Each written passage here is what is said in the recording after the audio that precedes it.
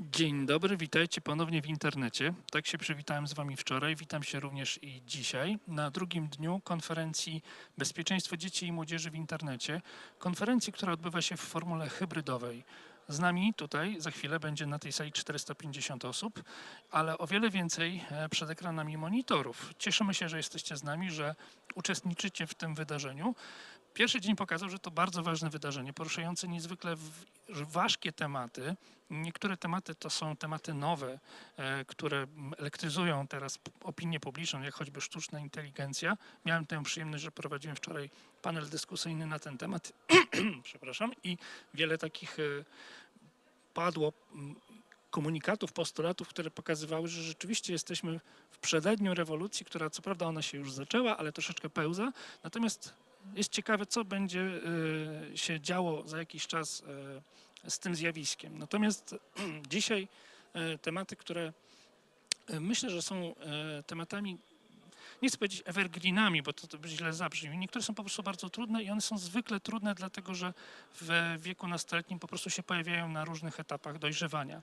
Na przykład temat przemocy w szkole, bilingu, czy sposobów rozwiązywania konfliktów. To są tematy, które po prostu za które się trzeba wziąć w szkole. Those are topics that should be taught at school. And here, during the conference, we are going to discuss it from different angles, from different points of view. But of course, always with an intention of giving some hints what to do about it. Before we speak about the program, I want to remind you that this conference is free of charge for every participant, thanks to the organizers. And the organizers are the Polish Center of Safer Internet Program, which is organized by NASK and Empowering Children Foundation. The main partner of foundation is Orange Foundation, and partners are Librus and Google. The event has patronage of UNESCO and the Ministry of Digitization. Please remember that this conference consists of 4 days. The first 2 days is of plenary sessions, and the 2 next days are of workshops. Online, there is no limits to the available places, so you can still register. You're welcome to do so. Now, during the first plenary session between 10 and 11:30, we are going to have 3 lectures. First of them regards the topic of the needs of young people, a different perspective on prevention. Matej Bednar is going to take the floor. He works at Better Internet for Kids. What's going to be interesting is the change of point of view. Very often, when we want to help the young ones, then we are thinking about the ways how to do it, us, adults. And we don't ask the youth very often. And here, the speaker is a young person who is he's going to speak from his point of view, how to communicate about important things to make sure that the young people will want to listen to us. The second intervention is going to be by Delia Björk from the Iceland Association of Parents. She is going to tell us about 5 ways to get parents to participate in school community. She has vast experience in relationships not only with parents of children at school, but they also cooperate with hospitals. So her experience is pretty vast, and the practice and successes of hers can be very valuable to us. Therefore, we are anxiously waiting for this intervention. The third speech is going to be by Konrad Ciołkiewicz, the president of Orange Foundation, who has been attending our conference every single time. And this time he's going to tell us about the new architecture of children's rights in the information society era. This is going to be a discussion on the conclusions of report organized by Orange Foundation. I personally took part in the report. This is a report on children on the internet. So this is all going to be discussed during the first plenary session. What's next? I'm going to tell you during our next break in between the sessions after 11:30. The next session is going to begin at noon sharp.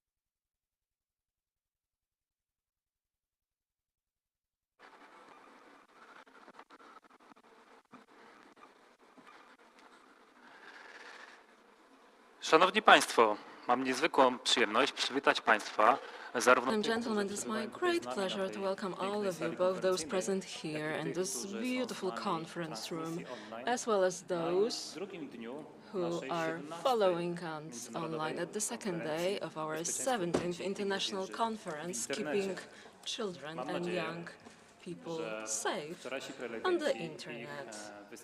I do hope that all the speakers yesterday, all their presentations, as well as the discussion panel that we listened to, basically sparked off more interest in what is coming today. Let me underline, for those of you who are following us online, if you do have any questions to any presentations, please do not hesitate to write them instantly on an ongoing basis, and we will make sure that we will submit them to our speakers. And let me also underline that the time spent together today, it's not going to be the end of our conference, because we are still going to have 2 additional days of online webinar sessions. It's going to be Thursday and Friday, so I'd like to encourage you to sign in for them. I'm sure you will be spoiled for choice when it comes to the selection of workshops. So the very first session, it's going to be 90 minutes long, for presentations for incredible individuals that are going to touch upon all kinds of topics that are absolutely pivotal to all of us. I'm sure that these are the topics that should be under discussion as often as possible. Let me introduce to you the very first panelist that will open the day. Matej Bednar. Matej, for many years now, has been engaged in the actions of the European program Better Internet for Kids. And one of the ultimate objectives of the program is to make sure that young people have their voice heard on the internet safety in Europe. He's also active when it comes to the American Council organization, which runs language and cultural exchange programs. What is the perception among young people when it comes to cybersecurity? Can it be inspiring for all of us? You will hear from Matej about it. Hi everyone, welcome to my presentation. Just one technical question. Is there a thing for me to change the slides? Would that be possible? In the meantime though, my presentation is mainly focusing on the views of young people and how they see or how they perceive internet safety related campaigns and events. Thank you very much, that's brilliant. So that sounds like a very vague topic, but in just a second I'm gonna kind of make it a little bit more specific. But before then, hi, again, my name is Matej, and I've been working with the Better Internet for Kids program for over 4 years now.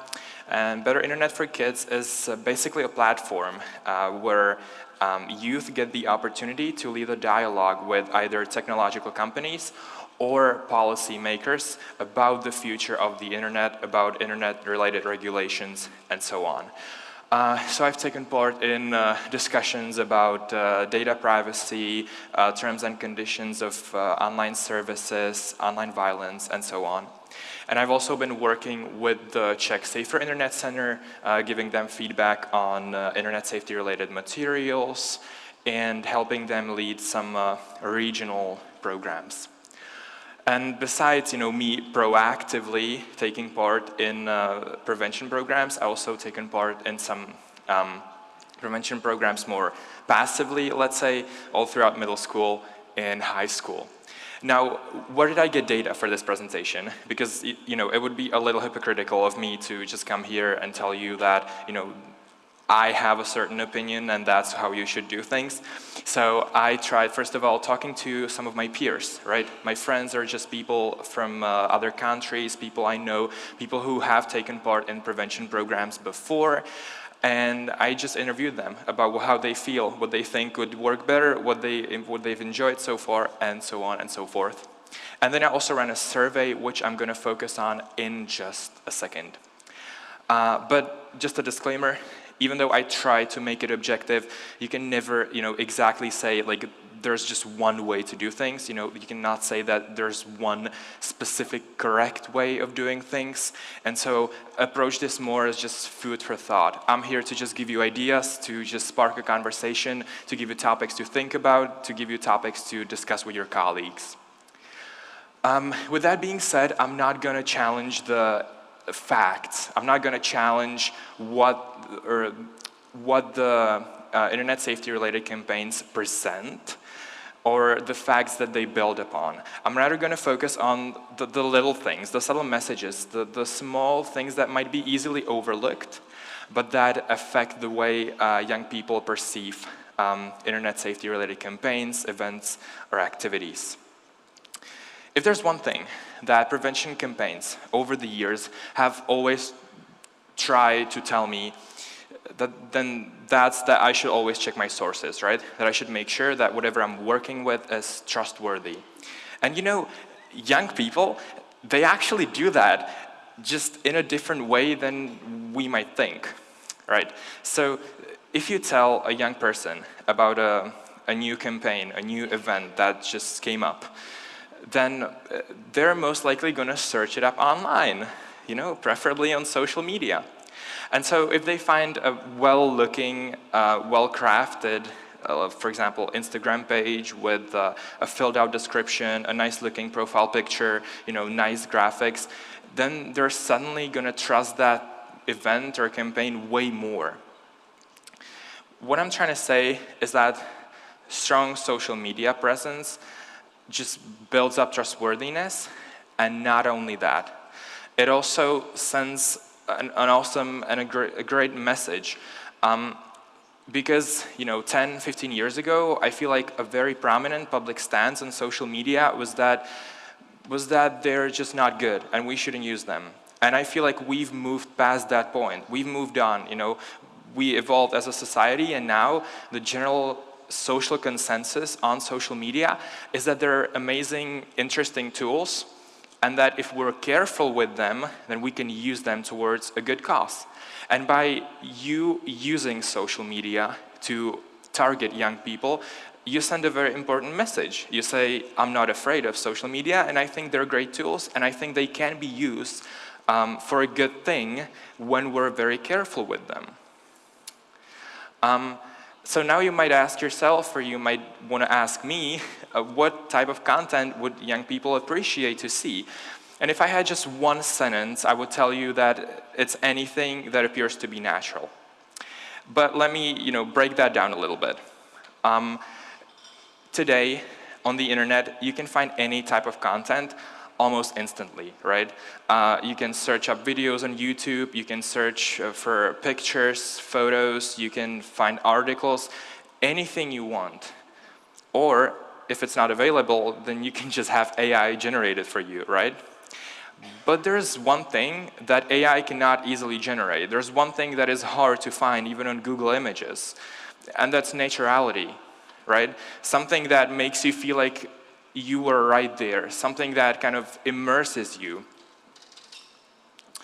And I have been, obviously this applies to a broader range of content, but one thing that I was focusing on is pictures or photos, because I was trying to prove this, right? I was trying to make sure that whatever I'm thinking isn't just my personal opinion. And so that's why I surveyed 74 young people, 16 to 21 years of age, from different countries, and I was trying to have them compare two extremes. One extreme was kind of academic-looking pictures from organized environments where you have to wait for your turn to speak, something that young people shouldn't be as familiar with, or something that young people maybe, technically shouldn't like as much. And then I compared it to pictures like these, very youthful-looking pictures, something you should be very familiar with, right? Just friendly environments where it's very loud and very relaxed. And here are some of the results. The 3 best-ranked pictures. This was number 1, 8 out of 10. And you can see it's clearly from an academic environment. The lady is smiling, but it looks like some sort of a conference, maybe. Another picture, this one, got 7.6, right?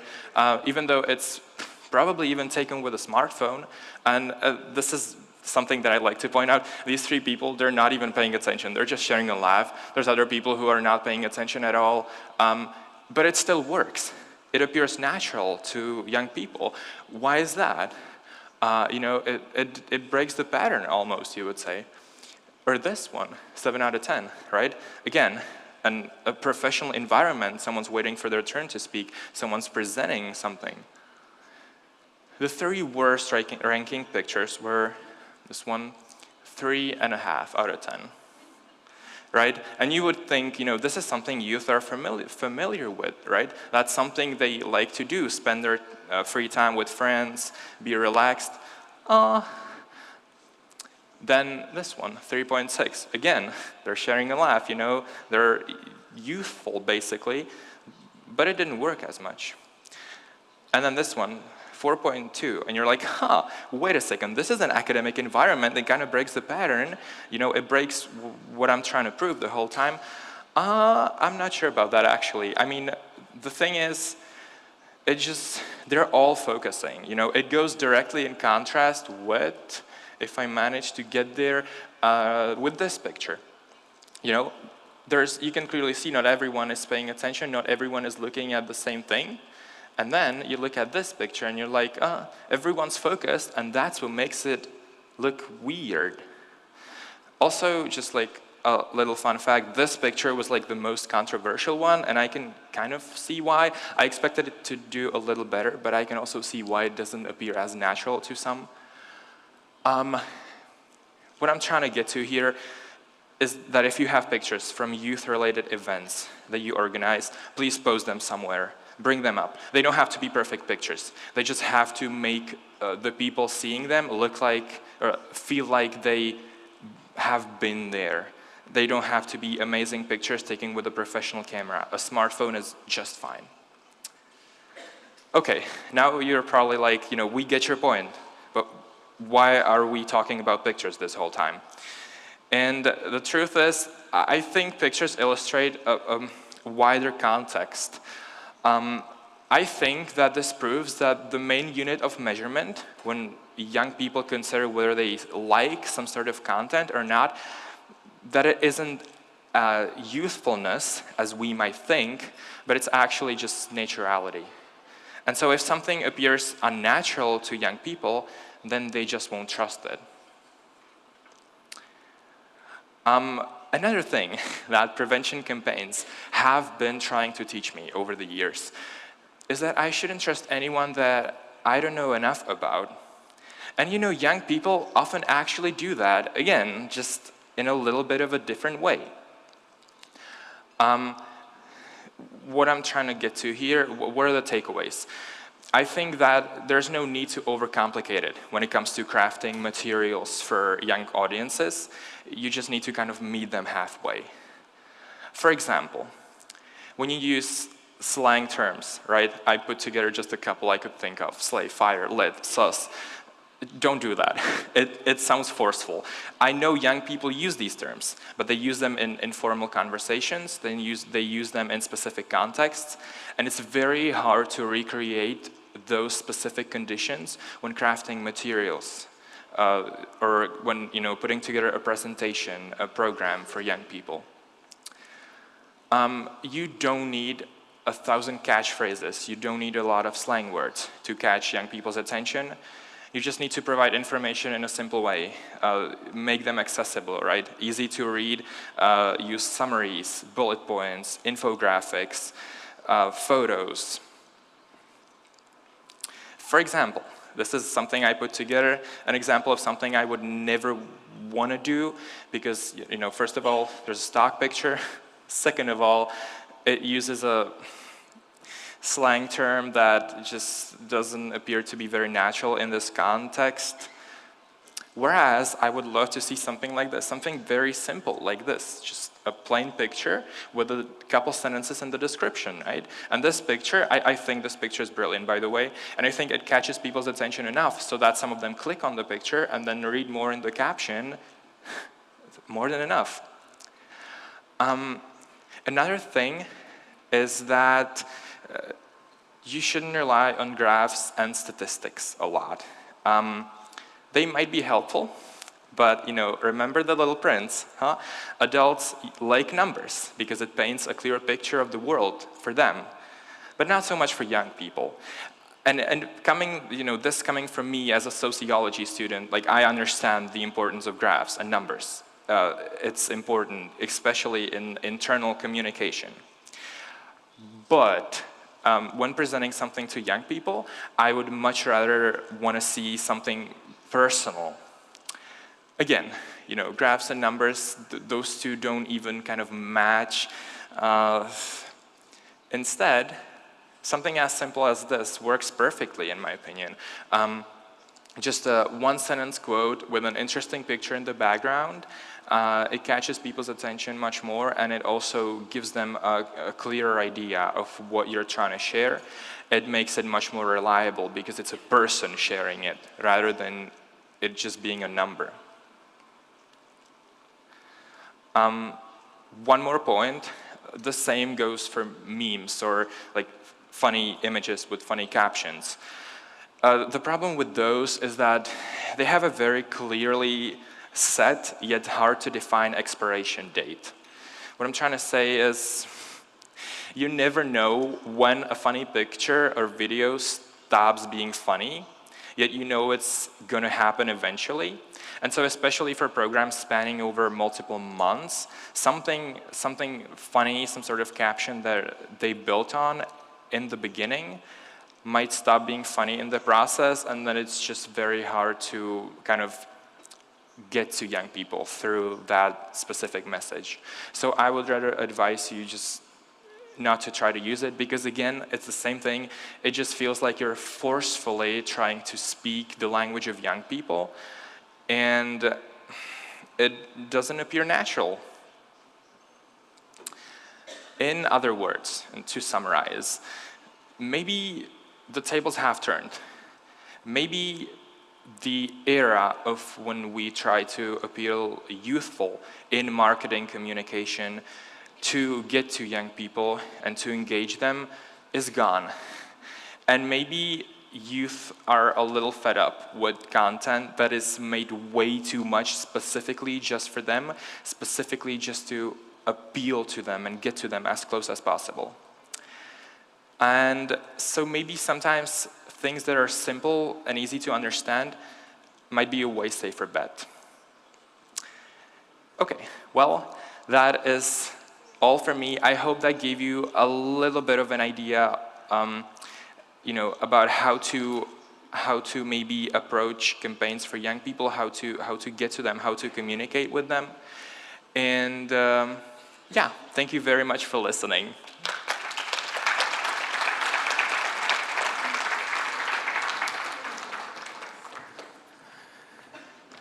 Z tego, co podpowiada mi tutaj timer, mamy jeszcze From what I can see in our timer, we have still 5 minutes pytań naszemu. to ask questions.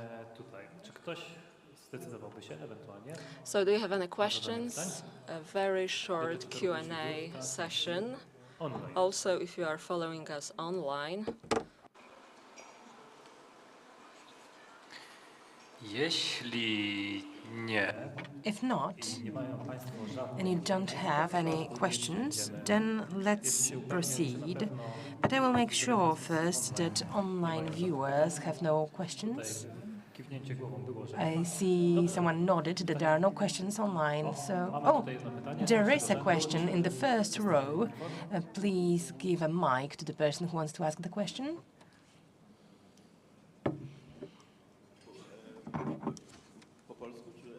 po angielsku. What do you think and what do you recommend about involving celebrities in these actions, campaigns for youth? What do you recommend? What are your experiences? I think that I've had both I've seen both approaches that didn't work as much and then approaches that seem to work. I think it's very important what the celebrity specifically does or what is the type of content they create. For example, we've had a couple of different experiences trying to involve YouTubers in Czechia over the years, and there was one very successful cooperation because it was a YouTuber that created videos about, for example, politics or more serious topics that he tried to break down for young people to make sure that they understand them. And that specific cooperation worked because the type of content he created was very close to, the message that the campaign was trying to share. So it was a campaign about fake news and media literacy and so on, and it was something that he already kind of touched upon in his videos before the cooperation, and so that was very successful. But I would also be careful with YouTubers or just generally celebrities that create content for young people, but that maybe might not be very close to the topic of the campaign. I think it's just up to consideration. So I wouldn't say it doesn't work. I wouldn't say it doesn't work overall. I would just say you need to be kind of careful with the selection process.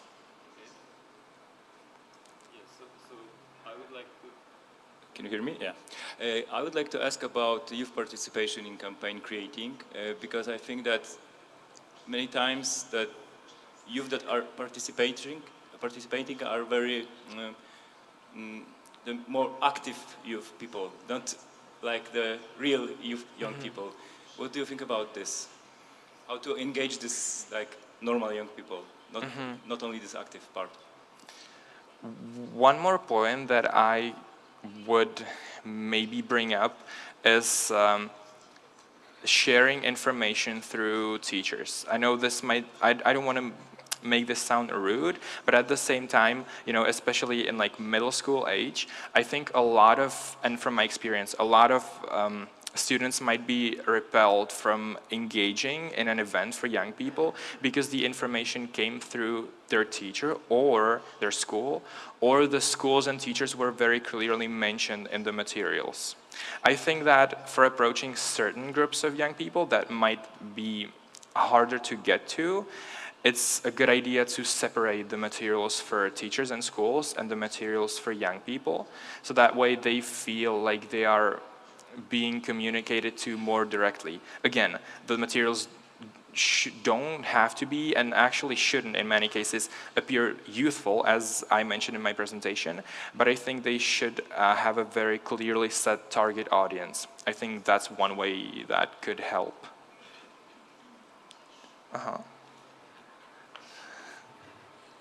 First row is very active. But Maciej asked about how to involve in actions, but I would like also to ask about what is the biggest incentive to participate in such actions. Like we have a youth panel, for example, that we cooperate with. So what would be the best incentive for young people to participate? Like, I don't know, participation in conferences like this one, or some kind of certificate? Not only based on my opinions, but also some other youth that have been active in the field of internet safety over the last few years. I think that in the end, we've realized that we didn't start doing this as much, or not only because we cared for internet safety, but because there were also other opportunities for us. Some professional development opportunities, let's say. So, we not only had the chance to discuss internet safety and provide our views, but also to maybe make our presentation skills better, our communication skills. There was a wider purpose to what we were doing, and we felt like it helped us develop our professional and academic skills overall. And I think that's also one other way of maybe trying to advertise events for young people, tell them that it's not only going to be directly about the topic that you're curious about, but that it also gives them other opportunities that kind of come hand in hand with the specific programs or events. If that answers the question. Thank you. Yeah, so we have two more questions from the internet audience. So first one, do you know any successful programs that approached young people? Like, yeah. If it's specifically targeting internet safety, and I could say Better Internet for Kids because I work with them, but that wouldn't sound, as serious. So I'm also going to say, I'm trying to think of some countries where the Safer Internet Centers have had very successful cooperations with young people. I would maybe mention the UK, United Kingdom Safer Internet Center, or Ireland. There have been, and there was definitely a bunch more internet centers who have, a lot of experience working with young people over the years now, and that have a lot of materials available online as well, and also pictures from their events and some resources that you might want to check out. So I would just consider going through some of the European Safer Internet Centers that have been around for quite a long time, because a lot of them have very successfully established programs for young people. And one more question. I know that you answered it already, but probably they need some clarification. Should we speak to young people like to adults, the same, or what is the difference? I think you shouldn't speak to them exactly the same way as to adults, as I, for example, demonstrated with like the statistics and graphs. You should not make it the same as your like internal communication within your working group, for example. But you should not let the youth directly know that you're approaching them as young people, if that makes sense. It's a little tricky to explain, but I just think that if you, as I said, just use plain language, make sure there's no words, for example, that could be problematic to understand for young people, that it's simple, that there's bullet points, that there's summaries of important things, but at the same time, just don't mention to them that the version of the material they're getting is specifically made for young people. Don't tell them that. Just just give it to them, and that's it. You don't have to make it very explicit that they have been given a kind of a scaled down or a revised version of the material. Okay, great. Thank you. Dziękuję bardzo i zostajemy w Very międzynarodowym. much. We are going to invite another international speaker.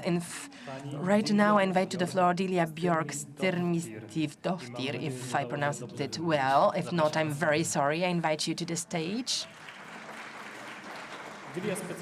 Delia is specialized in advisor in school parental counseling at schools. She has vast experience in cooperation with families, youth, and parents, especially in the context of trauma. Here I invite you to the intervention regarding different ways of engaging parents in the school community. Thank you. Thank you. Dzień dobry. Good morning. Morning. That's about all the Polish I know. Myself.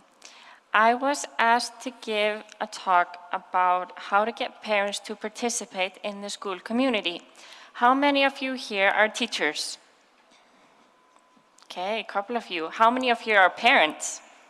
Even more of you. Great, okay. When I was preparing to present my presentation, I Googled how to get parents to be more involved in the school community. And these are the main titles that came up. 19 proven tips, 10 strategies, 11 ways, another 9 strategies, and much more. I'm a fairly competitive person, so as you could see from my title, I'm going to present you 5 simple ways we're going to increase parental participation. How many of you think I can give you only 5? No one thinks I can give you only 5. Couple. We'll see. First, I want to start with the basics. How many of you think it is important for the parents to participate in the school community? Okay, a lot of you. It's crucial to understand that children spend most of the day at home with their parents and in school with their teachers. And as we all know, if a child experiences distress at home, it affects their well-being in school and vice versa. So the fact that we want these two places, home and school, parents and teachers, to work together for the child's prosperity isn't so far-fetched. And research actually shows that parents' involvement in their children's education has positive results in various aspects of their children's behavioral and social-emotional development, as well as in their academic performances. And research is also showing that parent participation is resulting in happier students, happier parents, and happier teachers. But do we really want parents to participate in the school community? A study showed that teachers rarely meet parents in addition to the formal parent-teacher meeting. And for some, interacting and communicating with parents can be challenging and stressful. But research is showing that successful collaboration between parents and teachers is increasing the job satisfaction, it simplifies communication, and improves the overall school atmosphere. But then it's the question, how are we going to gain this successful collaboration between parents and teachers? It's good to know everyone's role. The role of the parent is foremost to bring support to the children's learning, and they do so by showing interest in the child's school life, by asking the child about the day, and talking positively about the school. And this one is very important because the school is the child's workplace. The children do not have a choice whether they attend or not, so it's very important that we talk positively and respectfully about the school. But then it's also our role as a parent to promote a good school environment, and we primarily do so with our engagement in the school community. The school's role, on the other hand, is to be leading in this communication with parents, invite parents to the conversation and invite them to participate. So this is the main role of the school, to be welcoming and to be inviting to the parents. While I present these 5 ways how to increase parental participation, I want to do so in the voice of the parents that I have previously worked with. Today, I work for the organization Home and School, the National Parent Association of Iceland, as a specialist in parent counseling regarding school matters. Previously, I worked as a family counselor, where I would work with families for about 3 to 6 months or up to a year regarding any issues they wanted to work on at home, and often I had to work in collaboration with the child's school. Before that, when I was studying at university, I worked a part-time social service job when I would be helping parents in the morning how to get their children to attend school in the morning. So throughout the years, I've had the privilege of working very closely with very different families under very different circumstances, and I've gained a wide experience working with children and adults who have ADHD, anxiety, depression, PTSD, personality disorder, autism, and much more. And today, I want to share with you what those families have taught me. Most people are trying their best. I have never come across a parent who wasn't trying their best. I have also never met a teacher who wasn't trying his or her best. I like to think that we all have an invisible backpack on our shoulders, and in that backpack we store our experiences, good and bad. And this backpack affects how we think, how we react, and how we take on life. I saw this many times in my family counseling days, especially concerning children's sick days at school. I would often be working with mothers who would allow their children to have unnecessary sick days abnormally often. The school would ask me to get the child to school, as they had tried many ways to do so, and if nothing would change, they would have to report to Child Protective Services. But when I took the moment and I asked these mothers, why do you let your child skip school when you know it isn't sick? Or why do you let your child skip school when you know it's good for the child to meet the other children and work on his academic performance? Often than not, the answer was trauma. A trauma is a life experience that a person experiences that threatens their physical or emotional safety or life and experiences a complete sense of helplessness. These mothers would often share with me their bad school experiences, and they over-sympathized with their children. These mothers were trying their best, thinking it really was the best to let their children skip school, but it only had the opposite effect. In these situations, it was necessary to address the root of the problem, which was the mother's trauma, instead of only the visible consequence, which was the child's sick days. And also, assuming that people are trying their best makes us more open to understand that people aren't trying to disappoint us or trying not to go our way. It also makes us easier to define the real problem instead of only focusing on the visible consequence. And that brings us to focus on the big picture. It's easy to get lost in the details of every little thing that needs fixing. When I worked as a family counselor, a social worker would present me with a couple of goals he thought were necessary for their family to work on. The teacher sometimes would have a completely different goal that he wanted me to work on, and the parents sometimes would have a completely different goal or didn't see the point in counseling at all. And sometimes in the beginning, I would feel overwhelmed. There really were so many things that the family needed some assistance with. But I learned really quickly to take a step back and think, what does this parent need? And ask the parent, what is the most important thing I can help you with right now? And the thing is, the parent didn't always go my way, but if we went a little bit forward together, then it was much easier to keep going forward together, even if it was just a tiny step at a time. And use a positive word choice. A positive phrasing is another thing that I have learned, and how to adopt a problem-solving attitude. This is a technique that works great with kids, so why shouldn't it work great on adults as well? By using a problem-solving attitude, we talk about what can be done and what we want to achieve. We would say, I would love for you to participate more, instead of you never participate.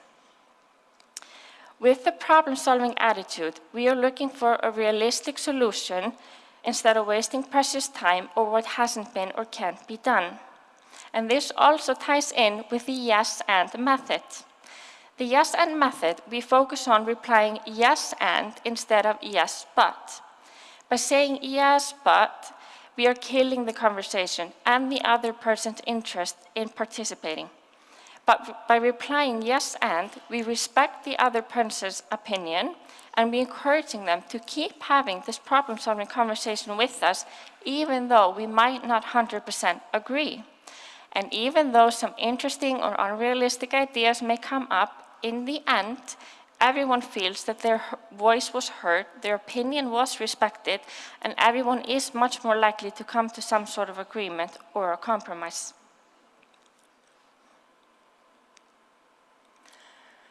We see the world as we are, not as it is. I heard this saying once, and it really changed my whole perspective. We see the world through our own eyes.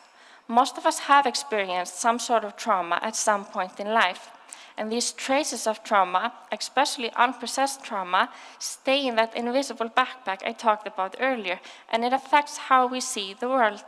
This is often also referred to as the trauma glasses. From my experience, I find that this is often the core of bad communication. You don't hear the words I say to you, you interpret my words according to your past experiences. And sometimes you might not even hear what I'm saying because the traces of trauma are so strong. It's natural for us to talk about ourselves. I am here talking to you about how I see the world. But when we are working closely with others, like parents, it's very important that we remember that they also have their own backpack that affects them.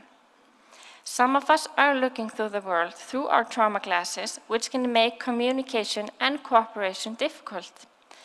Like those mothers who would let their children have unnecessary sick days, me asking them to send their child to school was like asking them to send their child to the lion's den. That's how strong the mother's trauma were.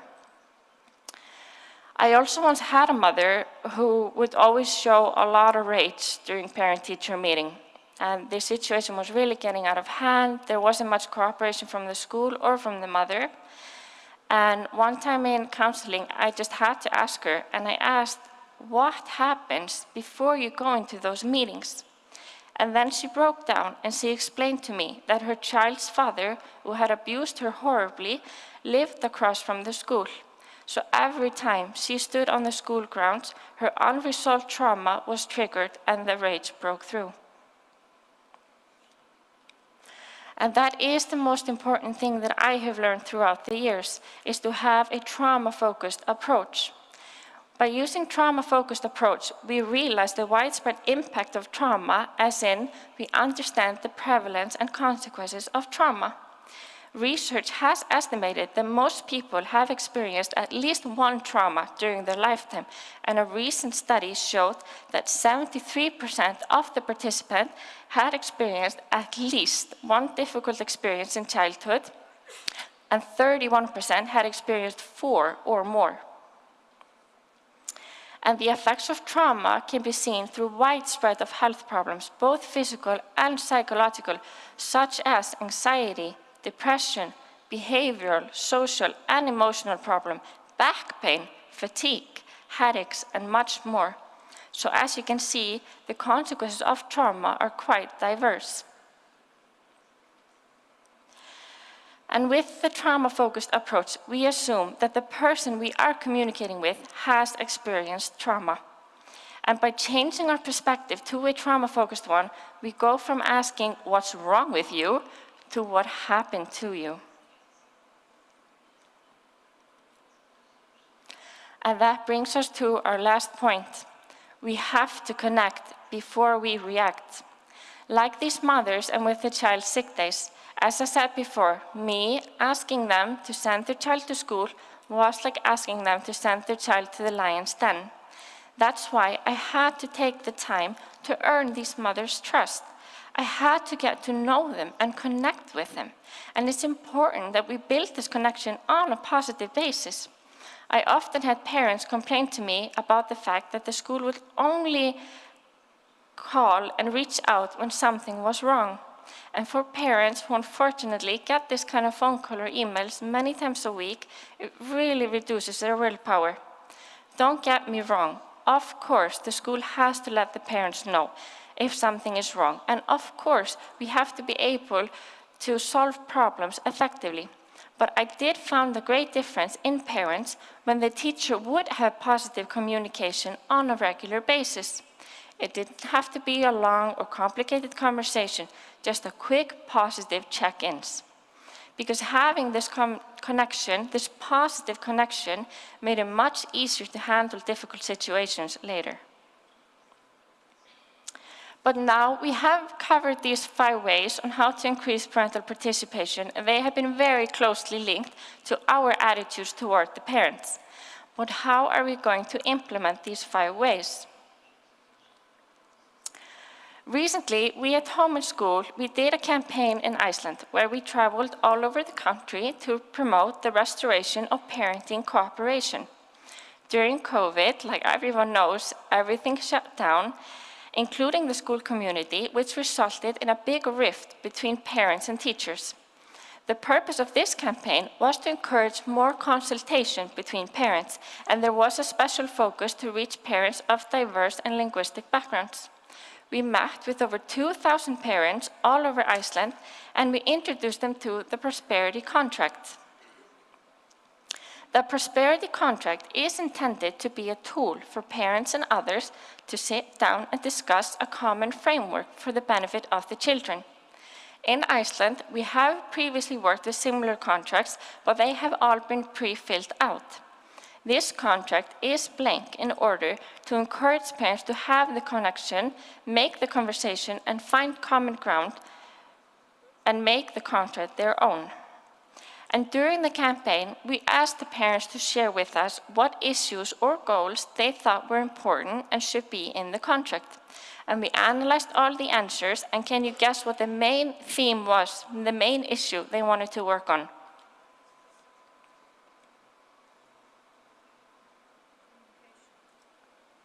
What did you say? Yeah, it was communication. More than half of all the answers were referred to communication. Parents were requesting more and better communication between parents, between children, between parents and children, and between parents and teachers. And I think I can safely say that there is a call for improved communication, and I have a feeling it doesn't only apply in Iceland. Our second largest theme was internet use, but as you can see, parents were also requesting better framework for online communication for adults and children. So the results showed us that there is a call for better communication between many individuals, both in the real world and online. And having previously worked so closely with many families, the results didn't surprise me at all. And this is our mission today and going forward, to try and make a cultural change where home and school, parents and teachers work together for the sake of the child's prosperity. These 5 ways may seem simple, but they are essential if we're going to build a village around our children, because that is what the children need. They need us, the parents, the teachers, and everyone who works with children to come together and be united. Thank you so much. Dziękuję.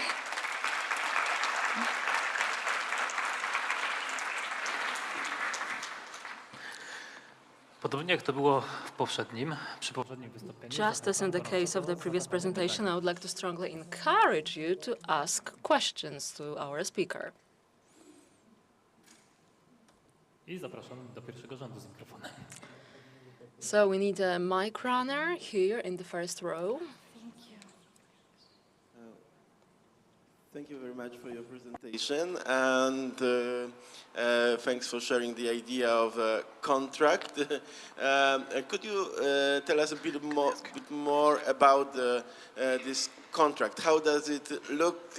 How do you work on it? How do you involve parents? Is it some kind of a discussion? Who takes a part in this discussion? Are the kids involved somehow? This contract is actually just brand new. We have been working on it for the past couple of months, and we're just about to publish it. The idea is that you have to, well, the school can request that the parents do this kind of contract, but you can never make the contract without having the parents. The parents always have to participate. We were thinking about either that the parents in each school can do it on their own, so for each class or each classroom or the whole school, and they kind of come together with the framework that they agree on. We always encourage teachers to be there because we want parents and teachers to work together. And we have put it that way that either parents can do it by themselves if it's going well. If there is a more difficult situation, we have proposed that we can come and we can help them with the conversation. So yeah, in a way, it is for the parents to see each other, to get to know each other and make this contract. And we are only, the contract is only for a year. So you always have to have the conversation again because we change and the children change. And so it's just an ongoing conversation on how we're going to build a village around the children. Thanks. Czy jeszcze może jakieś pytanie z sali otrzymane? Questions from the room, perhaps, from our audience? Yes, right here. Tutaj na samym końcu. Right here, just at the end of the room.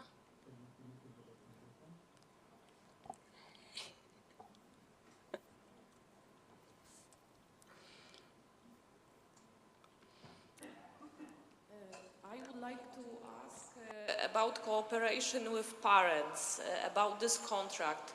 How does it look? Do you have some events where the parents can participate, some action at school? Does it work in this way, or maybe the other way to cooperate with the parents? Yeah, it is the way that we at Home School, we have the connection with all the schools in Iceland. So we're going to send out a template that we're going to go on with this, and we have made it very clear to all the schools that we're going on with this. So in a way, the schools know that this contract is on its way. We've also introduced it to some parents when we have some kind of meetings. But it works that we want to work in a smaller unit first, because it's usually better to work in a smaller unit than a bigger one. So if it's just one school or one classroom, the start was the contract, and maybe then it will get bigger. But yeah, it's mostly like that. So basically, it is always from the school. The school can ask us to talk to the parents, but the parents can also request that we come. But we're always trying to get the school staff and the parents to work together, to make the contract together. I hope this answers your question. Poprosilibyśmy ewentualnie tutaj mikrofon znów. Can we have a microphone right here, more to the front?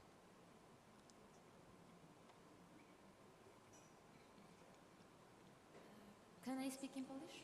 Yeah. Jakiego rodzaju zapisy są zawierane w takim... What kind of provisions are included in such a contract, and how are they implemented or executed if somebody fails to comply with those provisions, teachers or parents? Yeah, and that's a very good question, and we are prepared for that. That's why we have, with the contract, there also comes a booklet where we have some instructions just to how it's good to have a basic conversation. And in that, we are talking about to maybe in the contract, put some goals or issues that you agree on. Save the tough stuff for later. Start with the stuff that you agree. Start with the stuff that you can accomplish. And so the stuff that, like, if you fail, it's maybe not about succeeding or failing. It's just about starting. Starting with the conversation, starting with having this village, and starting to have these goals together for the children. And yeah, in my slide, there are 9 possible goals that they can fill out, and we tell the parents that they don't have to fill out all the 9. If it's only 1 or only 3, it's okay. You don't have to have the whole 9. Rather to have few good goals than many goals that you won't be able to accomplish. So we have this booklet as well that's going to help the parents and the teachers to go through the process of making the contract. I have a microphone and I will use it. I wanted to ask, do children participate in this contract production? Like, do they see this and can have some ideas or, I don't know, disagree? Mm-hmm. Yeah, absolutely. And we're very clear in the contract and in the booklet that it is our parents, our job as a parent, it is to listen to the voice of the children. And at least in Iceland, in the elementary school, there are a couple of kids who maybe present the student body. So, because it might be hard to have a contract and you have maybe 50 kids, that might be a little tough to have a conversation. So we encourage them to have something that will represent the kids' voice, even if it's just those few students who represent the student body. Parents are allowed to have kids if they want to. It's just about how, are you going to have all the kids or just a few of them? It's just kind of, it's just for every school community to decide. But we're very clear that they have to listen to the voice of the children. There's one behind you. Sorry. Because I have some questions from our internet audience. Yeah. So actually many questions, so we are not able to ask all of them. Okay. But can you see in Iceland something that, like when children are older, the interest of school in parents are like going lower? Yes and no. I actually had a similar parent meeting before I came here, and that was for 8th to 10th grade, and there were many parents who came and participated. So I think it varies more by the school community rather than the age. But of course, as the kids get older, the parents are more as involved as when they're younger, so naturally, but the contract is still valid because it's just different things we are concerned about. Okay, so one more question and then I will pass the microphone. Isn't this vision a bit idealistic? In some communities, in some schools, parents simply don't care about their children and their school. So if there is such a thing, what do you do in these cases? Yeah, because we're just on the first steps on this contract. We were very aware. We were very aware that people might even like what we had just published. But we did try to make it as simple. We did try to appeal to the parents the best we could, and kind of also talking about that the kids need this. It's not always about the parent. It is about the parent, and it's good for parents to have other parents to communicate with, but it's also for the children to have this framework. So we've kind of been going that route. Right now, we're just, the schools who request to have the prosperity contract, we're going to go there, but we're never going to force it on anyone. But we are kind of relying on this positive, because everyone's doing it, then maybe you want to do it, you know. So we're just going to start small and positive, and maybe it's going to spread out. There was one. Okay, so I have a question, a very specific question, because I have been a teacher for over 20 years. And I would like to ask how to overcome the resistance of parents to cooperate with schools, because during even two parents' meetings in a school year, the first question very often is how long will the meeting last? So they don't want to participate. They don't have time, or how to overcome it. Yeah. Yeah, and it is tough, and I think this is in many countries. We have a very busy life, we have a lot to do, and this is like another thing that we have to do. So it's always just about maybe having the conversation. Like, I feel like you don't want to participate. Is there anything we can do? Okay, is there a shorter time? Okay, we can make the parent-teacher meeting shorter, just maybe more clear. And just ask them, have the conversation, because every school community is different, so I couldn't give you just one answer that's going to go, but just ask the parents and have this conversation. What is going on? Okay, I feel like you guys don't want to participate. Why? I want to understand. I know it's busy, and just be human. I think that's the main thing. Thank you. Czy mamy może jeszcze jakieś pytania? Do we have perhaps any other questions, especially from the internet? Because given this highly interesting presentation, perhaps we can sacrifice some part of our coffee break just to prolong our Q&A session. But if there are no more questions, thank you so much for all the questions and all the answers. And right now, I would like to invite you to listen to the last presentation before the break. Dr. Konrad Cisiołkiewicz, the president of the foundation by the name of Orange. So it's Orange Foundation. This is a foundation that I'm sure you have noticed happens to be the main partner of our conference, as displayed on the screen. And the next speaker will present the conclusions from this year's first edition of the report, Dojrzeć do Praw, Get Ready for the Rights, prepared by the Orange Foundation. It has a lot of expert opinions, a list of alarming events, and the results of cooperating with the youth. So we will see the perspective on internet activity through the eyes of young people. Thank you so much for giving this possibility to be here. To doroczne spotkanie, ale przede wszystkim cieszymy się, mamy przywilej i honor czerpać bardzo wiele od fundacji. Dajemy dzieciom siłę, bo od samego początku powstania naszej fundacji, która związana jest z obszarem edukacji formalnej i pozarządowej. So thank you very much for the opportunity of being here every single year for the past conferences. We've been supporting one another together with the Empowering Children Foundation, and I'm very happy with our fruitful cooperation. Today I would like to pay your attention to one aspect which covers the similar topic from a different angle. We spoke about parental participation, and today I would like to pay your attention to the participation of children It was already mentioned to an extent, us being a foundation. It's not a product placement. I want to give you a background. Why am I here? Our foundation is related to education. We cooperate with schools and we will be cooperating with kindergartens. We also have daycare in Poland, around 100 different daycare facilities. And the goal of our activities are focused on children, and we work through leaders, teachers, educators in the local communities. What we thought of some time ago, it's way of autocriticism. To what extent are we thinking of the point of view of those who are in the very center of our interests?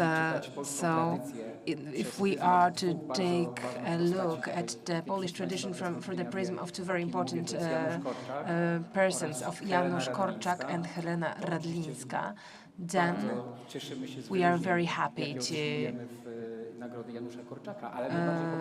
grant the awards of Janusz Korczak, but we are most associated to Radlińska, so we work more with the environment of a child. We work with schools, we support local communities in order to create a good environment for development and for good living conditions for children. Maybe it does not matter so much between to whether we are on the side of Korczak or Radlińska, but I just wanted to say it as an introduction. I would like to tell you about the architecture of the rights of children in the era of information societies, because for years we've been focusing on digital education. But when we speak of digital education, then very often we still see an obstacle of understanding digital education in very technical categories. So this barrier is still existing. It was obvious years ago when we began that we simply want to teach children. And some people were even saying that the thumbs are going to overgrow. It's a joke now, but it was a realistic concern of some. So now we have a complementary model that we are working on. We are thinking of the aspect of digital exclusion. We really cared about redefining of this term of exclusion that is not only technological but also psychological and social. So one goes after another, and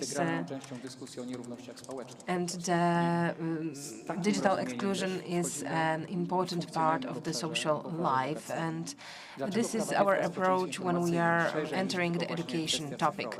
So we are looking broader than only at the digital issues. Here, the overload of information and the world of information that is speeding us all up.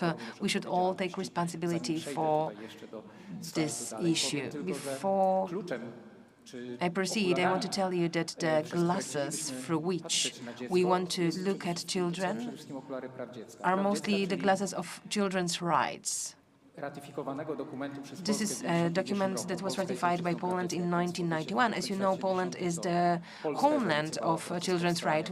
We were those who initiated the process of the convention that was adopted by UN in the 89. We ratified it in 91.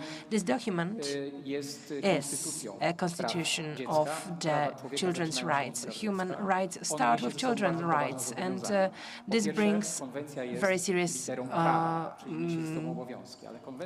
duties of ours.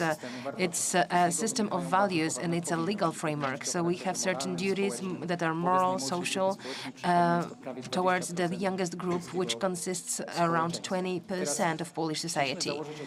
We would like to, and we are, putting on the glasses on our daily work to check whether the provisions of the convention are really in our activities of our foundation and of our society, whether we really are implementing it. So we have conducted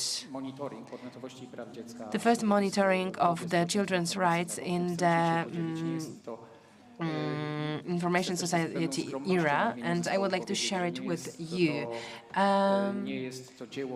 It is not something that you should study, but I think it's a very important step. We should develop this way of thinking, because the problem of children's rights is not the topic that is discussed enough. I even think that in the last years we took a step back in the public debate on children's rights. And right now we are moving the children's rights to the digital world, and it's very much needed to discuss it, even though it's a topic that is barely touched upon. So we've prepared the report on two pillars.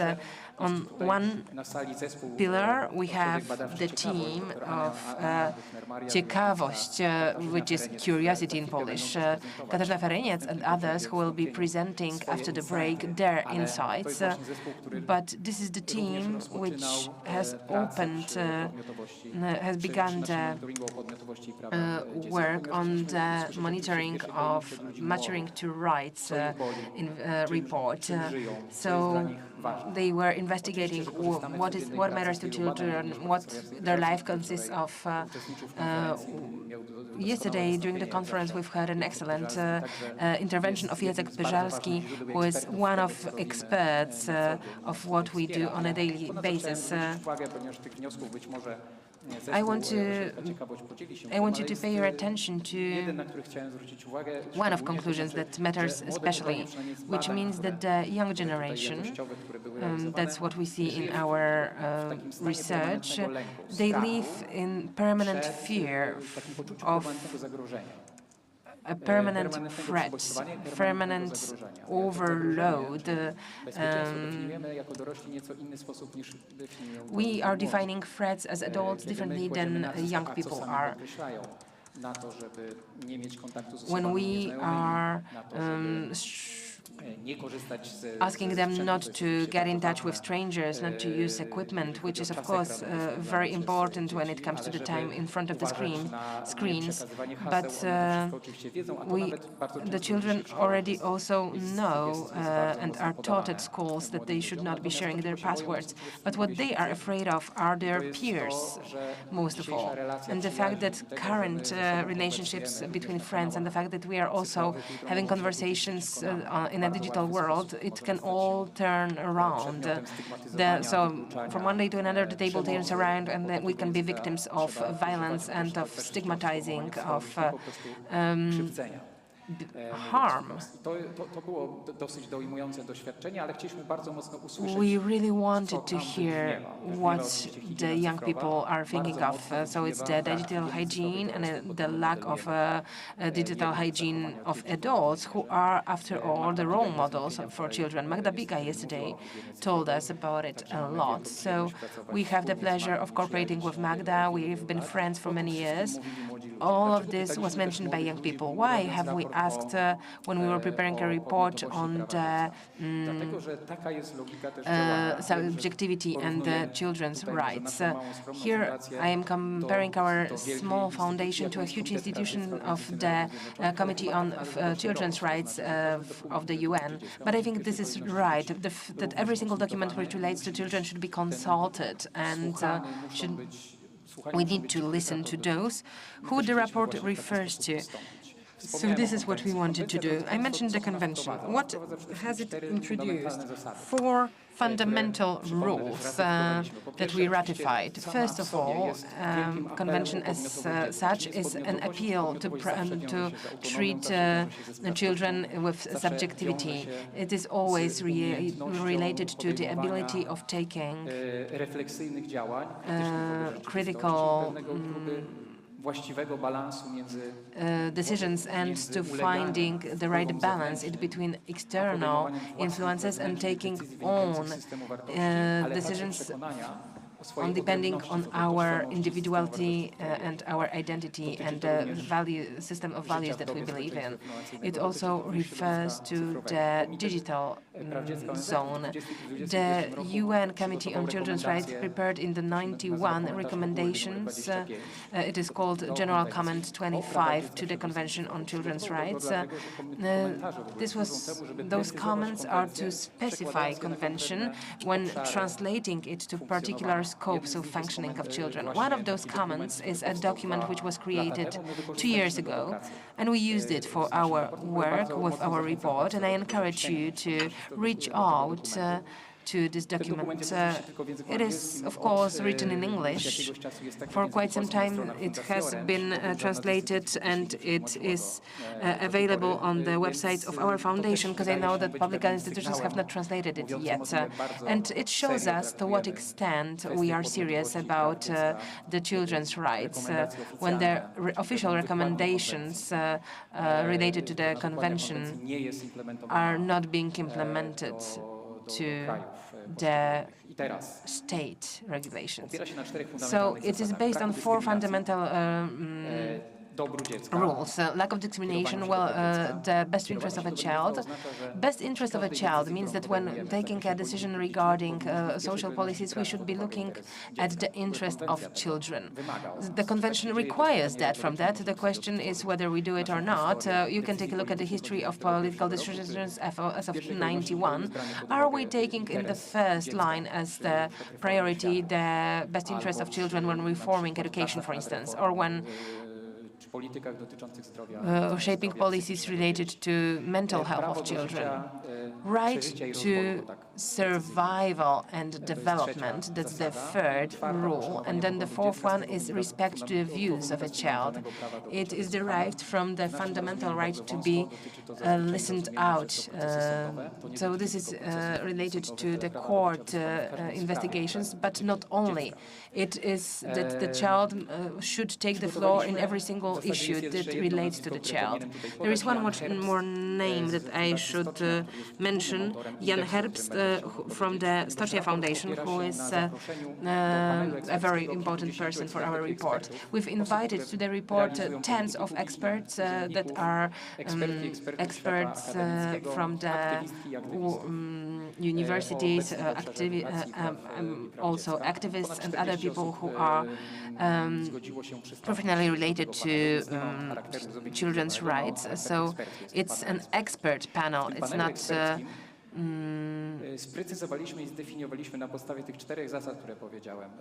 understaffed. So we have the 4 rules that I mentioned, and on the basis of the recommendations of the Committee on Children's Rights of UN, and adding to it the local our recommendations, we've been asking about the digital society and information society, with taking into account specified groups and equal access. Here we are fighting the inequalities in society. So when we are in the programs related to equipping children or schools in equipment.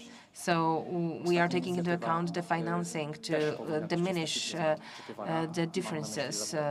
Here I'm thinking of laptops, for instance. We are also acting locally in our foundations on a yearly basis. The first steps of ours are going towards the territories which are potentially under a threat of exclusion. Here it's 25% of Polish municipalities that we are paying our attentions in, especially to, and we invite the schools there to participate in our programs. We are trying to reach out as even more intense when you see that there is the red flag of exclusion. This is what we believe is advised by the Committee of Children's Rights. So the threat of hate, profiling by marketing companies was taken into account too. Another aspect are the best interests of the children. Here it is about regulations not only of the state but also of the companies, the regulations of the companies. Whether are they taken into account the well-being of children, the institutions which are taking care of the children's rights. Then the right for survival and development. This is related to the zone of education education, formal and non-formal, and digital hygiene. To which extent are we preparing children to live in the world of permanent information, to live in the information society era, to live in the digital environment? Our society is digital already because there is no longer any border in between real life and online life. We are all the time online, and children know that. Access to the knowledge, using the knowledge, gathering information can create knowledge, but it doesn't have to. But knowledge doesn't mean wisdom and correct choices. And to treat someone as with subjectivity means that we need to take a look at their approach. Do we have any education on the digital world? Well, unfortunately, only from the technical point of view. Our programs are always preventing isolation. They are teaching social competences, respecting the views of children in every single issue that relates to the children at school, at home, in the central and local policies, participation, not only consulting children, because we of course knew how the ladder of participation works, but the participation in taking decisions. It relates to school programs, because parents can take their, in the parental council, their decision. But Janusz Korczak spoke about the the right timing in upbringing, those moments of upbringing when we have an actual problem, then addressing it in a dialogue seems to be the best upbringing technique.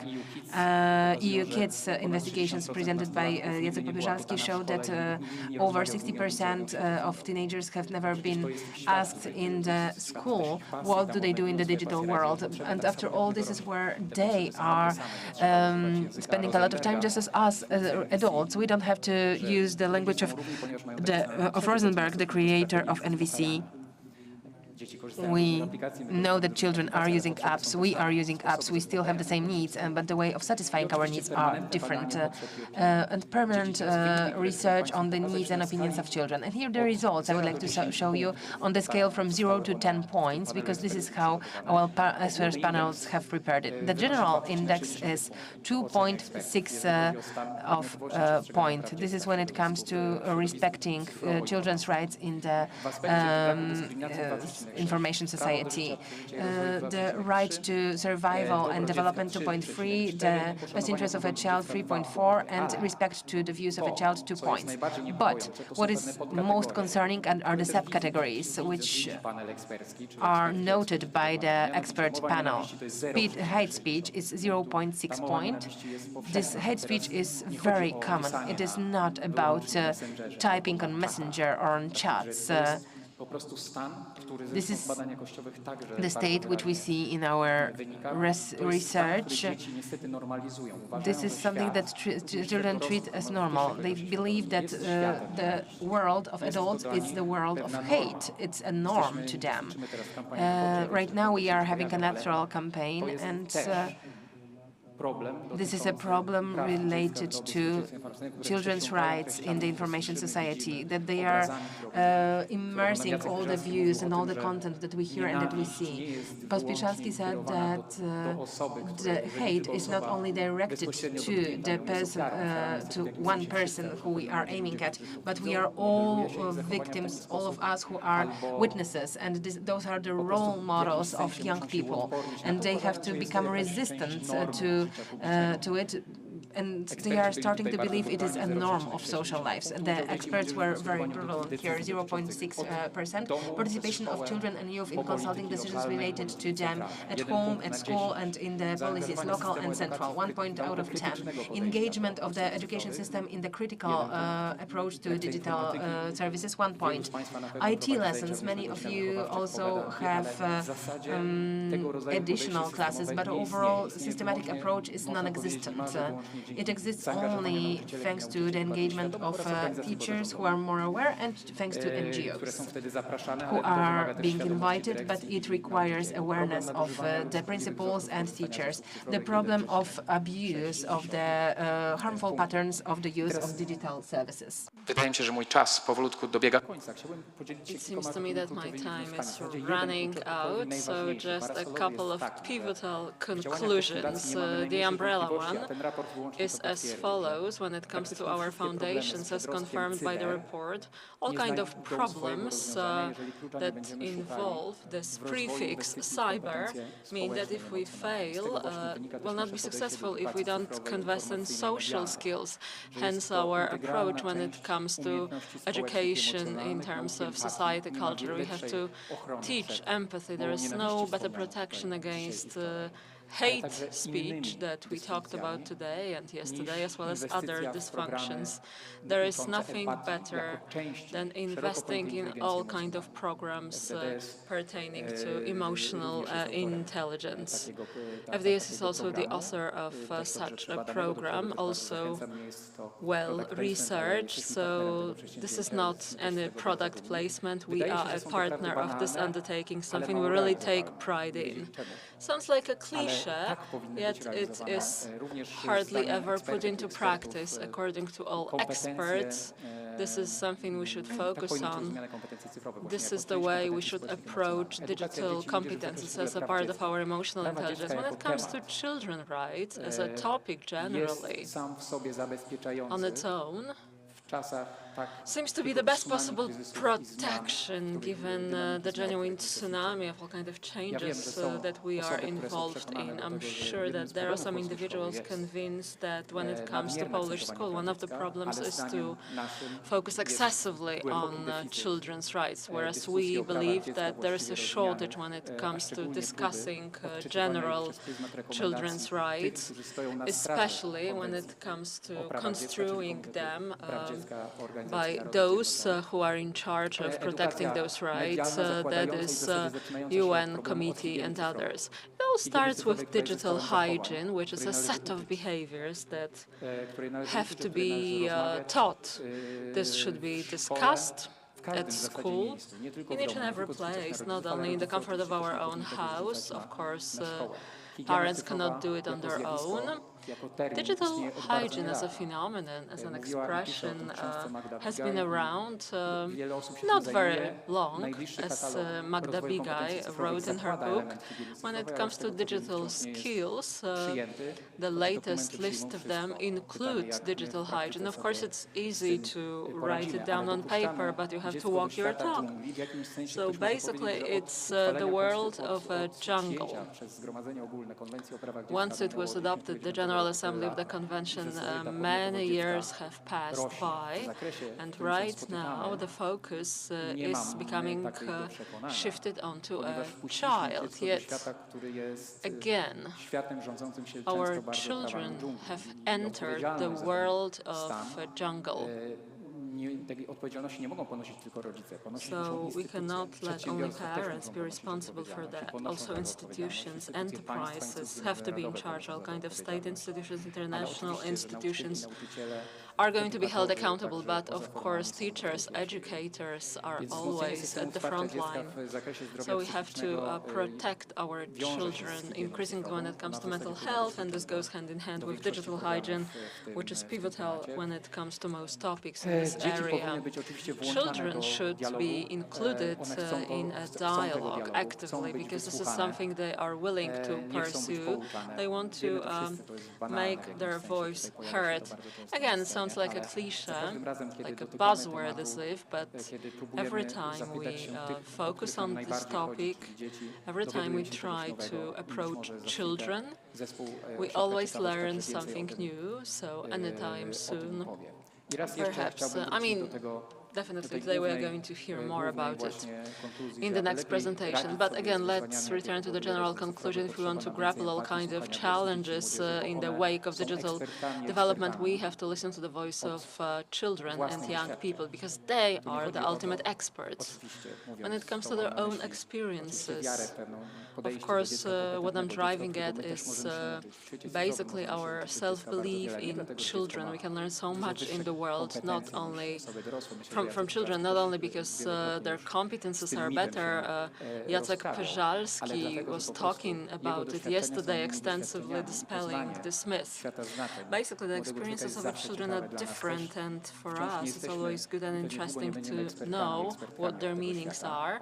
I'm sure we will never be ultimate experts, but can always listen to their voice.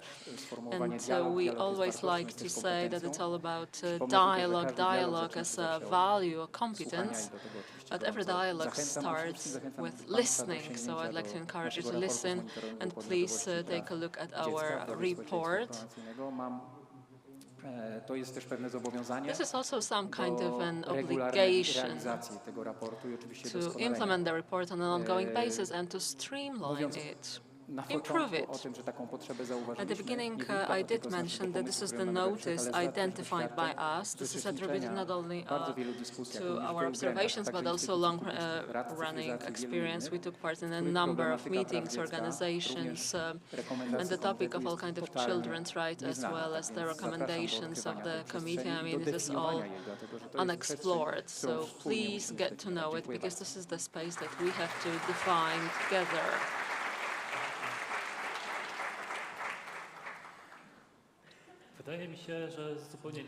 It seems to me that we don't really have to worry about any coffee break. So right now the time has come for a Q&A session. Thank you. Such an interesting lecture. And I decided to even write down my questions. So we are at this conference, so let's wonder what to do, how to act, we adults, to come up with some kind of system-based solutions. Maybe a lesson at school dedicated to all kind of multimedia education, because we as teachers, we really put a lot of effort into it. But if it is not recommended from the top by the ministry, then it is very often not implemented. Of course, there is a shortage of time, and experience is something that we lack as teachers. I teach IT, and we have a lot of days of secure internet, but then we fail to implement our curriculum. So maybe we should have some solutions or recommendations coming from the top. How to go about it? It's really difficult to come up with a clear-cut answer. I believe that right now we are at the stage that NGOs are our genuine resource. We cannot accuse any public institutions of being lazy. Nevertheless, what we need to do is to make sure that social competences should be included in the curriculum, and our experience shows that it can be also treated as a kind of a prevention. This is the right approach. Today, I am more than convinced that we focus on intervention. We talk about crisis, so we need to intervene. Yes, it is inevitable, but we don't really discuss prevention as such. Things, again, that sound like a cliche, social competences, but this would help us to obliterate 90% of all kinds of problems that we encounter today. Obviously, this is the perspective of the foundation. I have a pleasure to represent the entire group or circle of people. But I believe that what is key is to tap into the resources of this kind of education that teaches you critical thinking. And this is always based on honest, integral dialogue. that will demystify the power of media around. Once we are able to demystify the media, when we have children participating in our programs, so that also during all kind of meetings they can, for instance, talk to people from the world of the media. In this way they can demystify the world of media, and they realize that all the information conveyed there is not always valuable. It's all about people after all, but also we have to teach empathy. We have to make sure that we know that it's not that we have a computer or a bot on the other side, but another human being that could feel insulted or hurt by what I send or write. There's the entire group of NGOs and other organizations that act in this way, but of course right now our education is technology or technocracy oriented. Maybe that's the stage. You are the IT specialist, so you are more of an expert. I am a psychologist by education, but maybe that's the stage right now. We just have to catch up. We really value IQ, emotional intelligence. We continue to read the book by Seligman, but we believe that it can be somehow improved naturally, as if at school. So basically, I feel that given this aspect that is being discussed now, the access to the world of the jungle in the modern world seems to be quite common. So we failed to perform our task as adults. This moral history that has been stirred up by us belongs to our world of adults, because we shift the responsibility onto children by way of this moral panic. If the world operates the way young people operate today, young people, I mean people under the age of 18, if the world is going to operate the way young people operate, it will cease to exist anytime soon, but we know that this is not going to happen, and probably the world is going to flourish. But there is this trend, but again, it means shifting the responsibility onto someone else, right? We try to place the problem in children, and a discussion on a kind of digital issues, topics that I took part in, somehow stigmatizes young people, but they are not the ones that created the world in which we operate. We are the ones who set up all the conditions. One of the principles of the convention: create the conditions that are friendly so that they are conducive to survival and further development. This has to translate into a specific organization, school, institution, also Poland as such. Probably this is not a precise answer to your question, yet it seems to me that without any attempt to build an alliance in those topics, I mean, there is no other alternative. Right now, it seems to me that we have significantly exceeded our time a little bit, so I would like to acknowledge the speaker and the foundation. Please read all the publications on our website, and see you during the next edition. Please know that it's so good to have Orange Foundation with us, and you are still full of energy to transform the reality around us. And on this positive note, let me invite you to a coffee break and another networking session.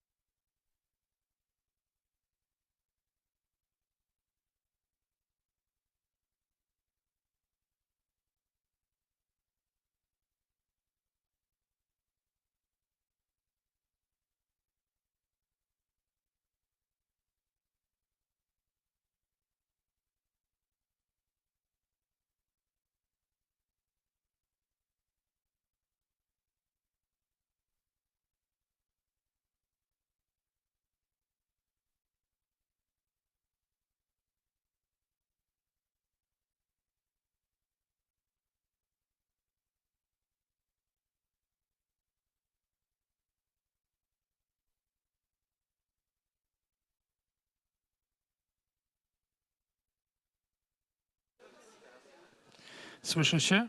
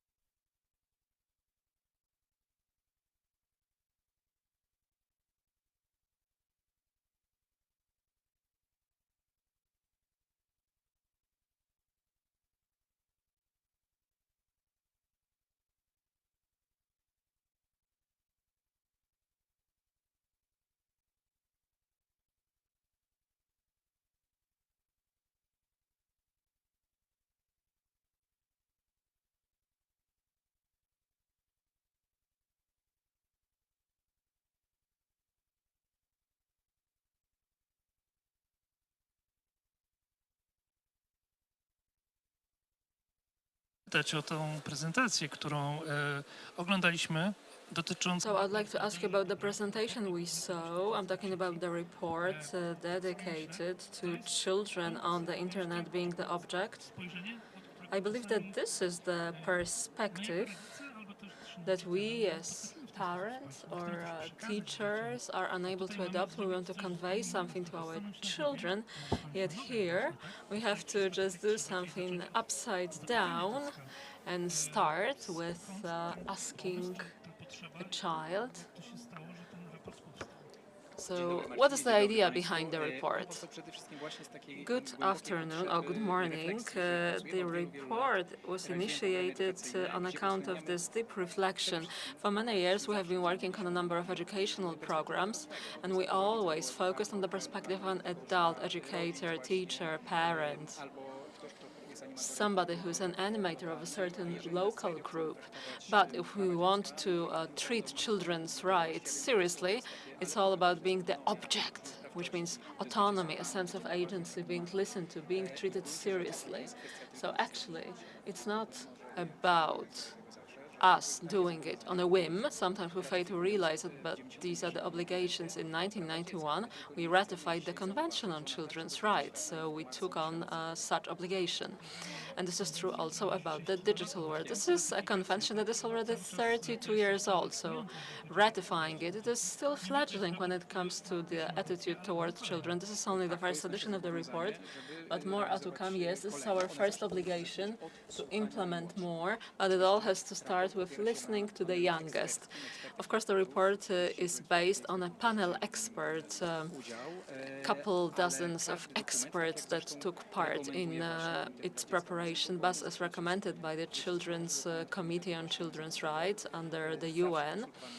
It is always consulted with children. It always has to include the perspective of a child, because this always should be at the center of the attention. Whenever we were performing any kind of qualitative test, we would always learn something interesting for us as adults. Report, that's one thing, and secondly, something also related to the report, something that you deal with, Marek Michalak, namely introducing some legislation when it comes to parental power or custody, as we can read in all kinds of documents. Not power, not authority. Again, it is connected to the topic under discussion today.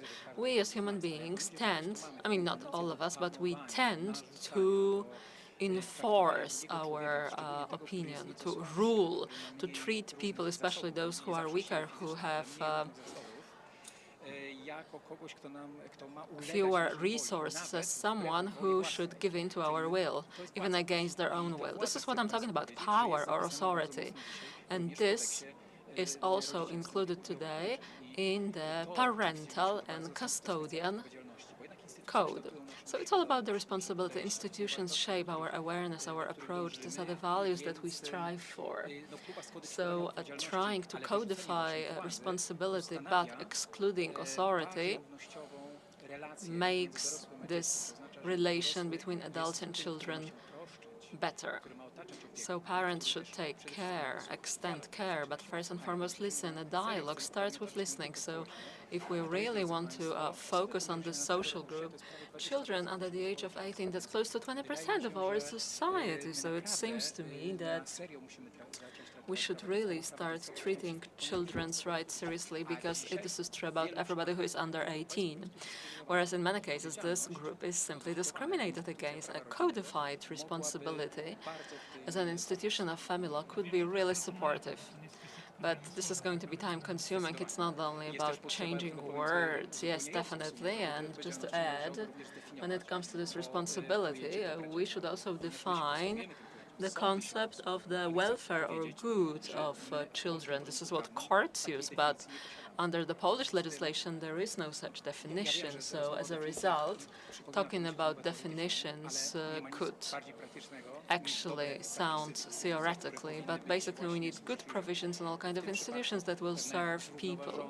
In this case, some kind of sustainable balance type of element or child development should be codified. This could be a good point of reference for all those who take important decisions in an organization, but also at the level of heads and bosses of major companies. Orange Foundation, more broadly speaking, we know what you have to offer today, but Orange Foundation operates on a daily basis in smaller, bigger extent. It is present in Poland in many kinds of educational facilities. What is that you do? Every day as a foundation, for many years we have been running our own programs when it comes to educational media education. We teach critical thinking, we teach social and emotional skills and competences, especially in primary schools, but also we run close to 100 social facilities in small towns, around 20,000 inhabitants or so. Many programs take part in smaller towns, smaller schools, children coming from small towns, villages, rural areas, and this is something we really take pride in, because this is where we can actually learn relations. This is what we miss in major cities. We operate on relations. This is our priority. This is what we do every day. Hence the perspective of children's rights. That is absolutely instrumental to us because for many years now, we have been acting on, let me give you an example. When we were analyzing and verifying the effectiveness of programs, we would ask teachers. It's important because we support teachers. They are a very important environment for children. They are at the center of our attention because children are there. But this changed. It seems to me that all organizations, institutions, it just takes time, have to follow this direction. At the website of the foundation, there are many reference materials that can be useful for us as parents. What is there to be found? When it comes to our website, we will find all kinds of scenarios for lessons, all kinds of materials to increase awareness, how to reduce the computer time so that you don't spend too much time in front of your computer. We try to misuse it or overuse it on a large scale, and children tend to model our behavior. So a lot of tips, information for teachers, for educators, as well as for parents. So basically, all the people of goodwill can take advantage of it, and also the report from the monitoring of children's rights, a powerful dose of quotes and citations. Okay, so please visit the Foundation Orange website, and right now we are going to begin the second plenary session. What I know differently, what I feel differently, insights from the lives of young people in the digital world, grooming young people online, as well as loot boxes, so para-gambling mechanisms in computer games. Very difficult yet very practical hands-on topics, so let's listen to more. No to biorę. Jak coś będą gadać.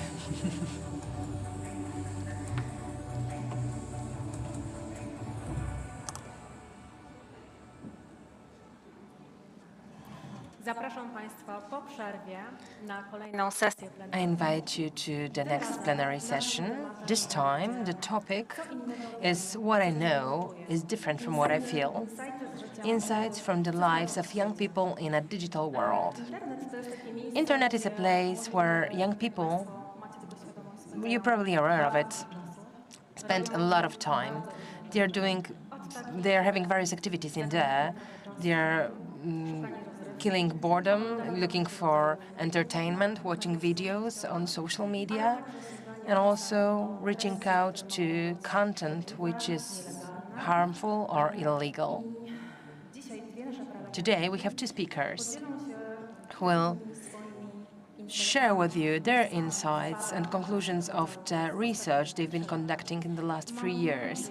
Here I have the pleasure of inviting to the floor Dr. Agna Buchner and Maria Wierzbicka-Tarkowska.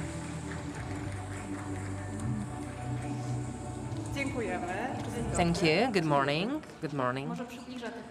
Let me let you know who is in front of you. Dr. Anna Buchner from the R&D Curiosity Group, PhD in Social Sciences, sociologist and anthropologist, co-founder of the Curiosity Research and Development Group, member of the Center for Digital Humanities of the IBL, of Polish Academy of Sciences, and the Program Council of the Orange Foundation. Marta Wierzbicka, my name is Maria Wierzbicka-Tarkowska, sociologist and anthropologist, also from the Curiosity Research and Development Group. She gained experience carrying out projects for cultural institutions and the third sector, as well as the NQS Research Agency, where she co-created the syndicated reports of World of Women and Family Power. I am giving the floor to the speakers now. Thank you very much and good morning. We are very thankful for the invitation to the event. We are thanking all the organizers, especially Empowering Children Foundation, thanks to which we are here with you today. When it comes to the research that we've conducted for the Empowering Children, this is what we are going to refer to in our intervention.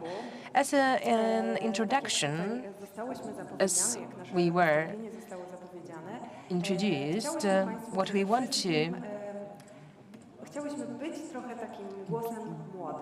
share with you is the voice of the young people. In our research work, we have a privilege of talking to young people, both young adults and teenagers and children that are younger at the primary schools and the first grades of primary schools. So in our intervention, we've gathered the thoughts of young people from the research that we've been conducting, both commercial and social research on the light in the digital world. Because as you know, for young people, the digital world is just one of the parts of reality where they are functioning. They don't divide the worlds, the real world and digital world. It's simply one world. It's the space where they live. We want to show you quotes which are included in our presentation. We want to show them to you because we think that the reflections of young people regarding the reality are very deep. They have very interesting insights, and we believe their outlook is very universal. So we are speaking of the security, the safety of young people on the internet. And as Magdalena Bigaj said yesterday, we know her and we cooperate with her. So, as she said, our adult problems with digital world are similar to the problems of young people with digital world. To young people, it's hard to see us as authorities because they see that we are facing similar problems. So first we are starting with a quote from a 14-year-old, Adam, who said that to him it seems that every single person is addicted to the phone. Many people feel strange without a phone, like without a hand, without an arm. He spoke about young people, his peers, but I believe that many of you have similar experiences and feel that it also applies to us. We cannot believe a situation of going out without a phone. At home, when I want to drink a coffee, I am already reaching out to my pocket and taking my mobile out. This is a research that we've conducted at the beginning of this year. Here we've been investigating young adults from 18 to 24 years of age. We know that in the case of those that are under 18, the TikTok and Snapchat are higher up the ladder. But as you see, all social media are present in their lives. When it comes to Facebook, it equals Facebook Messenger. To them, Facebook, that is not the messenger part, they don't use it as us adults. For them, it's rather a place where they find information on events, etc. But the most popular is Instagram and TikTok and Snapchat amongst the younger ones. In the conversations with us, the young people said the internet to them is an option of cutting out from problems, from the stress. It's a way to set a hyper focus, especially when they use TikTok. They're getting immersed in short videos that they are watching for hours. So it's their way of escaping reality, and they are speaking about it out loud. Quite often they note that because of the fact that they abuse internet, they are sleepy, tired, that it makes them harder to function. But it's like Greek Ouroboros. It's like a snake that eats his own tail. On one hand side, they want to escape the reality that they are getting overwhelmed with, but on the other hand side, they are overwhelmed also by the time that they spend on the internet. Here, you see quotes. I like TikTok most. It simply takes my time away. And one of the young respondents, Jeremiah, the 13-year-old, says that when I am going online, I feel that my problems vanish and I feel relaxed. I like it.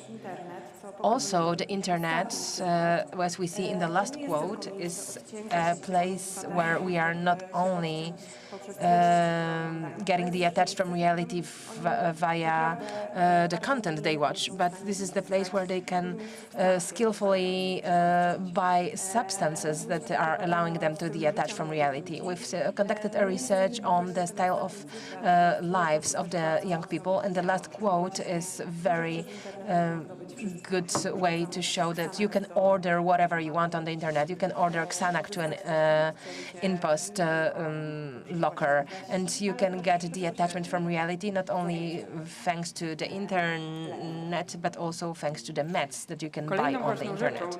Another important thing that we would like to pay attention to, and young people are aware of that, they are speaking about it out loud, is that they understand very well the mechanisms, how social media work. They are aware of the fact that, well, here we want to relate to a research that we've conducted on request of Empowering Children Foundation. It was the basis for a campaign, Your Body Doesn't Define You. So it was about the impact of social media on the teenagers' perceptions of their body. So they are aware of it on the rational point of level, that the world they see in the social media, that those images that they see in the social media are not realistic. They know how filters work, they know very well what's the difference of proper photography, and they know that it's not a realistic world. The fact that they know it doesn't make them doesn't free them of the impact on their emotions. Many of you know how we feel about it. It is something that we want to discuss, that very often the observations of young people are also with regards to us. Overall, the young people declared to be happy with their looks, but every third teenager would like to look like the people who they observe follow on social media. Every fifth of them believes that looks in the pictures not as well as colleagues and peers, and 1/4 of them, when watching social media profiles, feels pressure to improve their physical looks. So this pressure is really enormous. Taking into account how much time they spend on social media,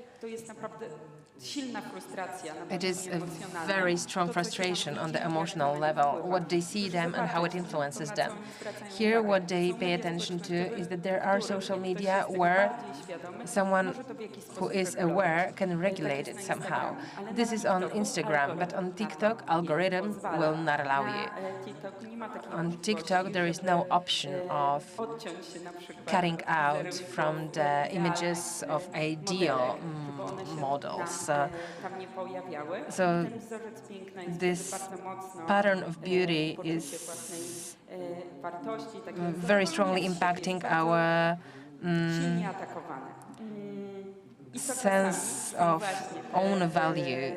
So quite often those are the models and the bodies that we see on TikTok, and sometimes the pressure is by the peers and friends who have better looks, or they know better how to take a good picture of themselves. Sometimes what the young people see becomes their dream. This is shown well by the last quote. A young person who at the end is speaking sincerely that after luck he would love to look like a Kylie Jenner, but she doesn't have enough money to do so. An important thing which was mentioned by Konrad Ciechołkiewicz is that we want to relate to the research maturing to rights, and this report, we encourage you to read it too. Here, what Konrad said was very clearly showed that our definitions differ between what we define as safety and threats in the digital world. Young people really have a feeling that The fact that we speak a lot about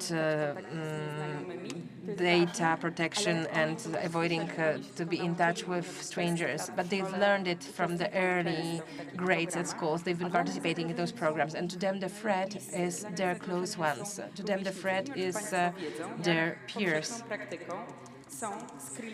You don't know how popular it is to make screens from the conversations. When you speak to young people, it's very common. They don't know that one of the human rights is the respect for private conversations.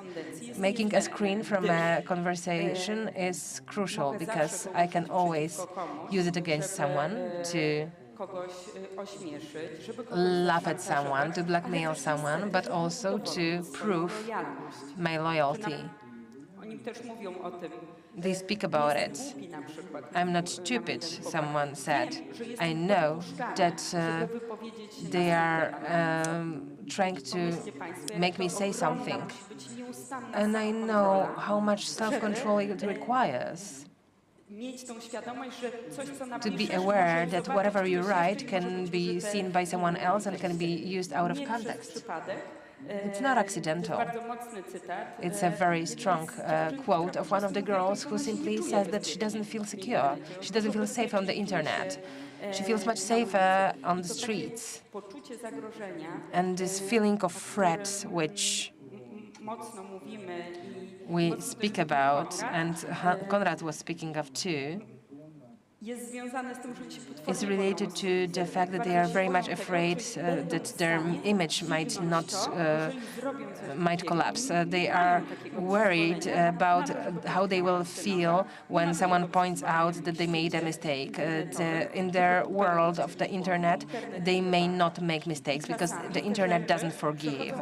And sometimes those things happen in the online world, and then it has consequences in the real world. And the girl from the last quote I mentioned says that something probably happened on the internet that made her friend ghost her, and it deprives her of the of her feeling that she's saved. It is all related to huge feeling of loneliness.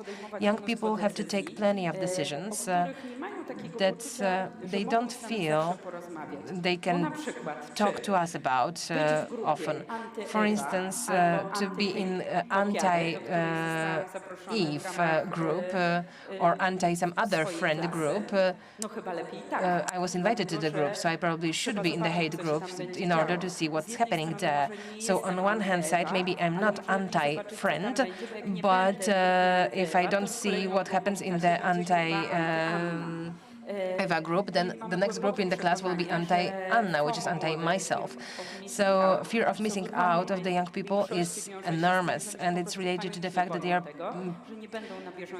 horribly afraid of not being up to date with communications and of missing out on a moment, on a timing, and they will not be included in an important exchange of opinions for their peers. It shows very clearly that often they have the feeling, well, here we have exceptions. There are parents and teachers who are able to provide assistance to the young ones, but very often teachers and parents are not having a clue that there is, for instance, spotted at the school, and the horrible content is being published there by peers.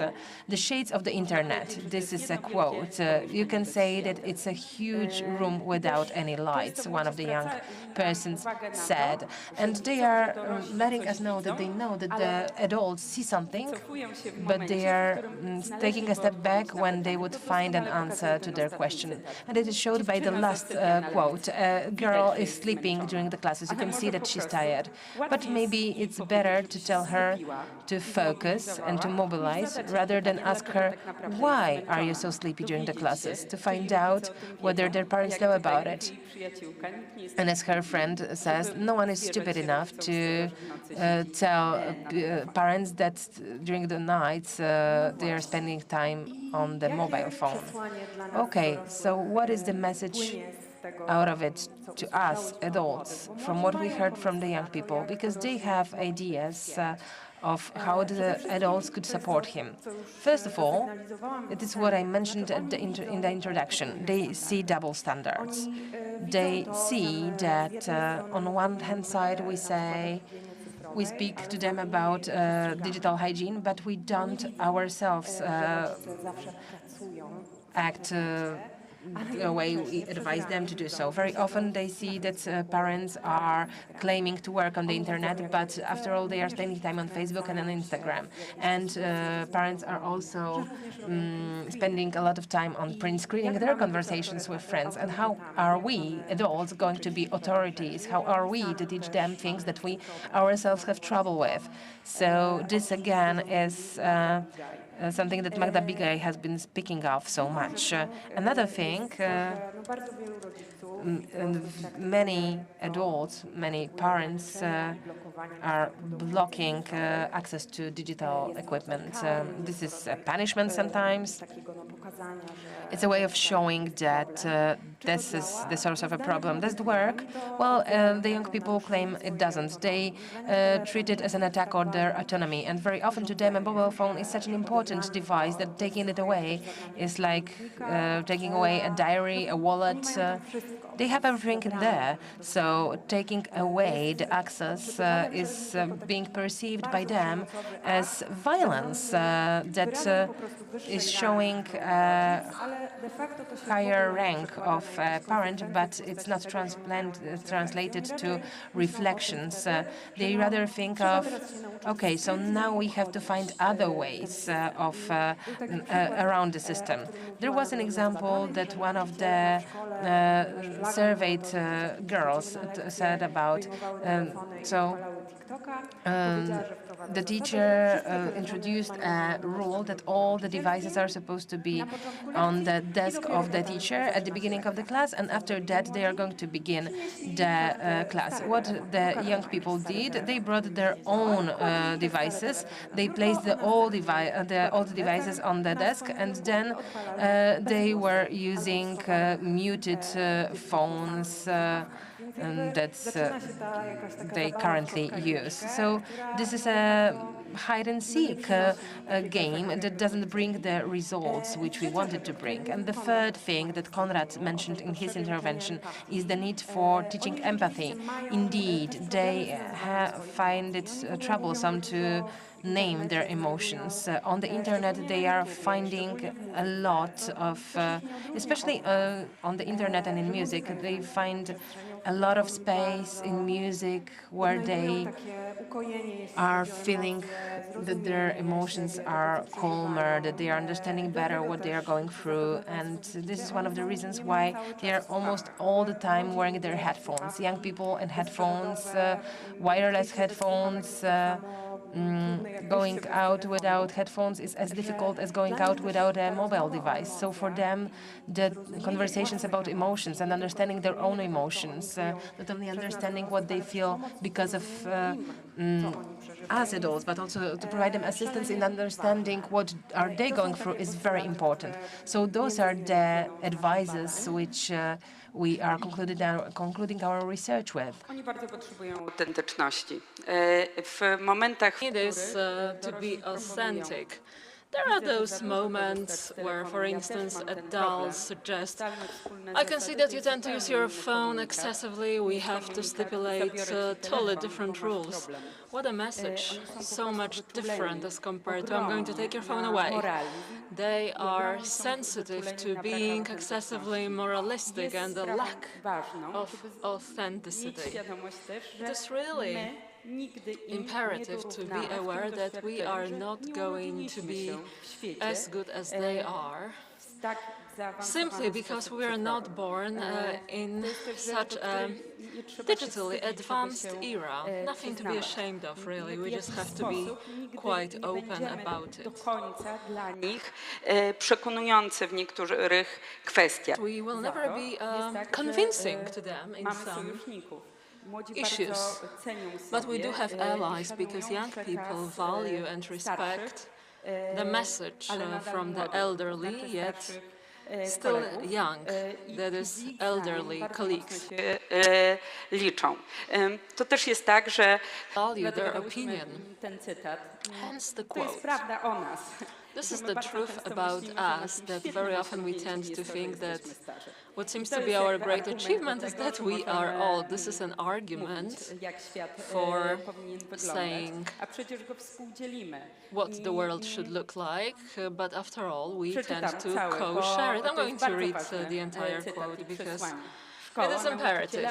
School, teachers, appeal not to use it too much. It influences your lack of sleep, sleeplessness. Yes, it's cool, but it's just badly written. We can speak using a different language in a relaxed way. Let's talk about some specific examples. Ladies and gentlemen, the truth is that very often we speak poorly about important messages. Why? Because we fail to ask the young what they would do, how they would formulate their message.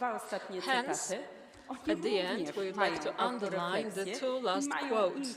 They are also able to basically self-reflect. They can influence their own environment, just like the girl that removed her TikTok and Instagram account, and nobody commented on this negatively, just the opposite. She proved to be a genuine inspiration and example for the others to follow her example. Dziewczyna, która nie zaczęła korzystać z TikToka. Girl that did not start using TikTok because her sister, her super role model from high school, told her that it's a waste of time, so let's not even start it. But who's authentic in here? An adult saying, put your phone away because this is full of rubbish and TikTok is rubbish, or a young person that will admit that it was a waste of time and it's not worth it. So a question, who has a better argument, who can relate more, some food for thought for you. Thank you.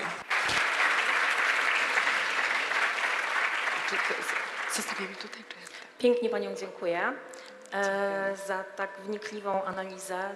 Thank you so much for your insightful analysis that will be very thought-provoking as adults, guardians, teachers, parents. Additionally, for your message. It is so profound and so interesting. And now, a question to you. Do you have any questions to our speaker?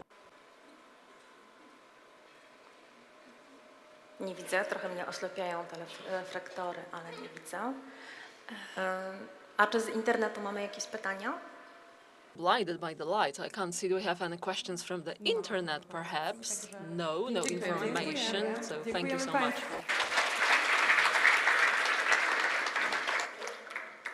Dobrze, przechodzimy teraz do kolejnego wykładu, do kolejnej bardzo... It's all good. We are moving on to the next lecture, another very interesting presentation focusing on really difficult topics, grooming online, online seduction, how to effectively protect children and teenagers. Recently, we as NASK, as the foundation empowering children, we have been observing that there are a lot of people increasingly coming into contact with children and young people, trying to establish some kind of relations with some kind of sexual innuendo in a sexual context. What kind of education do young people need? Z uwodzeniem online. Nice, all threats connected to online grooming or seduction. What kind of behavior patterns can be recognized in this case? What adolescents are especially vulnerable to this? These are the questions that will be answered by Ewa Dziemdzidowicz and Arkadiusz Michałowski. Ewa Dziemdzidowicz is a psychotherapist, trainer, expert on the safety of children and adolescents on the internet. She works at the foundation Dajemy Dzieciom Siłę, empowering children. She works with children, adolescents and parents at the Child on the Web Clinic at the FDDS Foundation, and Arkadiusz Michałowski is a specialist in the analysis of illegal content on the internet here at NASK. He specializes in preventive and remedial actions related to risky behaviors of children and adolescents on the internet, as well as harmful content for minors. At the beginning, I will ask Arkadiusz. And later on, Eva will take the floor.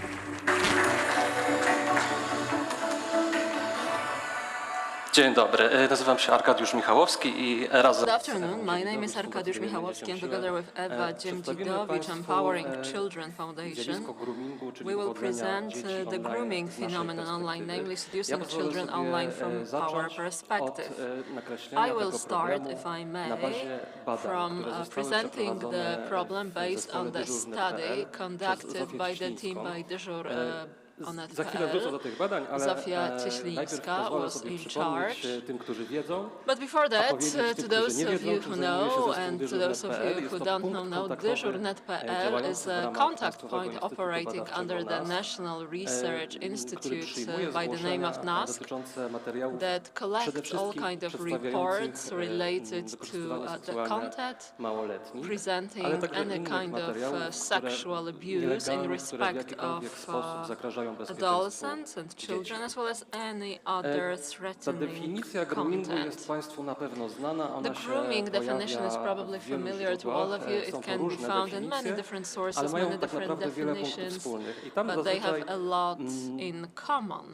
Pojawia się taki punkt, że jest to proces. Usually, there is one point that it's a process, a long-lasting process, very often defined as highly complex and divided into specific stages. What you can see here is this example of division of this process into specific stages. It all starts with entering into some kind of a contact with a child. Next, there is this risk analysis. Questions like, are you alone? Is there anybody controlling your phone? Is there anybody using this device? Next, we are moving to the next stage, namely sexual interactions, both online and offline, and it can end up in isolating a child from their nearest and dearest parents, some kind of acts of violence or extortions. I'm talking about extorting the so-called self-generated materials or content created by the young. As you heard from Julia Davidson yesterday, I can only confirm it. This process is becoming increasingly shorter. The definition consisting of the stages was created in 2003. And it comes from the very first publication on this topic by Rachel O'Connor for the 20 years in question. I'm sure you all realize that all ways of using social media have evolved, especially by the young. Hence, the nature of the crime changed too. So the main change is the shortening of the process. Let me return to the study conducted by Dyżur.pl. It consisted in analyzing 400 cases reported as grooming to the police. Next, it ended up at the prosecutor's office together with all the evidence material that constituted dialogues of perpetrators or criminals with children. Please note that this is just a fraction of the entire phenomenon, because these are the cases that ended up at the prosecutor's office. We don't know what the image of all the cases submitted is. But in order to define a scheme, when it comes to all the conversations, to identify some types of criminals, we have to do the following. Let's take a look at the most frequent motivations that surfaced in all the conversations. As you can guess, attempting to meet both online or offline, or using the so-called cameras, that is communicators, allowing for online communication, and very often it is the extortion of the so-called self-generated materials by the young, as well as we have perpetrators that tend to enjoy self-exposure. So presenting pornography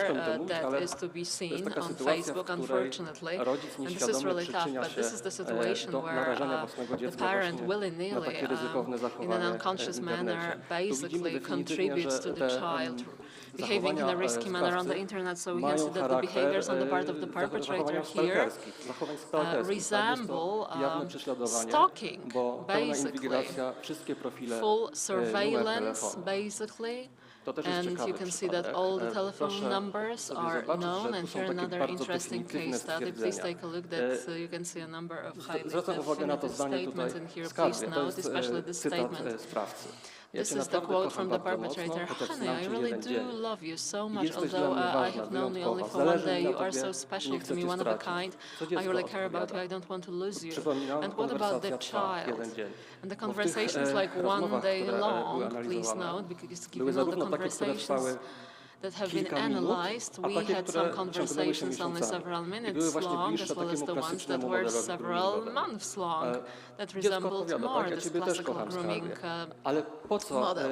And the child is like, yes, I love you too. How come the perpetrator uses those words not to express love, but to manipulate the child cruelly and heartlessly, because the ultimate objective is to be seen at the beginning of the conversation. Show me. So again, extorting the so-called self-generated materials, manipulating the emotions of the child that signify or signal loneliness, because everybody said that and they all left me, and this is taken advantage of by the perpetrators in a cruel way. And here you can see a type of intimidation, threat to be found in the next conversation. We have the perpetrator putting forward a lot of suggestions in a vulgar manner when it comes to sexual behaviors. Should I really grab you by? And here we can see some vulgar descriptions of vulgar activities, and the child is engaged in the discussion. You are sick. Come on, give me a break. Piss off. So we can see that the child is partially assertive, but it is not sufficient. It is not as effective as just basically cutting off the contact and reporting, because if the perpetrator basically encounters refusal, they are going to move on to bigger threats. So in all likelihood, the perpetrator already has some content from the child threatening to make it public. Another typical element, asking about parents. What about your mother? How she works? What shifts? And what about your father? So this is the typical second stage of risk assessment. So based on those conversations, of course, do not hesitate to take pictures of the presentation. It's good to have the entire set of health and safety rules to convey to our children. Being assertive is only half of the success. We have to remember about reporting. Just being assertive and aborting the contact will be fruitless. Reporting to your parents, the portal, or law enforcement bodies, this will be more effective. Limited trust and privacy. And this is a piece of advice not only of children, but also for adults. We have a parent setting up a profile to a child, and your date of birth is fake. Basically, you put your own child in jeopardy. Thank you so much, and right now, time for Ewa.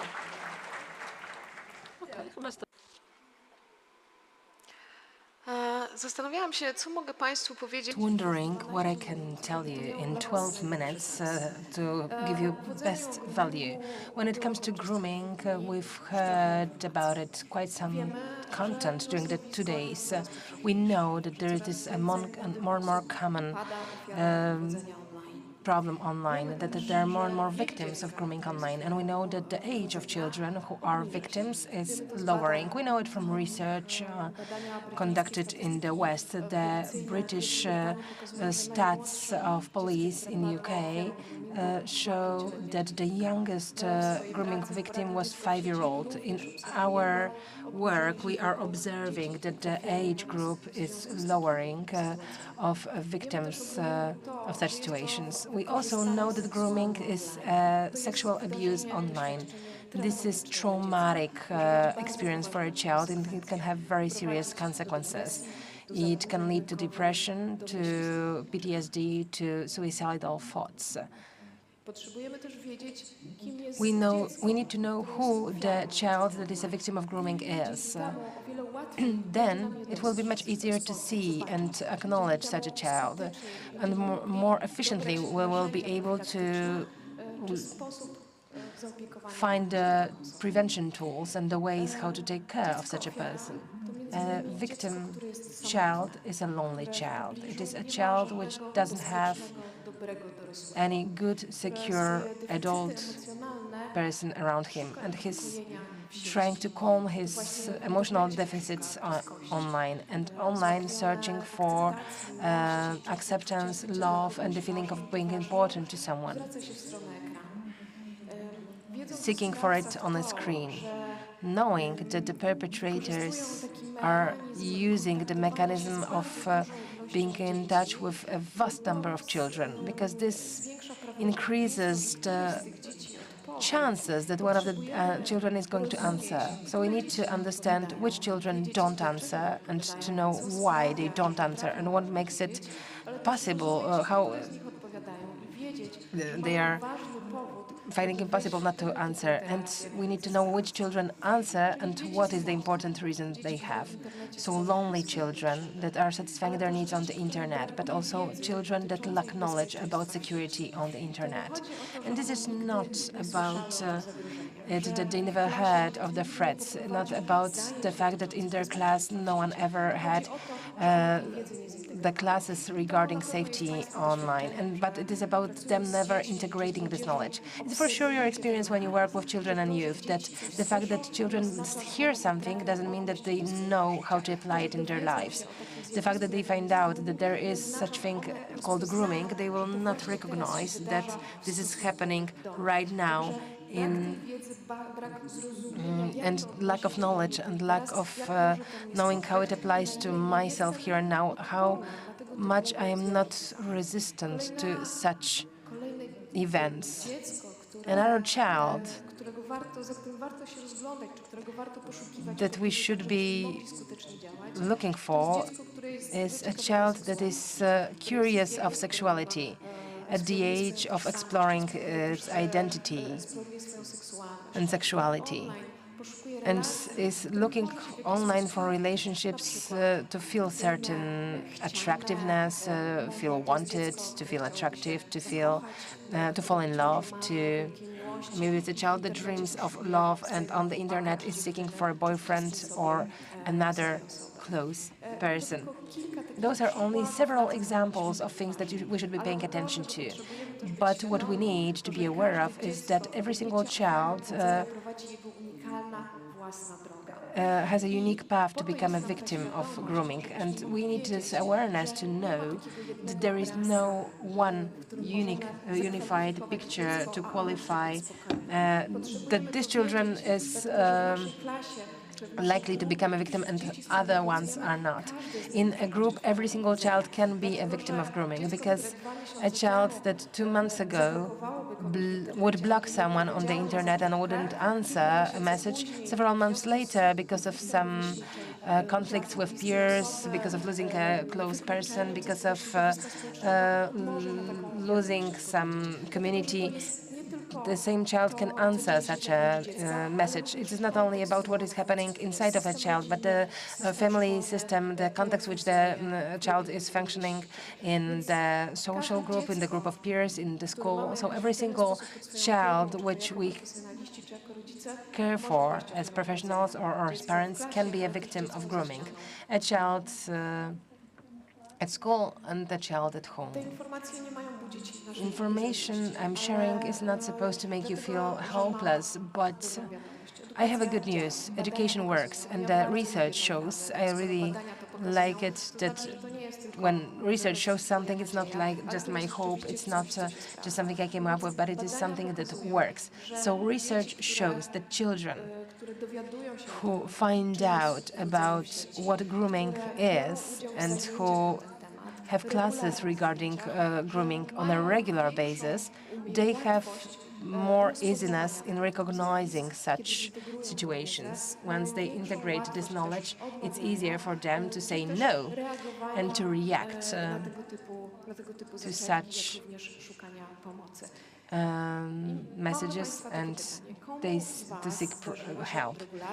I have a question to you. Who of you once, twice, or more times had classes, was teaching classes on grooming? I see some hands up. I hope that after the 2 days of the conference there will be more of you, because the awareness which is needed is that grooming is happening, and us as adults who work with children can do a lot, because if we don't teach them, if we don't talk to young people, then quite likely no one else will.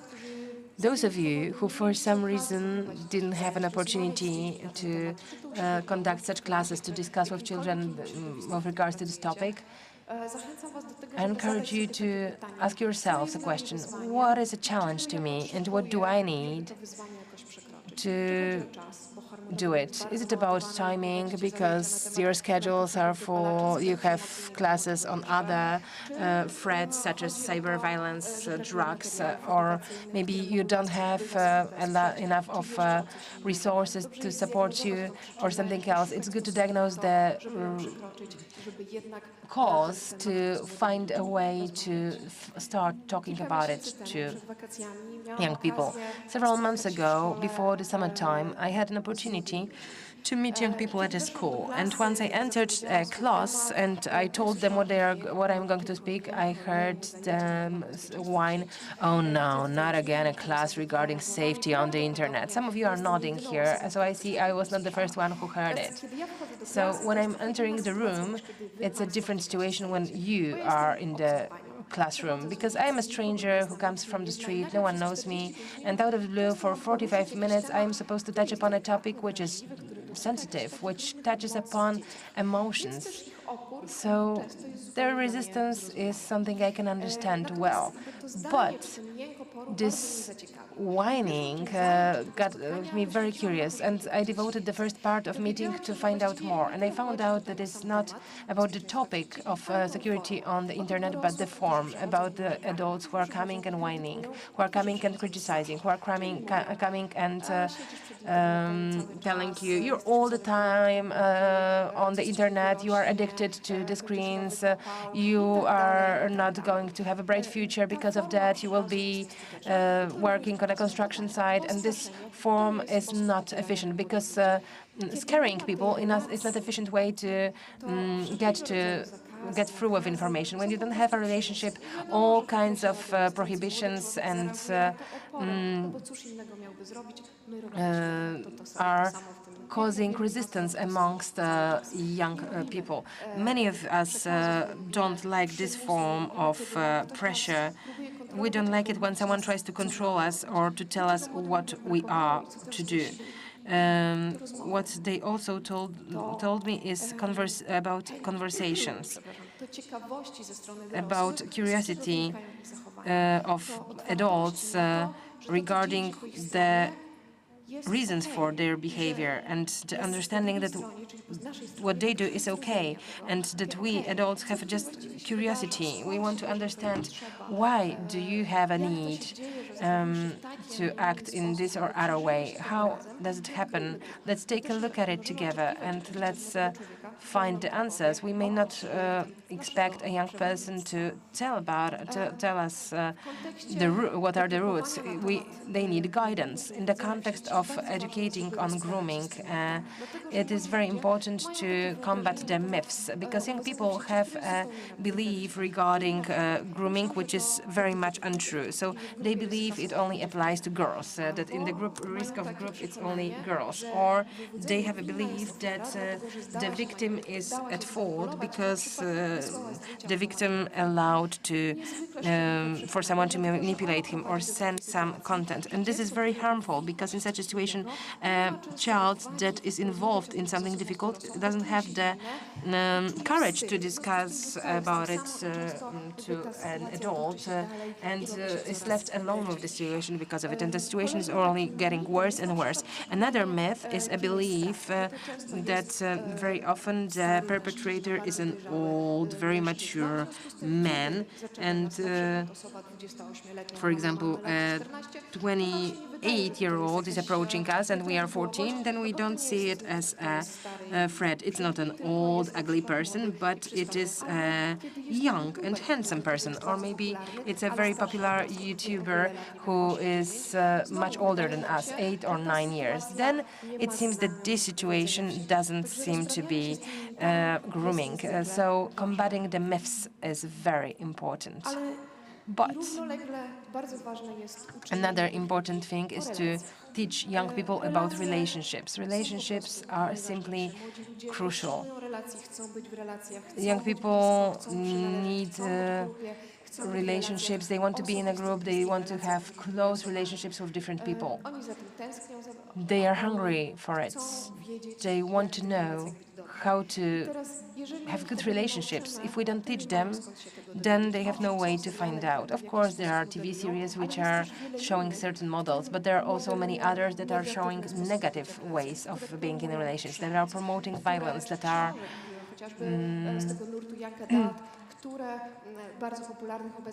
very popular right now, and many of them are promoting violence, showing it in a romantic light. So what young people are learning from the social media, from the schools, from the books, and from the movies, they are open to implement it online or to allow for it to happen in their relationships. So the education related to relationships, education related to sexuality, and topics related to sexuality. What does it mean to be in a good relationship? How do I feel when I'm in a good relationship? How can I recognize that this relationship is good for me? And how can I recognize it's not? That something is happening that should be a red flag. And if it worries me, that what can I do about the fear? What if I'm afraid that if I draw a line, then someone is going to leave me? What am I to do with my loneliness, with the feeling that I either am going to be with the person or my life is going to end? So here again, many of you quite likely know that to know how to do something and to do something are two different things. So we might know what it means to be assertive, but to be assertive in a relationship and to draw a line is a completely different thing. So teaching young people not only about the fact that they can set boundaries, that they can say no and when they can do it, but also to teach them how they can do it. And it works well to train, to wonder together how to react, what they could do, and to use what is happening currently. For instance, right now, the Gargano YouTuber that is widely known, discussing their behaviors towards underage people. It is a good opportunity to work on and with young people, to talk to them about how they perceive it, how differently a victim could act. So it is to use situations which are close to them, which are related to them, to work with them on topics related to grooming and to relationships. For those of you who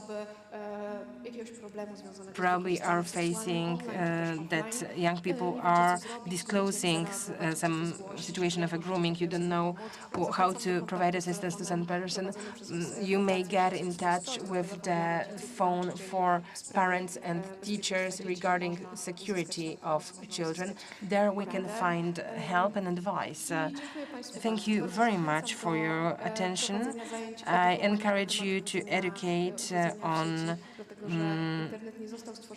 the safety on the internet, but the internet was not created in such a way to make sure that the children would be safe. Thank you very much once again. Thank you very much. I think it was very moving to all of us, especially those examples, daily life examples. I assume that most of you have never encountered such information on the internet, and I believe that they have big impact on our imagination, and they moved me a lot. So I'm very thankful for that to the whole team. And thank you to Zosia, who prepared this presentation. Thank you, Eva, for the tips related to the education on how we can do it and what can support us in talking to young people. Are there any questions to our speakers? I see there is someone with a question. Please give them a mic.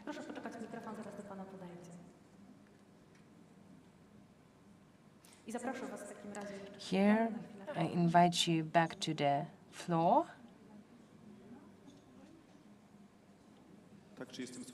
Do you hear me?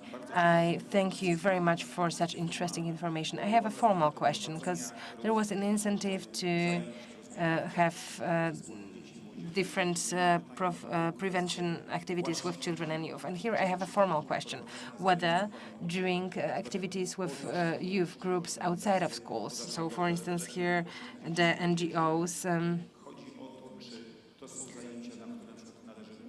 those are activities where we need consent of parents. Are they sometimes protesting and not agreeing? Maybe someone will not like it, and we will have problems because of it. The experience I have is that I am being invited to schools when the parents already gave their consent and the principal also agreed. The agreement of parents, the consent of parents is for sure needed, but I'm guessing that many parents or most parents are interested in safety of their children. So presenting this problem to them, letting them know what such activities what fruits can those activities bring is going to be helpful. I have a question regarding parents, because here we are speaking about the role of teachers. But from your experience, is there still a lot that needs to be done when it comes to awareness of parents? Yes, indeed.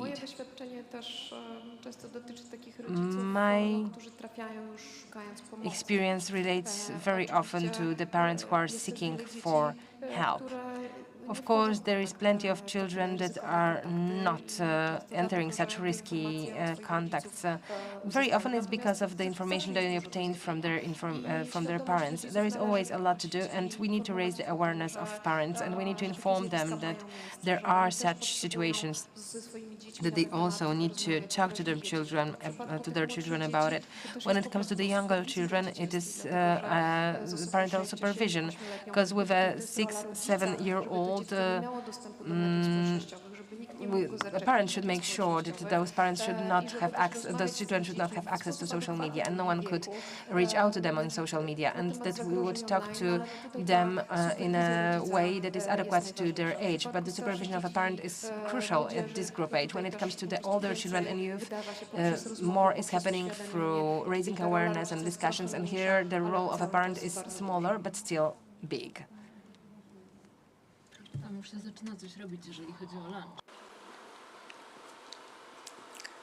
Ja się chciałam dopytać, czy symptomy wykorzystania seksualnego... I'd like to ask the following. When it comes to symptoms of sexual exploitation of a child online, are they the same as in the offline world? Yes, absolutely. There is this myth that online is less harmful than offline because the consequences to be faced are the same. Very often online leads to an offline encounter. It is all intermingled. There is no clear-cut boundary. Are there any other questions?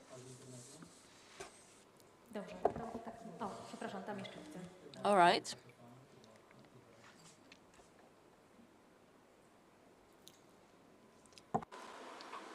Na jednym ze slajdów pytała nas pani, czy problemem może być to, że... When it comes to one of the slides, you asked about reliable information. Would you recommend any reliable reference materials to use when it comes to older pupils? What is the age, basically? Is there any boundary? As for the materials, our foundation, Empowering Children, prepared a special type of material dedicated to parents. And one part is a scenario when it comes to a meeting with parents, as well as a meeting with children. Right now, we are working on a lesson scenario on relations and all kinds of things that crop up on the way. How to handle all kinds of situations. What was the second part of your question? As for relations, we all have to learn about them. Very often it is the case that adults enter some kind of relations full of abuse and manipulation. So young adults and young people also have to learn how to feel safe and secure in a relation, how to recognize a good, decent relation, because children have all kinds of experiences which influence the way they enter into relations, with who. They need some kind of a guidance, also young adults. So if it's possible for you to work with older kids, very often they enter all kinds of relations, yet their knowledge is almost non-existent.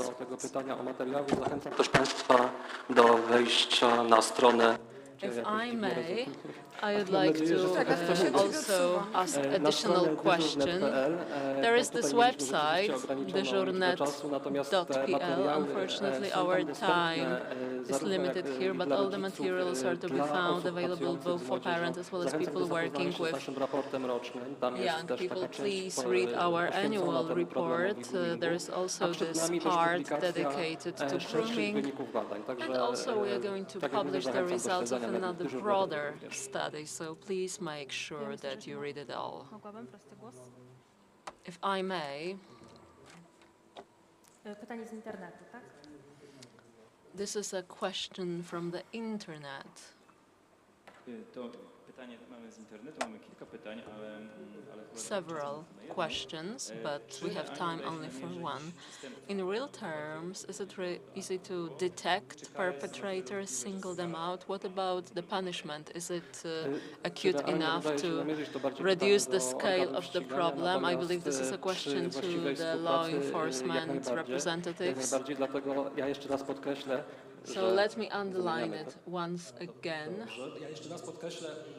Let me underline once again the significance of reporting. Without taking the very first step, namely reporting it to a platform, it will be impossible. And the issue of punishment is also widely discussed currently. Right now, we are at the stage of introducing changes when it comes to the legislation pertaining to child exploitation. There is a special team at the Ministry of Justice working on it. When it comes to the severity or acuteness of punishment, it is all ahead of us, unfortunately. No time left for more questions. Thank you so much.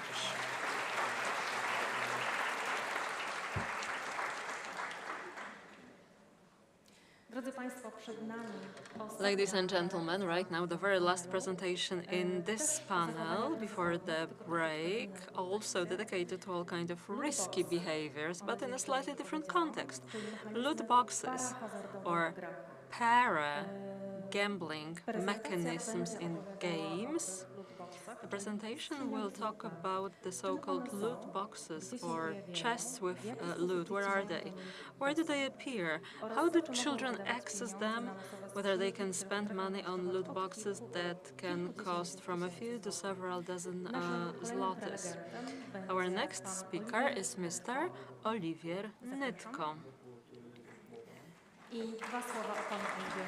And very briefly about Olivier.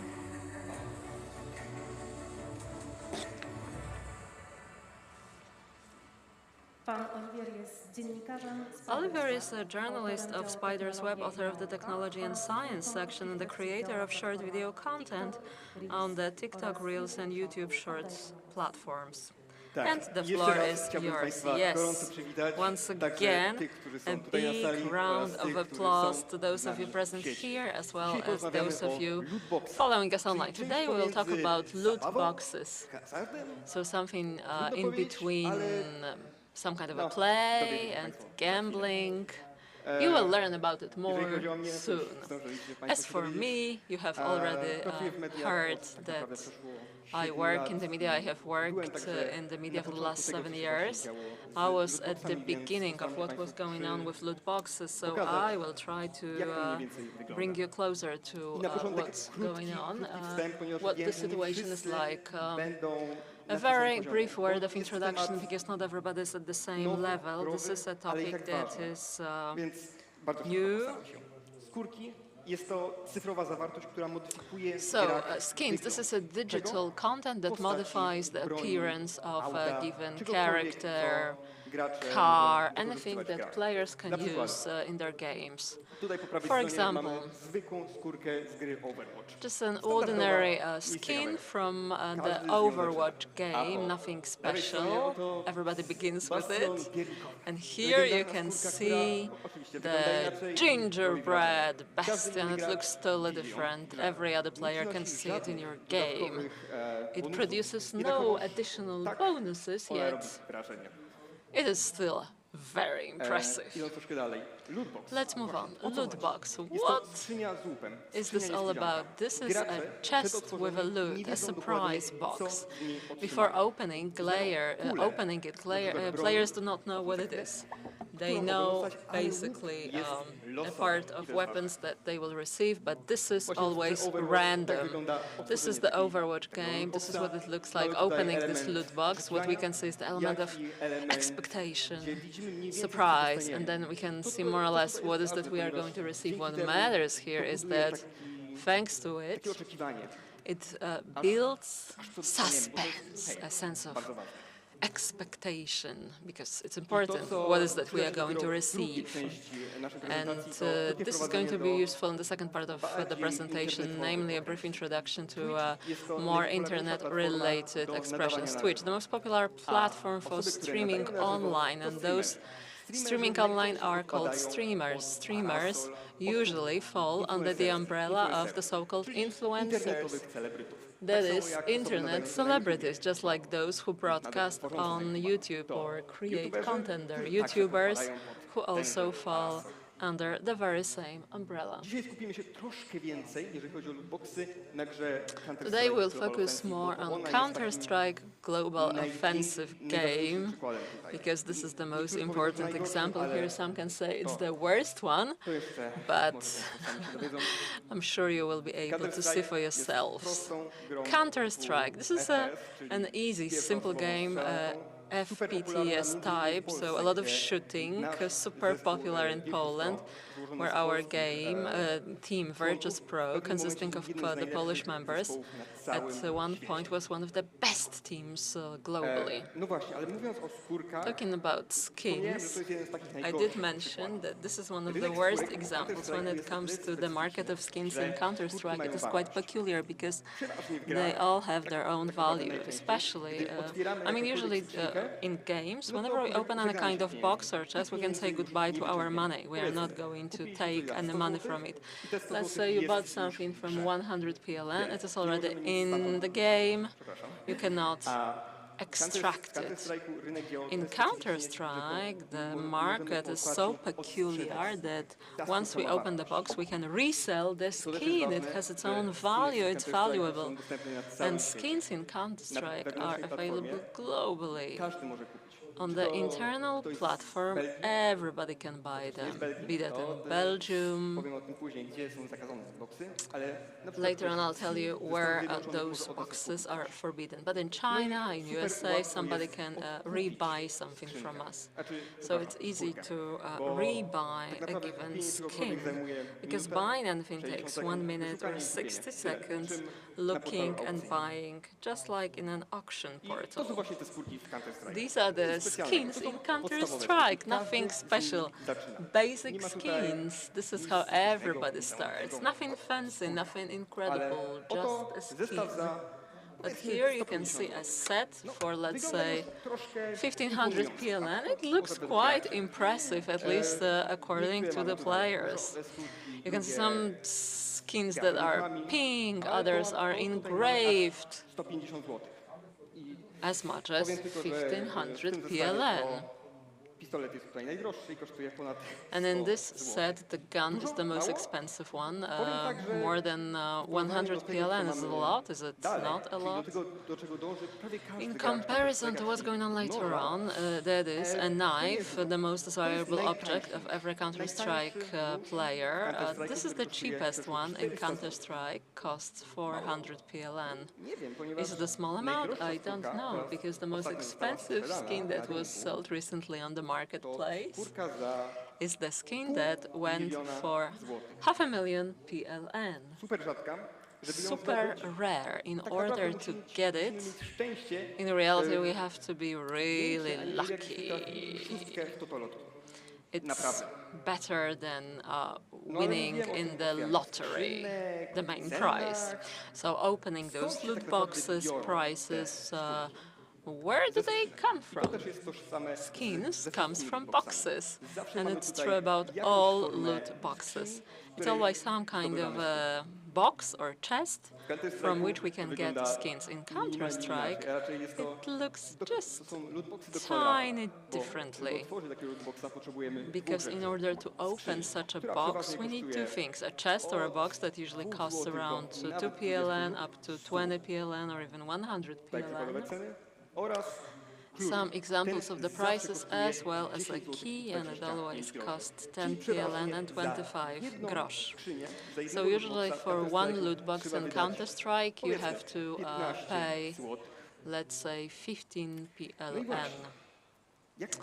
All right, so what about the entire opening process? All right, wait a minute. Coś się nam zacięło, ale tu już w trakcie... We're having some technical problems.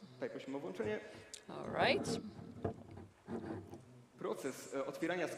The process of opening boxes in the Counter-Strike game resembles a combination of a one-armed bandit and a roulette, because all of a sudden all the skins are opening just in front of our face. We can see the desired skin that we would like to receive, and at the end of the day we're seeing something super cheap, worth nothing.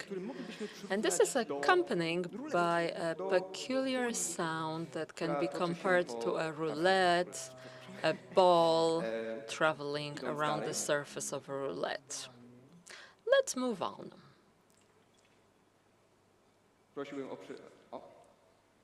Zaszliśmy za daleko.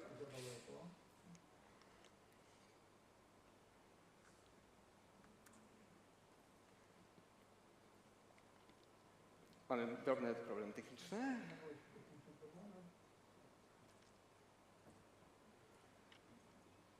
No dobrze, już tak idąc troszkę dalej, bez już prezentacji troszeczkę. So, without presentation, in order to break even when it comes to boxes or chests in Counter-Strike, I mean, the chances are really slim, because 84% of all the boxes usually end in a loss. Sometimes you can lose 1 PLN, sometimes the total amount, 15 PLN. This is what is typical of loot boxes. You are always left with this tiny little bit, the cheapest skin for 25 grosz, or the more expensive ones. Talking about the most rare skins, in order to get a knife we have 0.26% chances. So one box in 380 boxes will be a box with a knife statistically. So we would have to spend, if you were able to calculate it, close to 5,500 PLN in order to statistically get a knife. Knife is worth up to 400 to 1,000, or even up to 500,000. In order to get such a skin, I mean, this is a strenuous task, an uphill battle. So what about teenagers? Do they have access to it? Yes. Yes. In order to set up an account on the Counter-Strike platform, you have to be 13 years of age. But is it verified by anyone? tak naprawdę do otworzenia skórek przez kogokolwiek. In order to open a scheme by anyone, young people, elderly people or adults, what you need to have is an email address, a credit card or a bank account, and a game that has been installed. To nie wszystko, bo Counter-Strike That's not it, because Counter-Strike, internally in a game, that's one thing, one side of the coin. Another part are external parts or sides. The key drop that has been presented, a very popular external third party that has no affiliations with the team or the game. It can be also used for opening boxes. And it is also very similar to internal Counter-Strike, but it offers so many more options to us. And right now, let's take a look at the details. Hellcase, it operates quite in a similar fashion.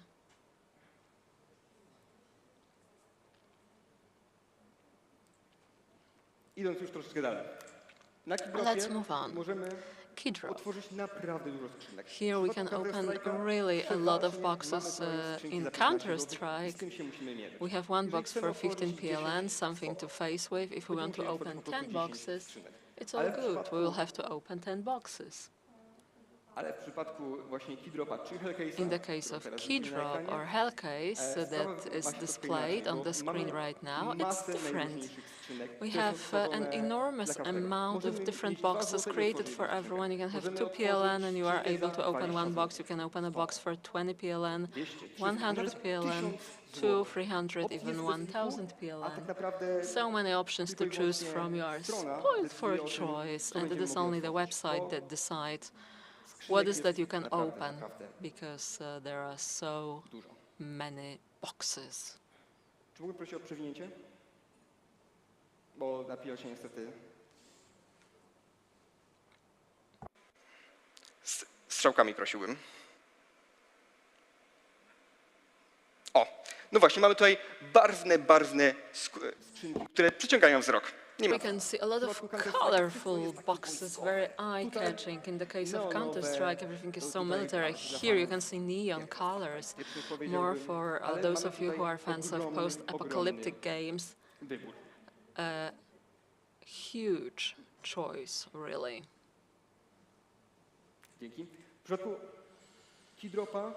In the case of key drop, and it's really important, this is on the positive side, everything is clear, relatively. We know what our chances are to receive a selected skin, and no party has to hide it. You don't have to hide it, but that's the only positive aspect. One question arises: in what way young people can get to know about all those websites? Because young people do not learn about them using basically whisper marketing, people telling one another. During all kinds of popular galas, Fama, Key Drop, yes, it is featured in the form of an advertisement.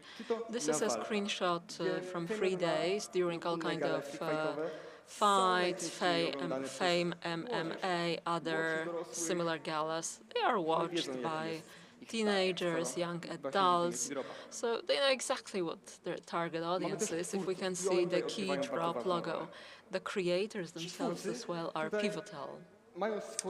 Those creators have their own boxes, and it's all good, obviously. It's not for free,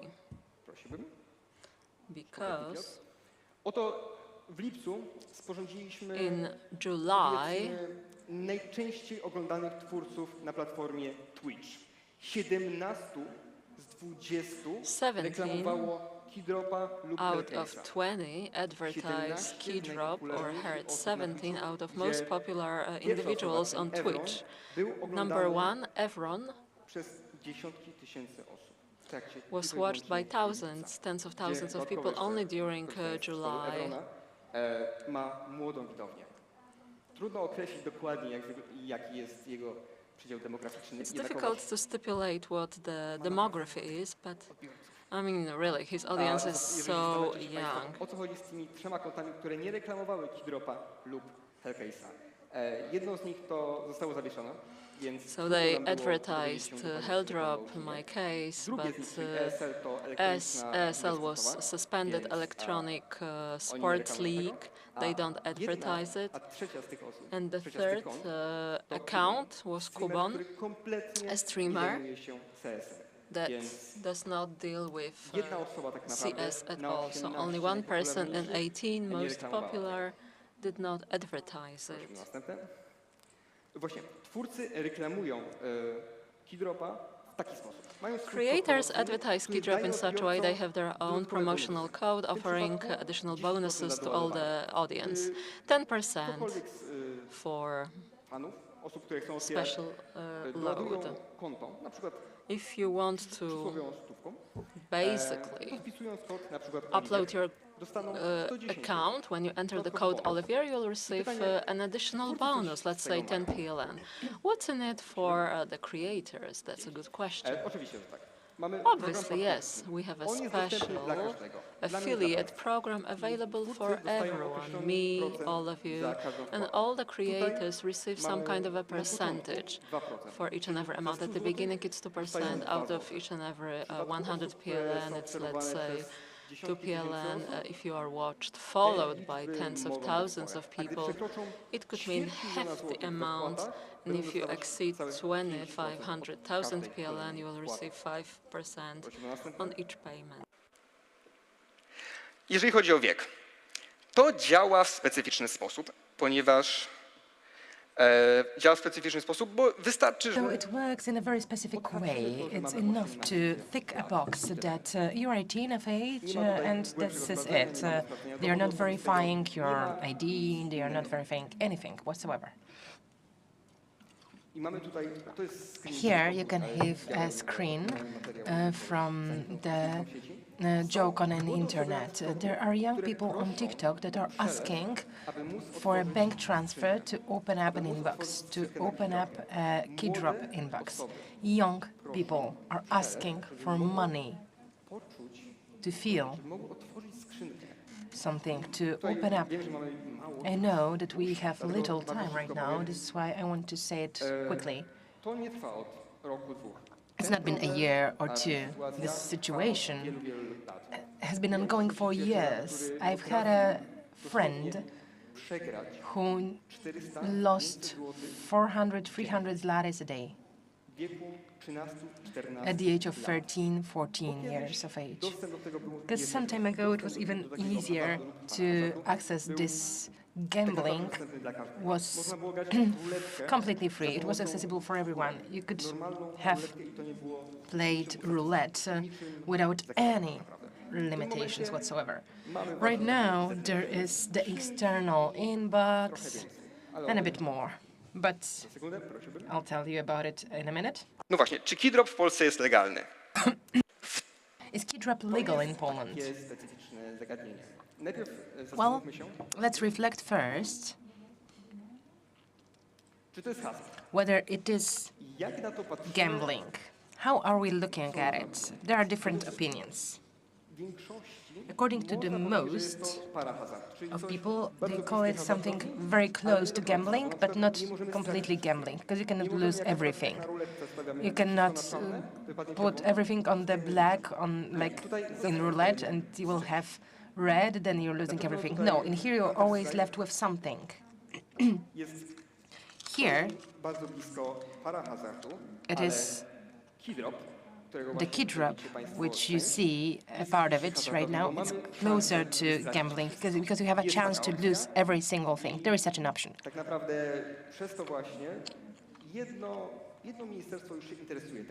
And one of the ministries is already interested in the website because of it. Here we have a register of domains and forbidden websites. Gambling websites, which we will not enter, because if you do, then the Ministry of Finance is going to reach out to you. Is Keydrop one of the websites? Next slide, please. It is legal, and it is not right now at the moment in the register. It's not forbidden. Bardzo szybko przelecimy przez lootbox. Tutaj prosiłbym o przerzucenie. We will take a very quick look at loot boxes. In France, loot box is not forbidden. Only those out of which we can have something of value. But the Counter-Strike's creators already found a way around it. In Belgium, all of loot boxes are forbidden. No one has access to those. And this is it. Germany.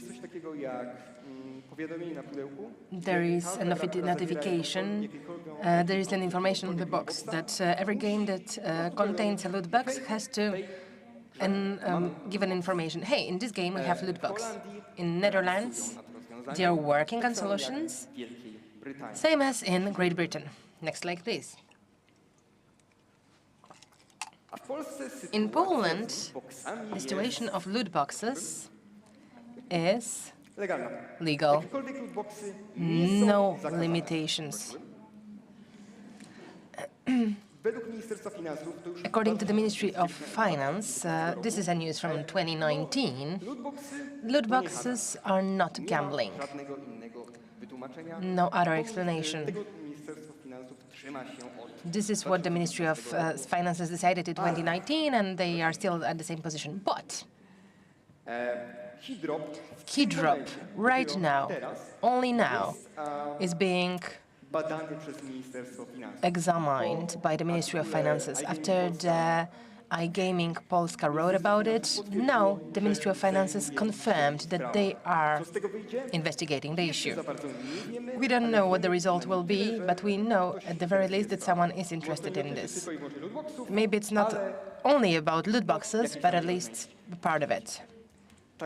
So, thank you very much.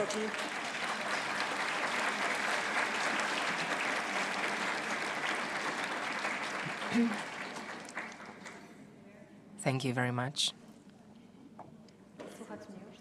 Do you hear me? Yes. Thank you. I see hands in the air already. If I may have a mic here in the first row.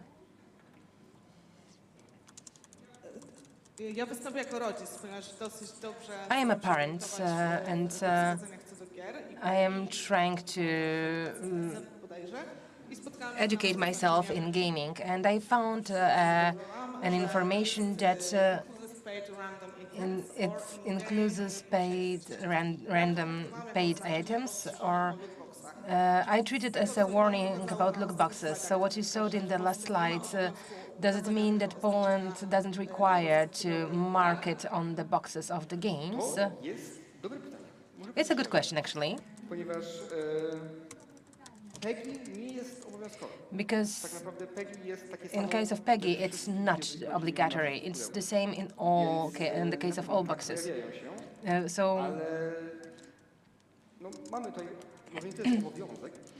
So it sometimes is written.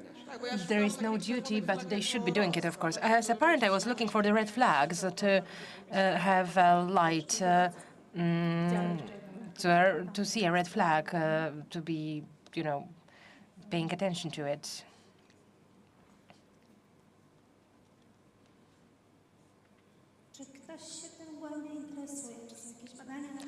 Is there any research regarding it? Can we find out what is the scale amongst youth? This is also a good question, because this is a pretty fresh topic. It is not something that we've been facing for a longer time. There are certain pieces of information and some research, but we don't have many sources of information, unfortunately. Any other questions?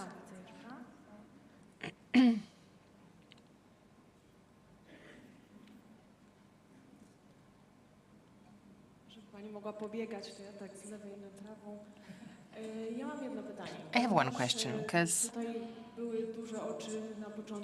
we've seen many people shocked at the beginning. We all work with youth. We are in touch with young people. When it comes to the wording you've been using, we have small knowledge about it.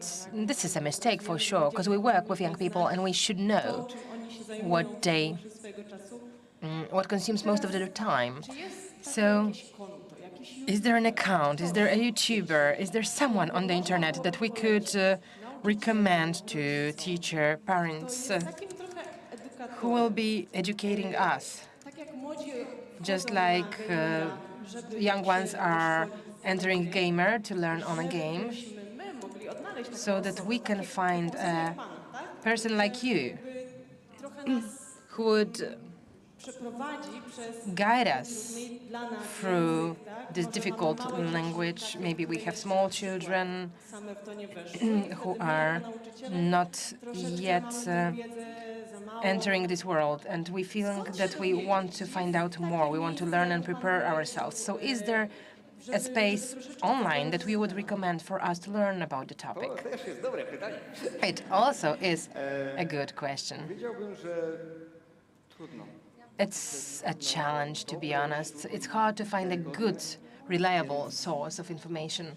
So right now, I will only tell you that it's good to read any critical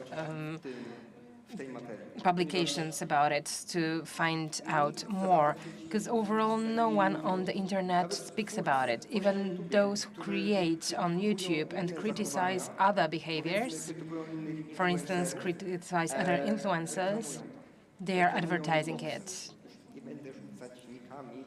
I don't want to give you the names, but it is a challenging topic, and we don't have good, reliable sources.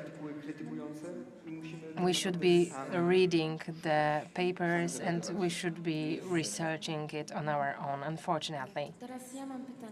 Right now, I have a question here. You spoke about selling those skins. What are those transactions going through? Are those platforms? Is it individual? What is the chance that a user is going to be...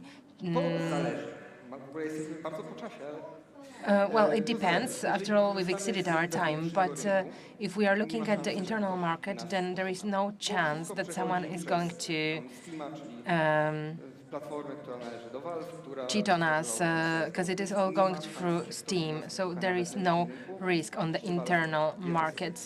But of course, they are taking percentage from each single transaction. But when it comes to external websites, there is a risk. What is the risk? Well, it differs. If many websites have a label of secure websites, then it works most of the cases. We've had a situation some years ago when one of the biggest, when Opis Kings was closed down, and the skins which regular users had there vanished. So I would say that officially there is no risk. Not officially, there is. One more person? I have two questions, but one of them will be short. I heard that in France they excluded the element of loot boxes, and they are transparent right now. So this is the first question. And second issue is, what do you think if the worst part of those loot boxes is gambling? Then in the situation of transparency, are they okay now? You also said that in Belgium they are completely forbidden. How does it refer to VPNs that you can buy and log in from Bangladesh?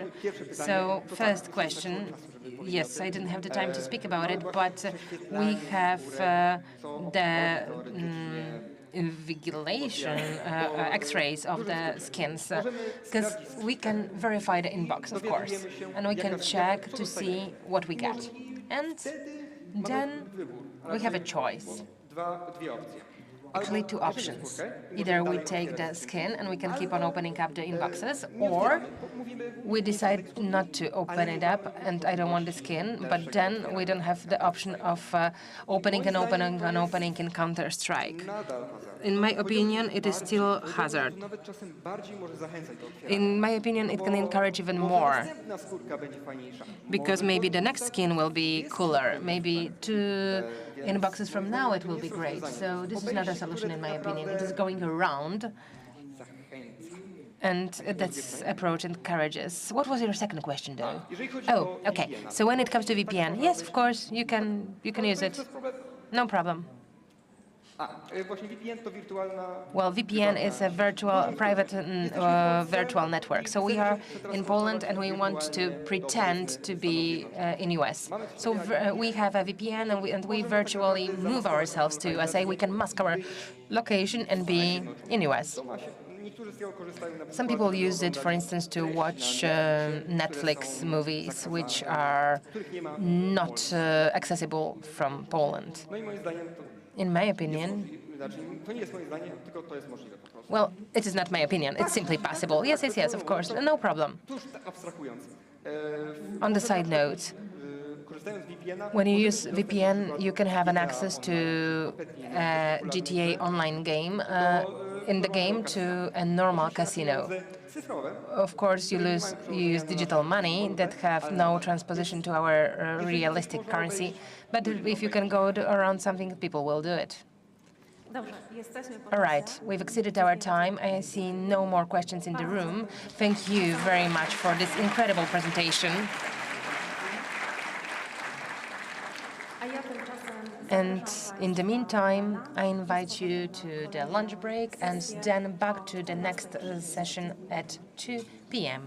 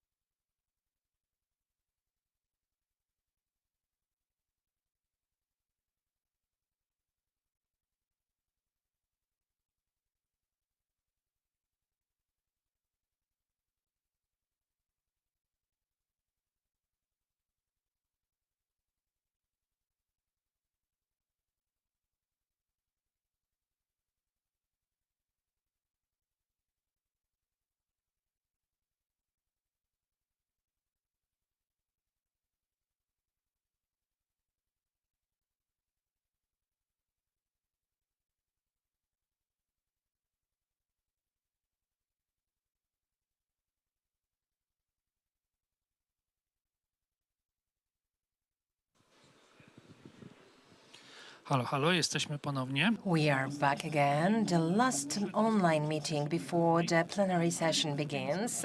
Here we are jumping towards the future, toward the past, what we've had before the break. Anna Buchner and Maria Wierzbicka-Tarkowska from the Curiosity Research Group. Please tell us more about the group as such. This is very interesting to us. How come you've had an idea to do it your way? Well, because of the fact that the name Curiosity shows very well what we want to do. We wanted to decide about doing things which are interesting and not just things that we are imposed to do. So at the end, it is our need to create a space where we would work amongst people who we trust a lot, who have similar sensitivity, and we would feel that we do things that we feel are important, and we want to devote ourselves to them. We also have flexibility being mothers with professional active life, and it allows us to combine it. Probably this is why you've decided to look at the topic of youth. So yes, indeed, that's how it is. But I must admit that the research on the youth, as we said it in our intervention, this is a huge privilege to us. We really feel that it is a privilege to talk to children, to talk to the youth, and to discover the world through the conversations with them. This is incredible. It gives a lot of value to us, to our private parental experiences. Very often I am discussing with my daughters about what I found out during the research, and I am trying to check the point of view of my daughters on it, and it turns out they have a lot to say about it. And being a parent in a spontaneous way, I would not come across asking them those questions. So this for sure is very supporting to my parenthood, and it's broadening my horizons. Yes, indeed, I agree. Coming back to the research you've spoken about, this is about the research where we see that young people know more or less how it all works. They know the mechanisms, but sometimes they don't know how to handle them. I think that it is something that's very close to the adults too. We know what dopamine does, but after all, we are having problems. So what to do to change it? Maybe we should start with ourselves rather than with the youth. Yes, but this is something that we need to stress, and I really believe that it will change with time. How little rank is associated with soft competencies, soft skills. That are the key competencies of the future, after all. The soft skills, the skills related to relationships, to expressing your emotions, to... Because, right now we have the times of plenty of psychological issues that have the cause in the lack of those soft skills. There is plenty of research amongst older people too, and we see how important it is to be open from the very beginning. Usually this openness in the family arrives when there is a serious problem, and this is when the parents start to be interested in things, and then they end up going to a therapy of the whole family, and it turns out the problem is not so simple, and it's not just a problem of young people, but all of us. But for sure, we need to learn it, not to be afraid of it, and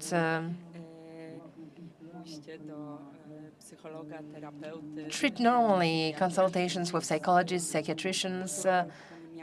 It should not be with the cultural burden of a person who has a problem, but rather a person who is trying to maintain a healthy life. Many teachers are afraid to admit that they are having a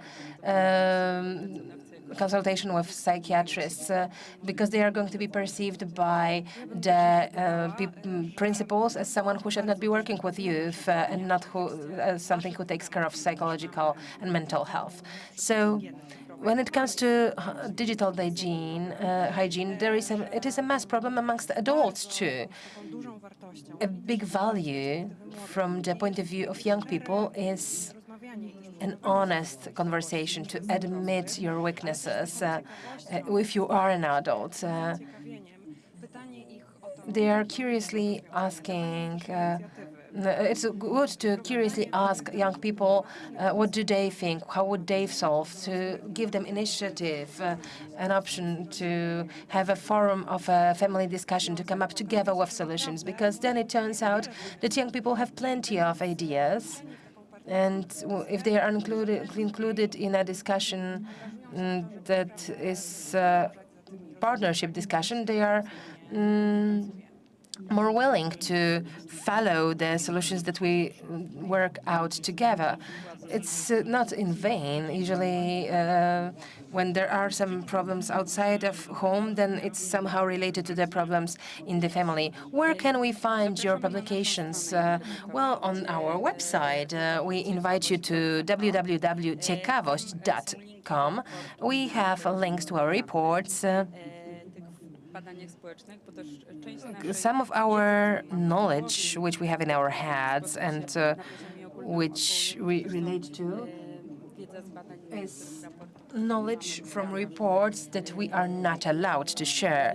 So some of them are public and they are on our website, and some are not. Our website is probably the best place to find our reports, and we will be very happy to share a presentation, for instance, but I think it will be done by the conference organizers, of course, if there would be such a need. Thank you very much. Anna Buchner and Maria Wierzbicka-Tarkowska spoke to me from the Curiosity R&D group. Thank you very much. Right now, I would only like to remind our viewers about the webinars that we are inviting you to take part in. They will take place tomorrow and the day after tomorrow. You can subscribe any minute, any moment. There is no limits to the number of participants. Please take a look at the list of webinars. The list you can find on the website of the conference. We are about to open another plenary session that is fully going to be around the peer violence. The first one is School as a Source of Resources in Dealing with the Peer Violence by Anna Kubiak. This is the first topic. I'm checking on paper what's next. Then the impact of school atmosphere on peer violence. Dr. Jakub Kołodziejczak is going to take the floor, and finally Aleksandra Dopierała, who is going to speak of retroactive justice practice in dealing with peer violence in school. This is what's ahead of us, and this will be the end of our meeting in person and online today. This is it when it comes to the conference, but tomorrow we are beginning webinars, and we invite you to participate in them. We invite you to watch online VODs. All the content that you can access right now will be available for you to also link them to the people who are interested in those topics. Those topics that we've covered upon on 17th International Conference on Safety of Children and Youth on the Internet. Next year, we will have the 18th conference. I am very thankful to you for all the meetings we've had in between the plenary sessions. See you in the network and outside of the Internet in the real world.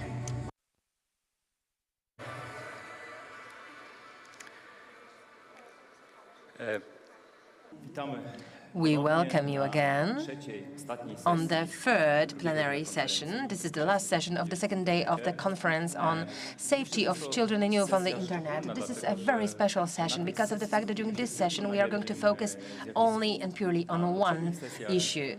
During the sessions before, we've had outlook on different topics related to the threats on the Internet, but right now, during the present session, we are going to focus on the peer violence, cyber violence, and as you probably know from the intervention of our speaker, nie możemy się skupiać tylko na We cannot focus only and exclusively on cyber violence. skutecznie walczyć. In order to counteract it effectively, we need to see the big picture. So the first presentation will be delivered by Madame Anna Kubiak, PhD. School as a resource, source of resource in dealing with peer violence. Anna Kubiak is a psychologist, psychotherapist, specialist in psychotraumology, and for 10 years she worked at school as a school psychologist. Welcome, the floor is yours. Jeszcze sprawdzam, czy mnie słychać. Słyszę, że mnie słychać. Is my microphone working? Dzień dobry. Okay. Dobry, ja się Good afternoon. My name is Anna Kubiak, and I'm going to have 20 minutes at my disposal. Postaram się powiedzieć. I seem to be already behind the time. I'll try to focus on what is announced by the title of my presentation, namely school as a source of resources when dealing with any kind of pure violence. I chociaż dziecko przynależy do różnych systemów. Although a child as such belongs to all kinds of different systems, school seems to be the instrumental one when it comes to the entire system of peer violence. How come? According to all kinds of studies conducted by Kinga Poszwe and Dominika Misińska, I'm going to quote the results of them, they indicate that school is the main place where both children and teenagers are subject to peer violence. At the same time, I am convinced that school is the best source of resources in order to counteract and minimize any kind of pure violence. And this is me talking from the perspective of a psychologist, a practitioner that used to work at school right now. I only do therapeutic work in my surgery, so I feel that I am deprived of many resources that could possibly prove to be supportive, that could support all kinds of people involved in pure violence. I'm sure it is common knowledge that as for aggression, we can talk about it where the forces of both sides involved in it seem to be equal. It means that roles are interchanged. The perpetrator changes into the victim, and the other way around, it's difficult who has the upper hand. It keeps changing. Even if it's repeated, what is pivotal is the balance of forces, but when it comes to peer violence, one party seems to be weaker as compared with the other, and the cycle seems to be repeated.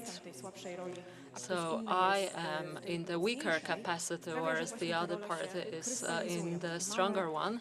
So roles are crystallized. There is a person subject to violence and the person who exercises violence.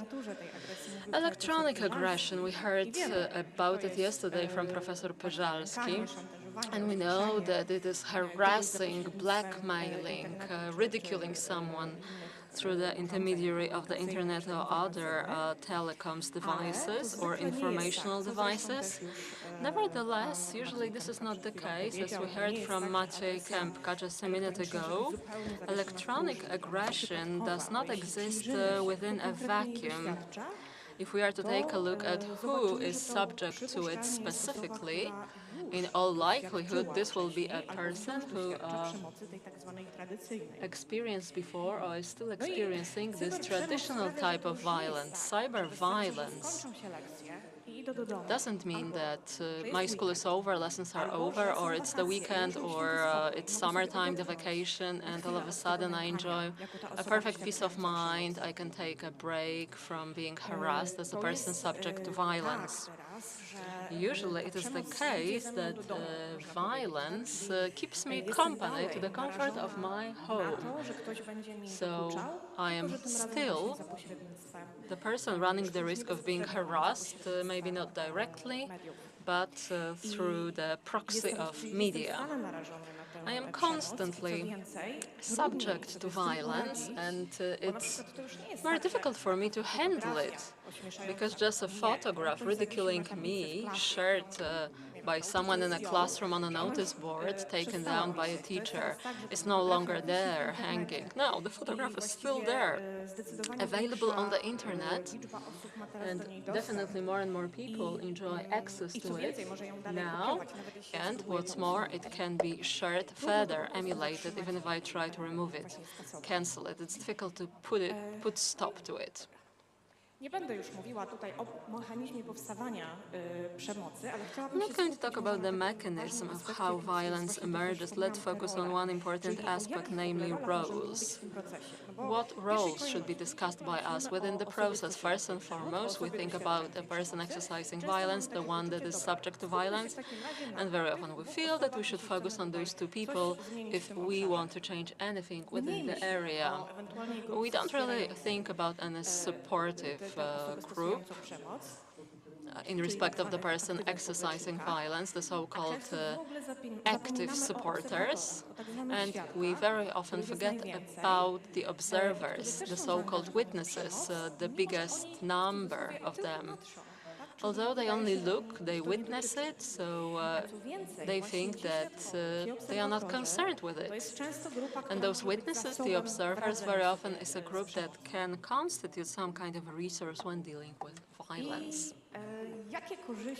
What benefits can a group have from bullying? It sounds a little bit strange. Bullying usually is discussed as something negative, yet usually it's the case that violence has to serve some kind of a purpose. If it has no positive functions for a group or a person using it, maybe it would be non-existent. What are some benefits?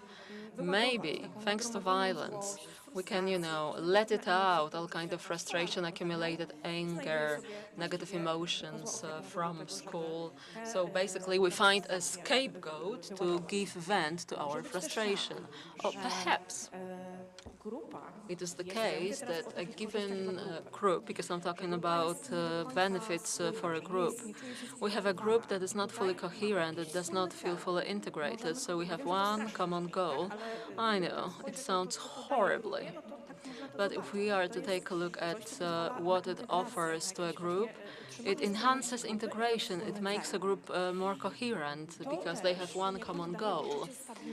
And thanks to this also we have a sense of stability because the roles are clear-cut. This person is excluded. This person uses violence. And we only look. We are not involved.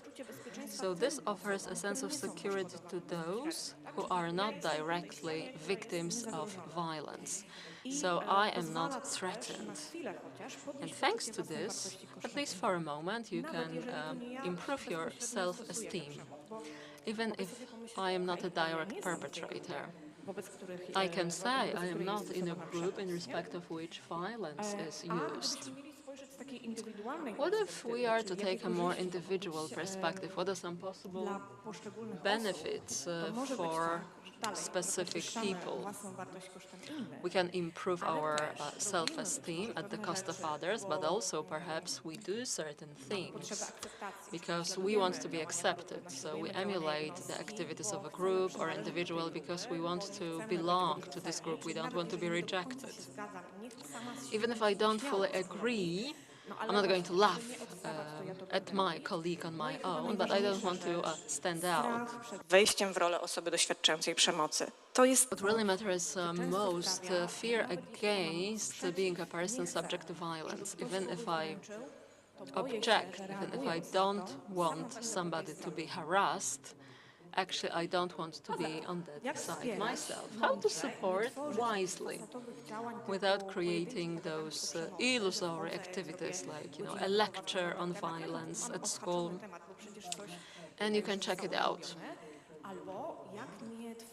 jakby nie wpaść w taką pułapkę, że zachęcamy. How not to create, namely how not to fall within the trap that we encourage children to reconcile, take the matter into their own hands, and we just leave it as it is. Wymieniłam tutaj różne czynniki I have enumerated different protective factors.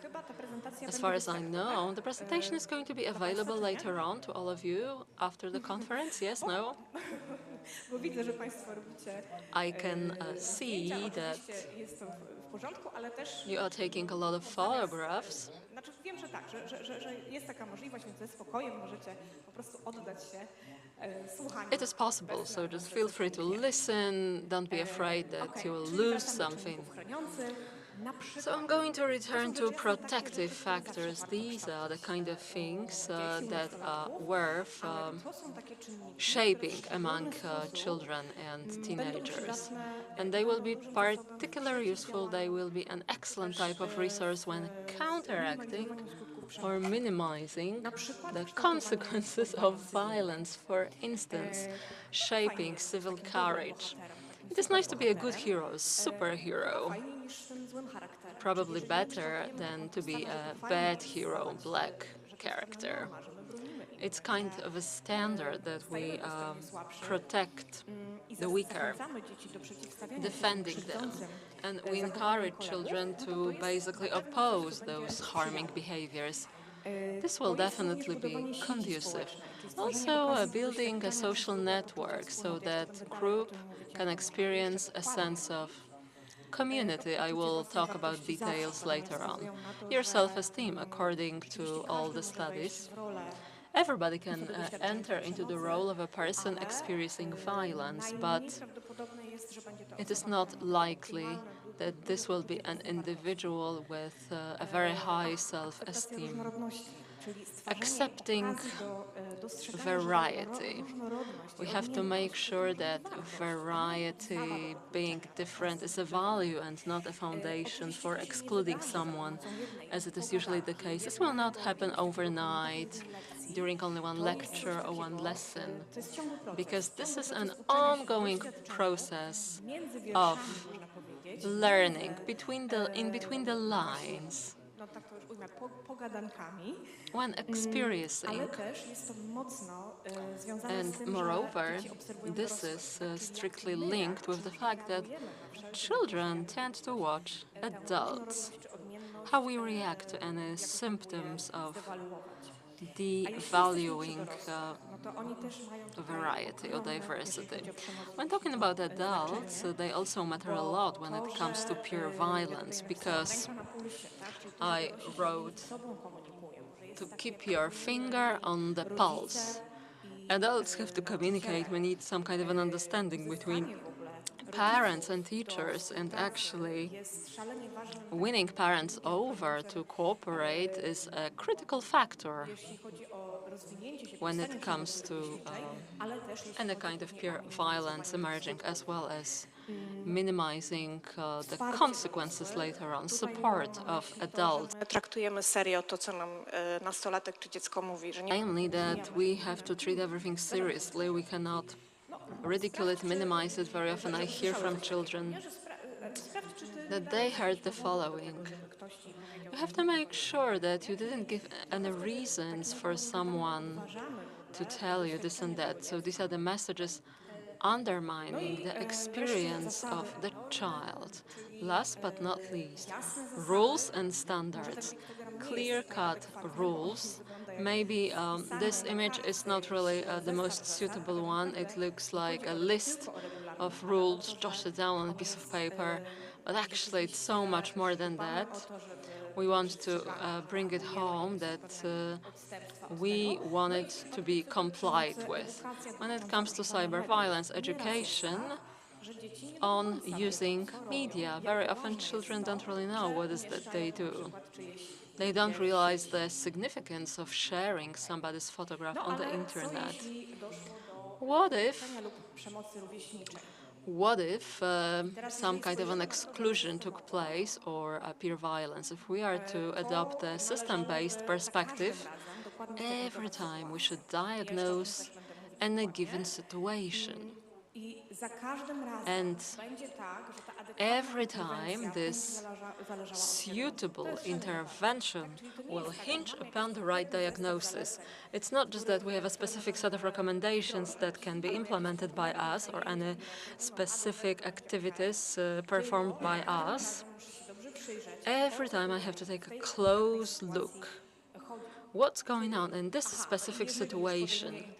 And if I am going to perform an intervention, my main objective will be to stop the violence and to include this person into a given group again.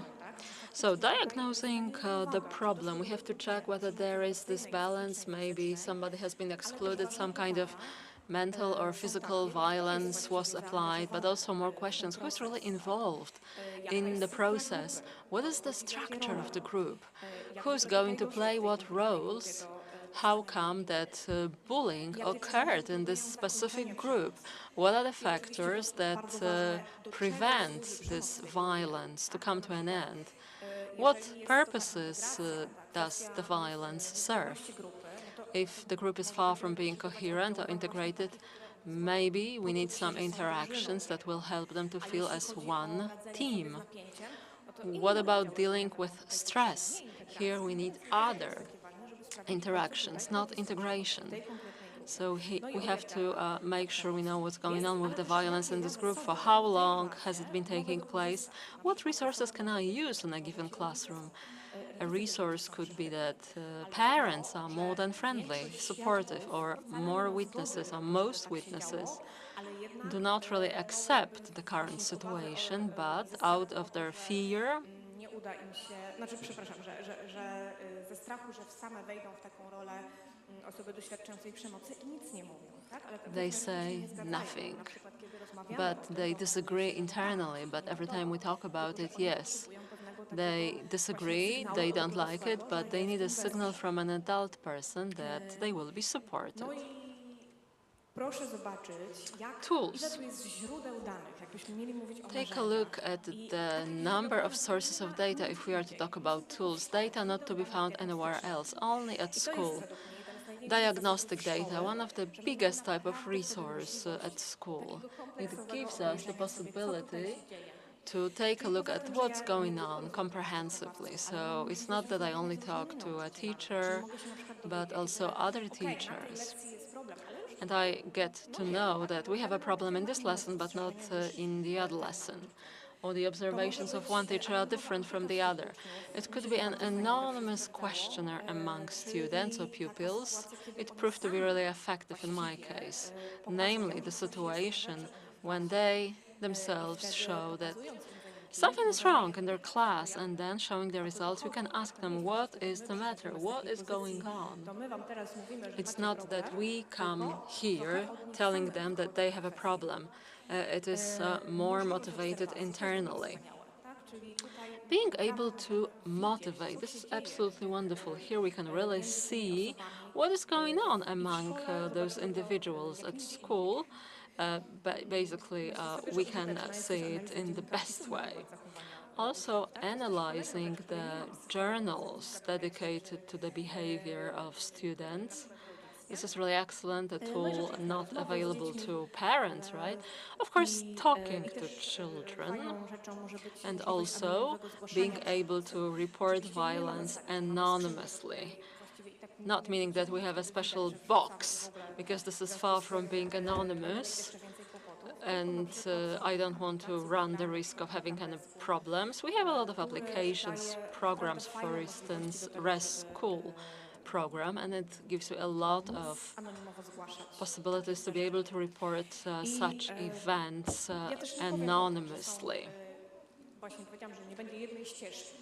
There is not going to be a single path, but it all depends on a number of people involved in violence, stipulations within our school statute, what kind of violence has been applied, what has been agreed on with the violence subject to person subject to violence. Some people don't want to follow this up. They are afraid that the situation will even deteriorate, so this is not something that we cannot come to terms with, because then, basically, we have to take such action that it is the best possible solution to the person concerned. Function, I have already discussed it. And of course, it's all about the beliefs or convictions of the witnesses. If the group is far from being friendly, and most children seem to be enjoying the situation, we need different kind of interactions as compared with the situation in which it is relatively easy to encourage those children who disagree to any kind of violence to basically display some kind of behavior of civil courage. And then different levels when it comes to our behaviors, interventions at the level of school, class, as well as just a unit or facility. So very briefly, and again, please note, every time it can be something different depending on a specific situation. But I would like to bring you closer to things that are comparatively universal, general. They could be true about the majority of situations, most of them irrespective of what the peculiar nature of a given situation is. So let's start with the person subject to violence. What seems to be imperative is a full transparency of interactions so that we give back a sense of agency and control. If I experience any kind of violence, including peer violence, what I lose is the sense of control, self-trust. And if I keep hearing that, well, I exaggerate, maybe I am to blame myself, I gave a reason to someone to hurt me, I am full of self-doubt. Maybe there is something wrong with me. So restoring a sense of agency and control is absolutely critical, irrespective of a peculiar nature of the violence itself. For instance, the transparency can relate to the fact that I'm informing a child about every single thing. Nothing is happening without the knowledge of a child. Nothing is done behind the back. I'm not saying I won't tell anyone, but then I'm sharing it with other people. It can even be something like, I will say, you know what, indeed, you might be right. You might be right with being afraid that if you tell me and I start doing something, it's going to worsen things even more. Then yes, it might be like this. You might from now on hear that you are confident. So it might end up this way, but it might be for some time only, and the child is thinking, okay, she told me it might happen this way, so it is under control. This is a situation that I am aware that can happen. So I think it is very important. I called it normalizing of feelings, and when we are experiencing violence, we are losing trust to ourselves. So saying that what you experience, your stomach aches, or the fact that after some time you feel that everyone is against you, this is normal when you're experiencing violence. So we are showing that it is normal. That's what it is, and it's the violence that's wrong and not you. So the fact of working with an excluded child or with a victim of violence without assistance or support from other children gives such a feeling, okay, it's me who's consulting a psychologist, something's wrong with me. So I think this is very important. 44 seconds, all right. So respect and support towards someone who is using violence. It's not about showing off with how we punish this person. Let's think of what needs of this person were not satisfied, that the person felt the need to harm someone. So we have to verify whether this child is a victim of violence or not. I don't want to speak about victims and perpetrators, because maybe in this group I am the perpetrator, but in another group I am the victim. So it might also be the case that I am experiencing violence from adults. Interventions in the classroom. It is important that when an adult is stepping in, because when there is violence, an adult has to step in. Children will not handle it on their own. So calling it by name, this is violence, explaining how it was the mechanism, explaining all those roles, and that every single person can be in the role is something that brings relief. And this gives children a tool. All right, so now I know what it is about. So something that was not was without a name before now has a name. So if I call it, this is violence, and there is no consent for violence in our school, then if we introduce such a topic, then children feel relieved that someone gave a name to it. We felt something's wrong, but everything seemed fine. And now there is this label, this name, and this causes, it gives more visibility to the issue.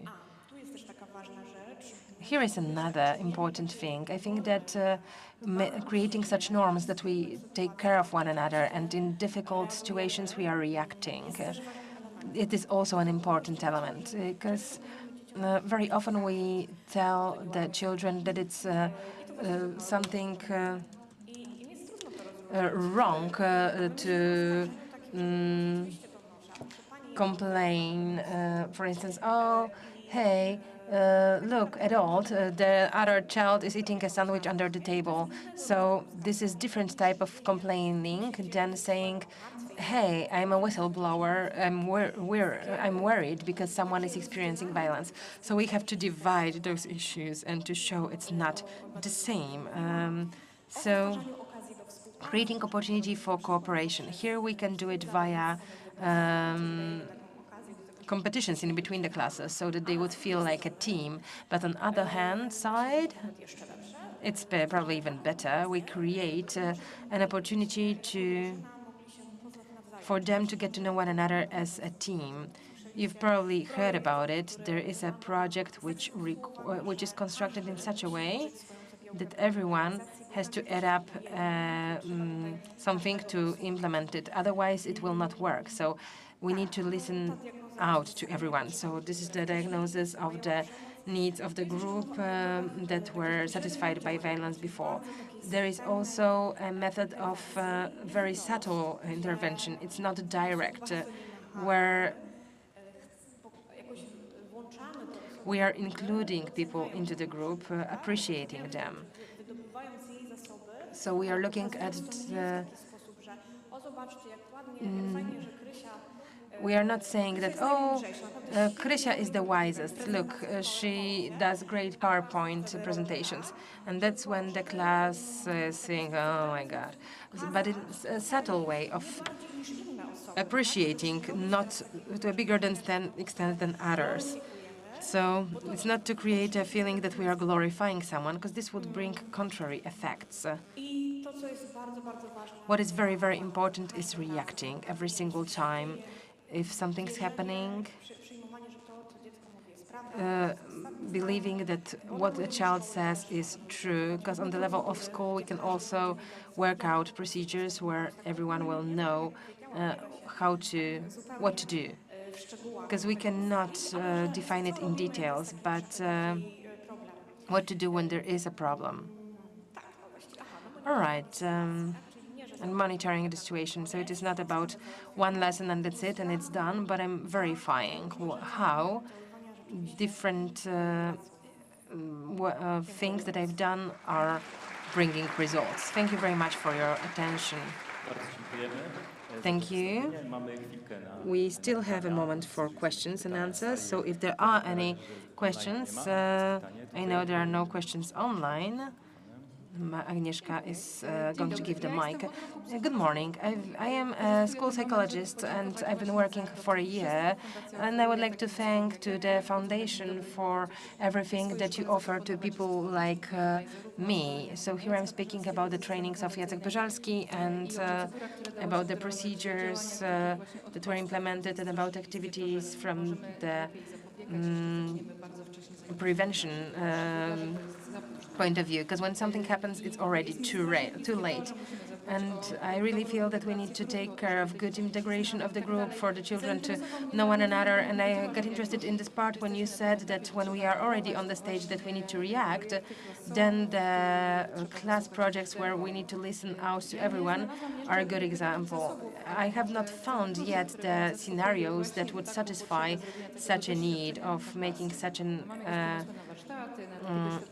experience for the whole class, to engage every single person in the classroom, especially when there is one person that is excluded from the group.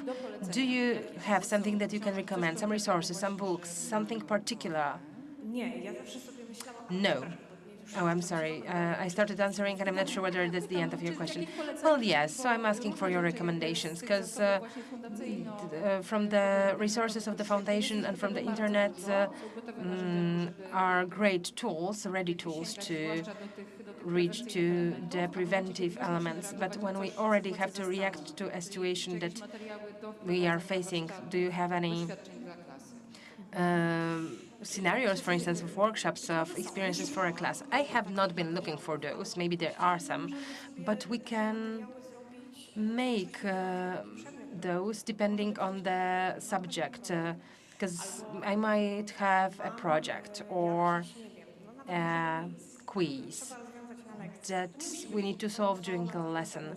It doesn't have to be something that we've planned for the whole 6 months. So let's say that there is a quiz and it's verifying the knowledge. And before, everyone receives a part of the knowledge. So for instance, to gain points, I need to allow John or Mary to tell about their example. So it's not like I've done it once and it's done. There are different activities to it. This is an idea by Elliot Aronson. This is a psychologist, social psychologist. Yes, I know the name.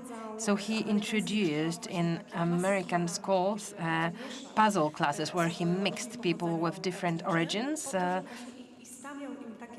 and he posed tasks that required participation of every single person. And there, so it was a class cooperation that was needed to.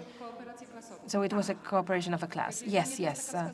Okay, so to me it's a hint that it's an activity that I can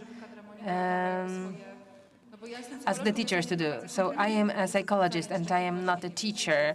I am not organizing classes, but I can support teachers, giving them tools that they could use if we know that in a class there is a problem. Okay, thank you. I think that a psychologist could also come up with something when they are coming to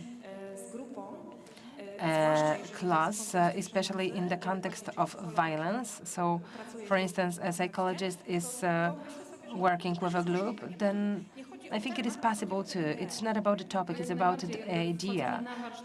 Yes, so going. So when I want to organize workshops, then I have to organize them doing it from the scratch by myself. So I was wondering whether there is something ready-made that I can use. There was another question in the front of the room.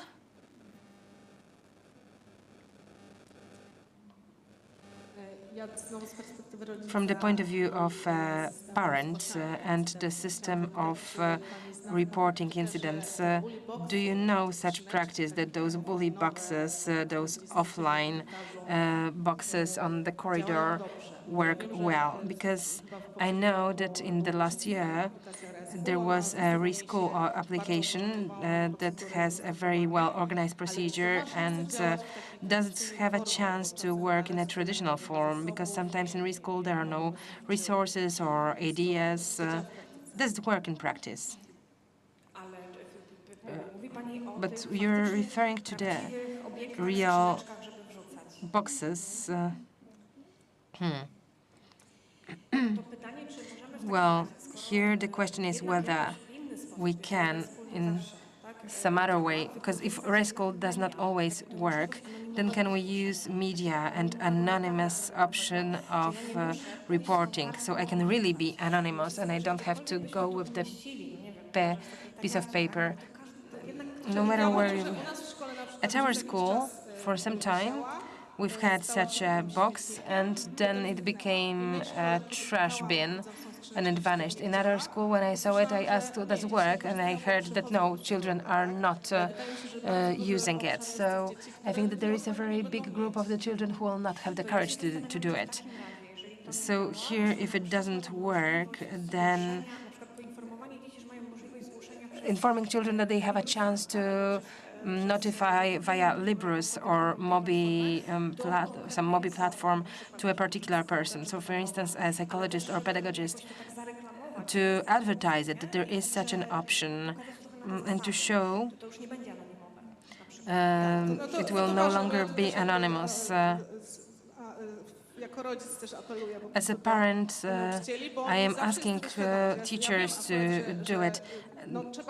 I know that we need to look for such anonymous forms, and I know that it is okay that the incidents will be anonymously reported and they give a fuller picture.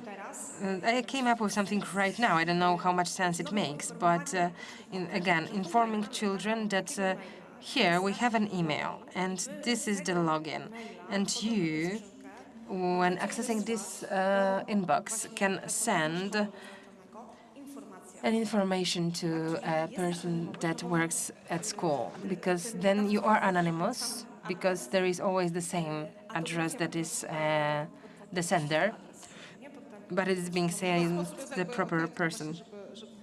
So this way is okay, but we need to appoint the right person. So we are going away from the physical boxes, right? Yes, I think so. All right, thank you very much. Unfortunately, we don't have time for another question, but thank you very much for being so active.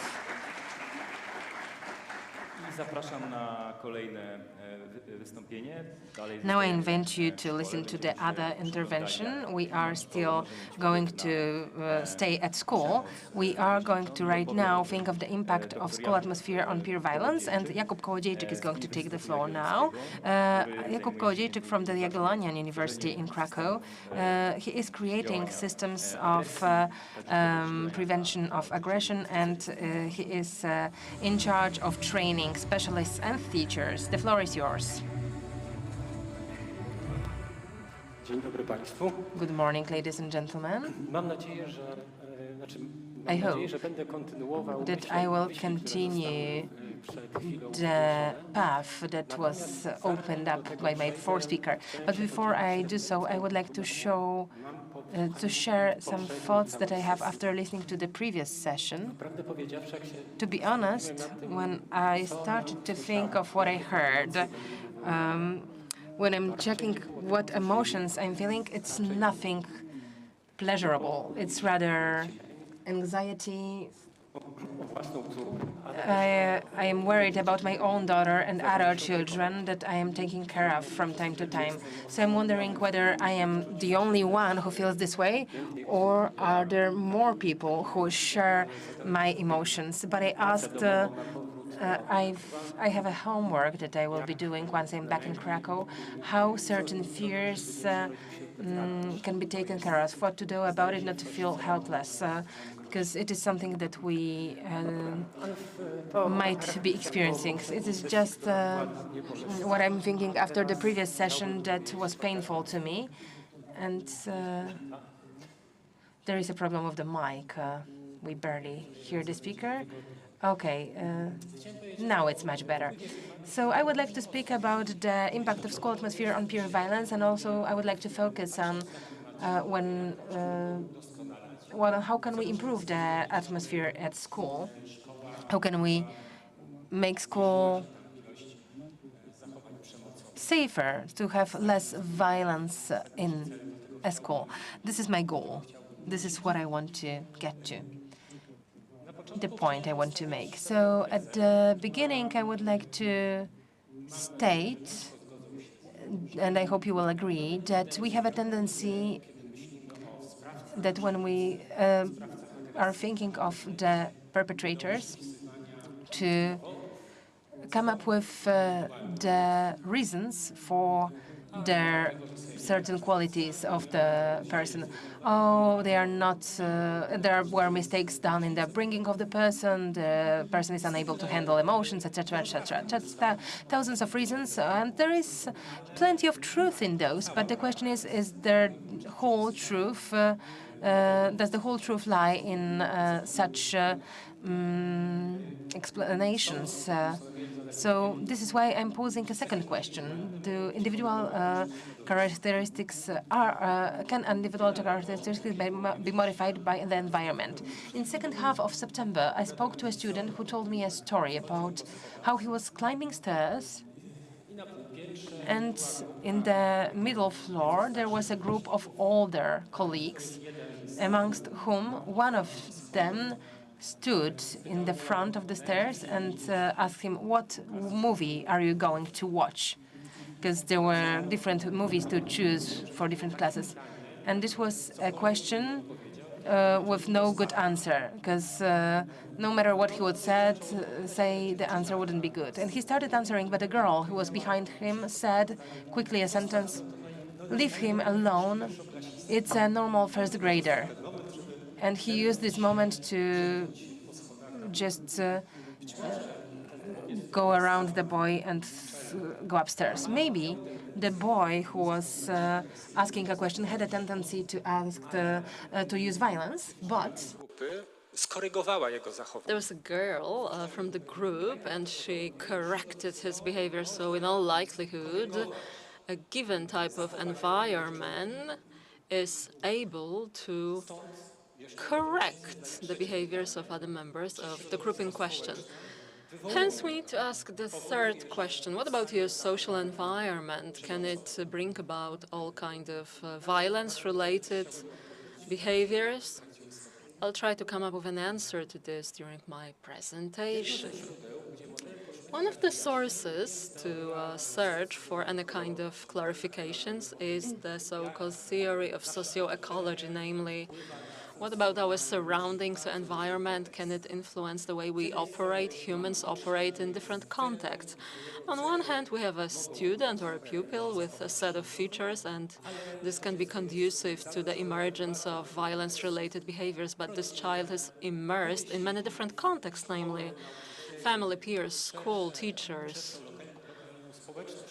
as well as more general local community that also exerts some kind of influence on this child, as well as national culture, if I may say so. If we are to take a look at the school itself, and this is what I'm going to focus on today, last week I read an article according to which if we have a school where students or pupils talk about positive relations between parents and teachers, these are exactly the schools where, in all likelihood, we can find students who, as witnesses, are able to solve any kind of violence-based situations. So you can take a look at how distant it is, how to build relations between parents and teachers. How does it influence the level of violence if we are to listen to the opinions of parents on schools or teachers, or the other way around? How they demonstrate their attitudes, sometimes not directly. Children watch it, demonstrate it, and in this way their beliefs are shaped. But this is what's going on close to us, namely at school. But I would like to show the big picture as well, namely the general culture, the way it contributes to shaping any kind of aggressive behaviors. Basically, we are in the middle of a pre-electoral campaign. The way politicians behave, what they say, shapes our attitudes, what can be accepted, what not, and the mindset of the general public. Yesterday, my daughter listened to some information on television related to the election, the coming election, and she asked, do we have in Poland a political party by the name of I Have Enough? Because she would be willing to set up a name set up a party by this name, children sometimes willy-nilly detect what's going on given a more general cultural context when it comes to shaping behaviors. This also influences the behaviors among pupils or students within a classroom under specific situations. Let's move on.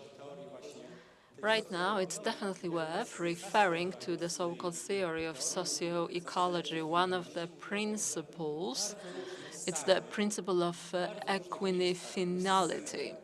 According to this, principles in different places of the system can exert similar influence, producing similar results. So we have this butterfly event, a butterfly flapping its wings in, let's say, Beijing or Singapore, can bring out consequences in London. The same is true when it comes to the interaction between a teacher and students. Given this perspective, the environment is able to evoke violence-based behaviors. And if you want to explain yourself that, after all, you are not encouraging anyone to display any kind of aggressive behavior in respect of anyone, using Twitter or any other communicator, well, it is not always the case. Again, it can be like a snowball effect in the form of the behaviors of specific individuals in a specific location. In the title, we heard the announcement about the climate of school. This is the theory that I highly value, especially after listening to all the presentations today, because one of the theses that I noticed, and I fully subscribe to it, it is as follows. We tend to be disconnected. There is some kind of a wall or a space that we are unable to surmount between the adults and children. And the gap is growing bigger and bigger, or the wall is increasingly higher, whereas what we need is to get to know the world of a child. So the school climate is something that tends to be perceived quite negatively through the eyes of an individual experience, what's going on within a given school, the climate, the atmosphere, the air, in a specific location. So subjectivity seems to be critical here. Perhaps it will not satisfy all our expectations, yet it still offers at least some amount of knowledge. Once I tried to analyze the atmosphere within one class. And I asked, school is, finish the sentence. And one of the students said, it's a place for a kind of social meetings with very long 45 minutes breaks. This brings you closer to the perspective of this particular student, what school is for him. But again, it's highly subjective. This perspective is constructed based on a number of different experiences, contexts, events occurring. Hence, children shape their beliefs on relations with teachers and peers. This is all being shaped within the course of all kinds of events that students or pupils experience. Now, what are the possible benchmarks or measurements as listed by all kinds of scholars? They are of various nature. What I seem to be really interested in, some kind of connection with your school relations between students, among students, or between a student and a teacher, being focused on results, being result-oriented. Apart from that, scholars or researchers tend to indicate other elements, safety and security, physical environment.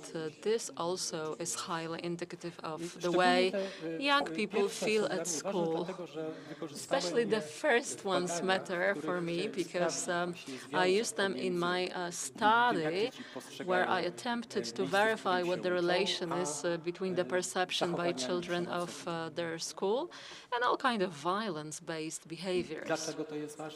Why am I talking about this? It's for a reason, because It is common knowledge that congenial atmosphere at school can be quite beneficial for children. For instance, this positive atmosphere contributes to building your self-esteem. It mitigates any consequences of self-criticism, and also, according to many studies, this can reduce the number of violence-based situations, absenteeism at school, and problems with discipline, and many others, including the fact that studies over the last 5 years indicate that the atmosphere of school contributes to the situation pertaining to suicidal behavior or depression-related behavior. So again, it is very pivotal. In the studies conducted by me, the general conclusions are as follows. If students or pupils feel connected to their school, so they feel that this is a place where they are more than willing to attend, and they spend their time that seems to be somewhat attractive to them, it means that there is a limited number of any kind of violence perpetrator occurring there. If students believe that it's worth learning at those schools, again, the number of violence perpetrators is seriously diminished. If relations among students are positive, as reported by the students themselves, as a result, in a given school, there is a consistence between this and the number of perpetrators in respect of violence. And last but not least, one important category, development-oriented or focused teaching. For teachers, what matters is that we can actually learn something and not the way we are assessed, namely marked. And here, in such schools, where students believe that teachers focus on development and not on the results, again, we have a smaller number of victims there as well as the perpetrators. So what to do in order to ameliorate the air, the atmosphere in a given school? In order to illustrate it, I decided to use some articles offering some kind of evidence that this can prove to be really effective. Number one, all kinds of programs aimed at supporting social and emotional development among students. Right now, I am in the process of assessing a number of prevention programs, and I'm more than convinced that we need a series of activities, not just an isolated event, a total series of meetings throughout the school, because children keep changing, emotions keep evolving. What matters is also the quality of the lessons conducted by the teachers. Whenever I talk to any students or pupils, what I hear quite frequently is that they can hear whether a given teacher is full of conviction and passion, and this makes them feel exhilarated. But they can easily tell that some teachers basically are burnt out. They don't even feel like moving the chairs around, and the lessons are generally for teachers and not for students. So yes, those supportive programs are instrumental, and we believe that thanks to them we can improve the atmosphere in a given school. Now, teachers that take care of discipline and support in a given class, support available to all students, as well as sense of security connected to the fact that I know what to expect at school.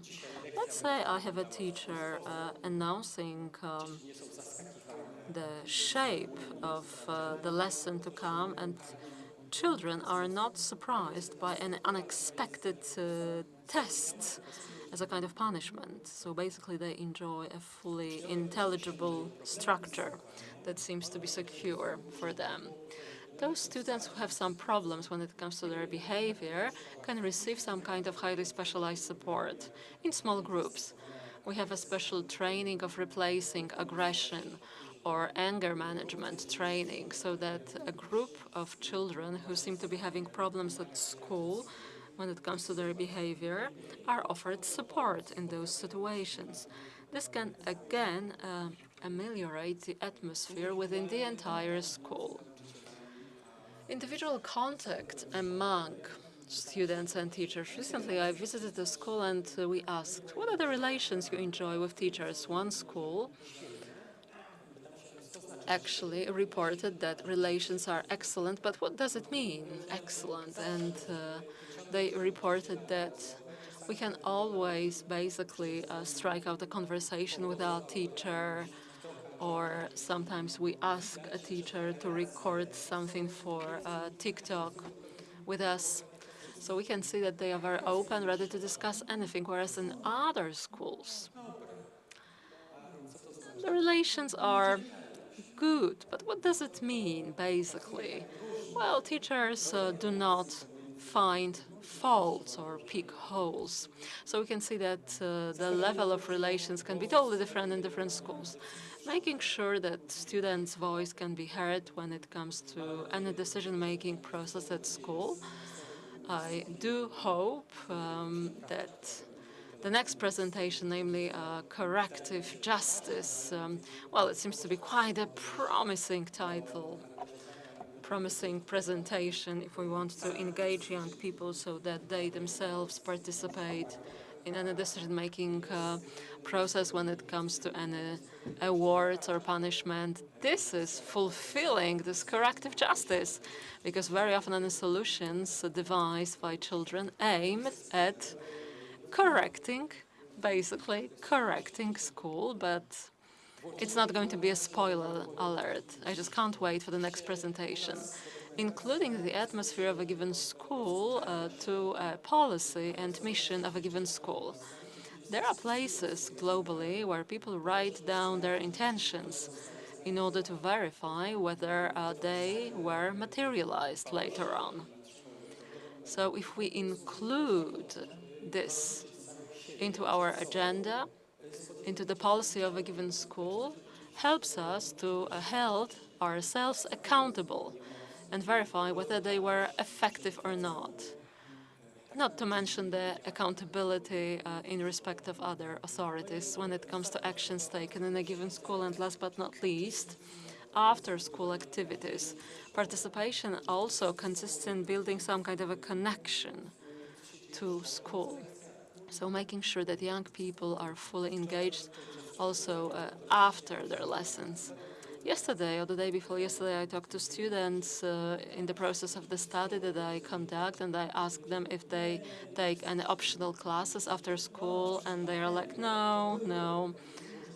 Supposedly, before the pandemic, there was a lot of voluntary activities available, but right now we can only play volleyball. So how to build a connection with your school if it's not really possible to meet in your spare time and talk to your peers, talk to the teachers, do something together that will prove to be really pleasurable to all the participants. I am fully aware that building or improving the atmosphere in a given school cannot be done overnight. It will not take one single decision on the part of a director, psychologist, or anybody else. This is a long-term perspective for many years to come. For example, yes, the pandemic, some classes or lessons were removed from the curriculum.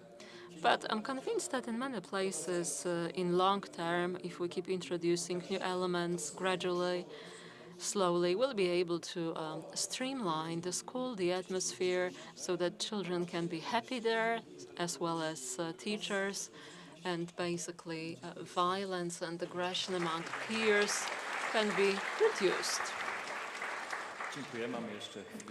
Thank you so much. We still have some time for a short Q&A session. Do we have any questions from the floor, perhaps? From the audience? And on a personal note, let me just add that I understood following this presentation that our school day was not only a fun element, but it was a connection building, bond building event. Yes, if this was something you were looking forward to, yes, definitely. A question to you, and it is as follows. You did mention two programs, anger management training and aggression replacement training. Are these the programs conducted by specialists, or maybe basically they are meant for teachers? They are directed to those individuals who tend to display violence-based behavior successively. Or we can also talk about the patterns of violence-based behaviors. Hence, we don't really suggest that it is meant for the entire classes, just maybe smaller groups of students that find it problematic and display similar behaviors.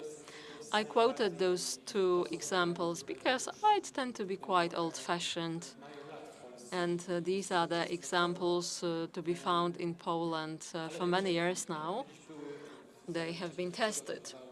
But I once heard about classes preparing psychologists and teachers specifically to conduct such classes. Thank you so much. Is there any other question from our audience?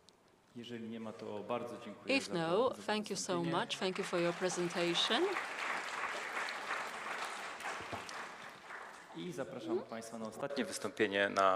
I invite you to listen to the last intervention during this year's conference. It is going to be the intervention by Aleksandra Dopierała, and it's going to regard retroactive justice practice in dealing with pure violence in school.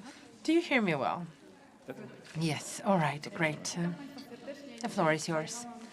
I welcome you. I came here to tell you about restorative school and what it can mean on a daily basis at Polish schools. It's been 8 years that I've been working in one of the schools. It's first restorative school in Poland, so I want to share with you certain practical experiences, but also my knowledge, which gives an outlook to how the school works and which directions can the changes at school head towards. So I have a dilemma because I have a feeling that education is in a deep, deep crisis.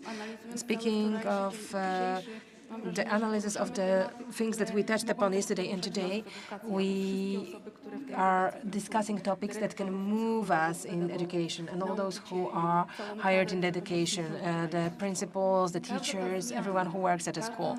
Every single change, every single new initiative requires energy.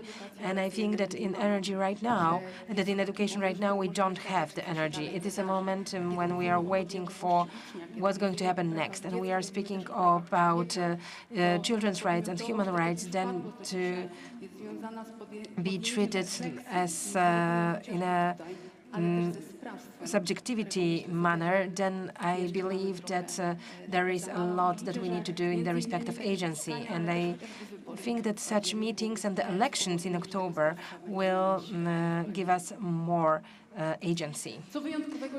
What's special in the restorative schools? Well, the question is about how can we take care of justice at schools, so about how the children feel with us and what do we do when something's wrong happening, something wrong is happening at school. I think that even deeper under this question we have yet another question. How can we take care about every single person who is the part of our community to feel that they are treated with subjectivity? So I believe that we have certain pointers how to do it in practice. What do we know and how are we right now taking care of justice at schools? Where we know different systems of points, we have written certain procedures in the regulations of the schools. So, for instance, when someone steals a phone in the school, what do? Then we are investigating who has done it. When we find out who, then we are coming up with punishments and consequences. Sometimes they are already described in the regulations or in school procedures. So we are using a concept of retributive justice, where we are focusing on the fact that someone broke a rule, that something that's my property is my property, and what's important is who did it. So we are seeking for the person who did it. Our activity is related to coming up with a punishment or a consequence. Sometimes it is done by students when they feel that nothing's happening and adults are not reacting. An institution that imposes this type of consequences and punishments is principals and teachers. In our adult life, we know it too. In our justice systems, it works too. When we break the law, then what's happening is us, as perpetrators, are facing courts, and during the procedures, the courts are deciding on the consequences, on punishments. And similar cases in the schools. But when we look at such legal systems, then one thing has been observed, and it's important. Okay, so when someone steals a phone, then it might be important who did it. So it's important for the person to feel that it's not comfortable, so that the person would not do it again. But then there is another person who had her phone stolen, and when it's happening at a school, then what would it mean to me? I've had all my pictures with my family, with my friends there. I have the last picture of my grandma who died yesterday on my phone. I have text messages that I was exchanging with my close ones, sometimes sharing very intimate insights. So I can be afraid of what is going to happen to it next. And if it happened at a school, then the next day, when I come to a school, then I am deprived of feeling of security. What is going to happen today? Maybe some pictures were published and everyone is going to laugh at me. That means that the system of retributive justice might not appreciate what the person who is experiencing the problem is. So if we want it to be different, then a certain path of activity is what is suggested by the restorative justice. This concept is trying to appreciate this second part. So this is not about the fact of breaking a rule, but it is focusing on what a particular deed is causing for other people. So how can the other side experience it? And with relation to this, the activities which we undertake relate to the perpetrator and to the person who is the victim. So this means that this concept, in my assessment, allows to care better about both sides. So this is not about consequences or punishment, but this is about seeking for a solution and an attempt to solve a problem. So one of the ways of acting in restorative justice are the repair meetings, and I'm going to tell you how such a meeting can be handled. There are different schools around the world that introduced restorative practices into schools.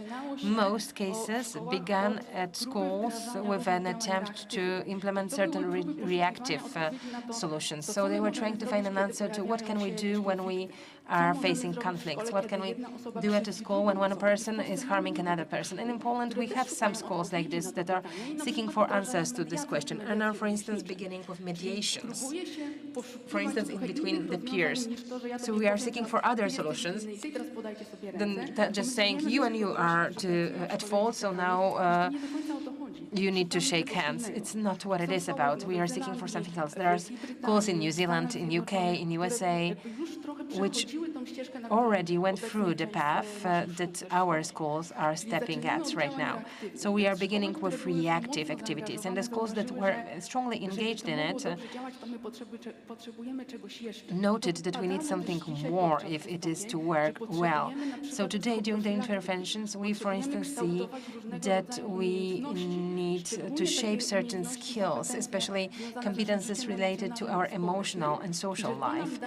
This is going going to give us a good background to, first of all, have less situations where we will need to react. And also when we react, that the children will be able to take responsibility, will be able to feel their agency. Because when we are speaking about agency, and it may not be that we are with our students, okay, so open up a book on this and that page and read it, and I'm going to give you instructions on what to do. And then we are putting them in the situation when I'm telling them to, okay, so you're your agency now. Well, it can be too difficult for our students. So what competences are useful? What can be useful is a competency of recognizing your emotions and needs. How do I feel? How in my body? What's happening to me? It is good for self-reg for digital hygiene. It is very important. What's also important is the ability to communicate your needs and emotions in a way that is acceptable to other people. So on one hand side, I need to reflect on what's happening with me, but on the other hand side, I need to be able to name what's happening to me. I need to be able to describe it. So the concept of cooperation and thinking that I am ready, no matter how old I am, whether I'm 7 or 17-year-old, I have the ability to have an input to my community, to my group, to my class, to my school.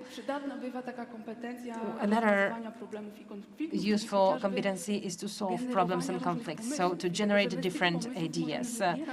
Here we can choose what will be most important to me. If it is all happening in the climate of a school that is based on mutual respect to all the people who are in the community, when we are thinking of the feeling of security and what it gives to us, then it seems to us that we are at home, but actually at school. So this restorative school, per definition, is not just a school that takes care of a situation when something bad is happening. It is a place where we are taking care of relations. How can we do it? Well, this definition has been recently created in the framework of working group on restorative justice, where 10 people from different countries in Europe were wondering how to define a restorative school. And there were 3 main points which relate to the proactive activities, which means prevention of building healthy conditions for our students. The first main point is to focus on building healthy relationships. And I think that we speak about relationships already enough, and it is in our discourse, but we need the proper timing and space to just simply spend time together, to be together, to work together. So this is not only about students in between them, but it is also about us as the teachers. It is about the team to meet and those should be regular opportunities to build relationships in between adults too. We need space to build relationships with our students and with parents. It cannot happen accidentally. Another important element is the emotional competencies and social competencies via emotional or development programs. And here I want to repeat what my 4 speakers said. Those should be activities that will be planned, systematic, and regular. People who are, for example, being educated on psychological studies are practicing on a daily basis. So what's the obstacle of translating it to the schools later on? So we cannot stand and say that I am giving you a definition, but we need to really put it in practice. So me, as a person who works at school, I can make mistakes too. When I want to tell you something, then, and I'm telling you that, and you're reacting in a way, then you might misunderstand me. Then maybe I didn't take proper care of being well understood. So this is happening in relationships. Opening it up and being direct about it opens up the space to practice it with children too, and to wonder about how can we do it to make it work well in between us. The third element is so-called restorative pedagogy. So here we care about the whole program of a school to be integrating social abilities, emotional abilities, and educational abilities. Because what's the obstacle to work in projects on the lessons of history or geography? We can do things jointly together and practice our cooperation and to verify, hey, how is it going? What difficulties are you facing? If yes, then all right, what can we do about it? Do we as a group need something more to do something to do it better? So we can shape different skills at the same time, because in life, quite often we use them in such a way. It's not only about communicating and then being at work and doing something completely different. We often do it together, and the competences are overlapping. So only the two last elements relate to reacting in difficult situations. If we are doing well, the three third ones, then we have very little interventions and situations when we need to react. We are able to note much quicker that something's not working, and we can do something about it. And this is how we are not building up complex situations and conflicts which cause a situation that we find no way out of. If we are facing difficulties or conflicts in between students, this also regards teachers. So sometimes we, teachers, cannot find a common language. So then we have an option to have small reparatory meetings or mediations with adults or with peers. So we can use those restorative practices for such situations. And the fifth last element are the rules and procedures for that are restorative. So those are the statutes, the regulations, regulations of the schools. Those are the procedures that we have in place and relate to it. They are transparent and accessible to everyone, to the students, to the teachers, to the parents too. Does it give any effects? The fact that the school looks through this prism of the goals that I just mentioned make students feel safer. They speak about feeling safer and feeling more attached to a school. They feel attachment.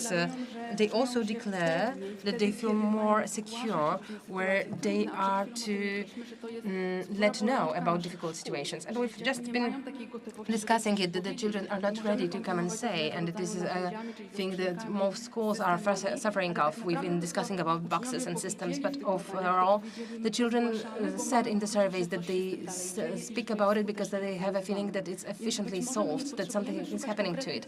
So maybe we don't need to seek for tools of reporting, but we should rather check whether the students have the feeling that they have realistic agency. So if they inform about it, then something is going to be done about it, that we are seeking for solutions and finding solutions. Students are more often at schools and are more in touch with situations. And same thing with the teachers. They are getting less sick leaves. So it's positive influence on the teachers and on the students. What we see in the surveys is that we have less procedures of punishments where the student, for example, is for some banned from a school for some time or completely excluded from the school. We are posing a question, does it mean that there is no discipline? No. But how to work with students in situations related to violence. Because on a daily basis, when there is interaction in between students, then this is one topic, and another is when one student is harming another at school. no matter whether we see it or when it's being done via digital tools. Those are situations where we all agree that it's not okay to have violence at school, and we want to underline it's something that cannot be negotiated. Those are values which we want to be implemented at schools. Sometimes it means that for a student or students, we need them to change their strategies of what they do, to change something they do on a daily basis at school. So to see what can we do, here we have a hint that was created by Paul McCall in his theory social discipline window. When there is a situation that we need a student to change his behavior, then we can have 4 types of strategies. One has a dimension of control, where we are speaking very clearly about our expectations and what we want to happen, and then regarding support. So the first strategy we can use is the strategy called nothing. So we are passive and we are waiting for the situation. Sometimes we are deciding to do so. We are going to check how the situation develops. And should we adapt such a strategy, then when we do nothing, nothing will happen. So we can expect no change to happen. Another type of a strategy is a strategy for you. This is how we call the strategy. It is an estimation that if a student does something wrong, that we need to support him, we need to talk to him about his experiences and difficulties. So this is a strategy where we do something for this person. From the point of view of a student, sometimes this strategy is being perceived as a way of allowing something to happen. But at the same time, when we are not controlling and when we are not saying, hey, but I want to see a change of this behavior, this may not continue, I want something else, then this change is not going to happen. The third strategy, which is based rather on control than support, this is a strategy that I do something to you. So this is the strategy which we are most familiar with from our schools. This is a strategy where I say it is supposed to be like this and that, and if you don't do it, this and that is going to be the consequence. And the last strategy which we care about most is the strategy that we do something together. And here the strategy is allowing to underline both ours and students' subjectivity. We are discussing, we have control, we are speaking about expectations and limits, and at the same time we have support, and you as a person have an impact on what is going to happen there. So both researchers claim that we have to start with a strategy together so that we build the type of school where all of us, both teachers and students, are the object of the situation.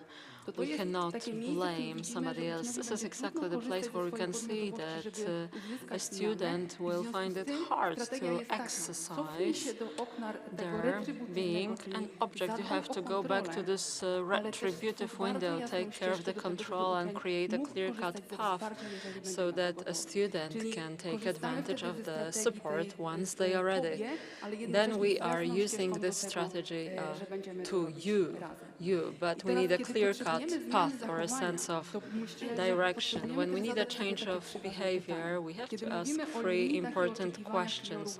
When we talk about limits and expectations in respect of the control, let's wonder, what about our expectations, principles, either sufficiently clear? It's not enough to discuss it with students once. It's not enough to stipulate it or agree on it once, even if the sense of agreement is unanimous. It's not enough just to hang it, put it up on the wall. We have to revise it on an ongoing basis. Sometimes we have to discuss it forever on numerous occasions so that it evolves together with us. The second question, what are the obstacles when it comes to exercising or implementing those expectations or principles? And how can we live with those obstacles so that, how can we act with them so that a given person can respect all the rules and expectations? Let's analyze it whenever we have the entire group in our mind. And this harming situation is true about a bigger group of people. What if at school we witness some kind of a cyber violence or aggression, how to react? We have special procedures in place in our school, and I would like to demonstrate them to you because I decided that it's imperative for everyone at school to know exactly what's going on. It has to be fully transparent for everybody, all the parties involved. It's not always the case that there is a psychologist or a teacher dealing with it. Sometimes during a lesson, we have a casual conversation. It's like, oh, what's going on? What's the matter? I'm worried because somebody shared my photo on the internet. This is the very first moment where we can see that a student is reporting to us that there is something wrong going on. Let's take a moment to sit down with the student. Let's listen to this person attentively to recognize the person, what's going on. And let's initially the second step, situation related to violence. We have to appoint a special intervention team, but basically we have to decide what to do to notify the right people and together decide on a follow-up action. Now, from the level of a teacher who receives such a signal, they have to act in accordance with all the recommendations on the part of the intervention team. Then they have to prepare a short memo to be able to return to it so that we can stipulate all the facts better. Given this intervention team or triangle in our school, we decided that these are people acting together always: head, master, teacher, and the psychologist. So these are slightly different capacities. The headmaster is more of a control. Psychologist, this is offering support. And the teacher is the closest to a given student. What about this team? What is it in charge of? It collects all kind of information, talking to a person subject to violence, and they also have to secure the data. So we need to take care of a person that was harmed. Of course, we have to focus on the parents as well to initiate the entire support network. Sometimes it is the case that students are like, do not call my mom, you can call my father only. I want my father to come here. And this is exactly how we go about it. The second element is a clarifying conversation with a person applying violence. Again, parents have to be included, and let's return to 3 questions. What about the expectations? Are they clear enough? What are some possible obstacles? What to do to handle the obstacles? What about the follow-up action? This depends on whether a given student is ready to take responsibility for their actions. Based on the first level, it's this behavior or attitude saying, yes, I did it. Sometimes students are like, yes, I did it, I feel stupid, I don't know what to do with it. This is the moment when we can decide that they are ready to take a follow-up action. But some of them are like, oh, nothing happened really, so what are you talking about?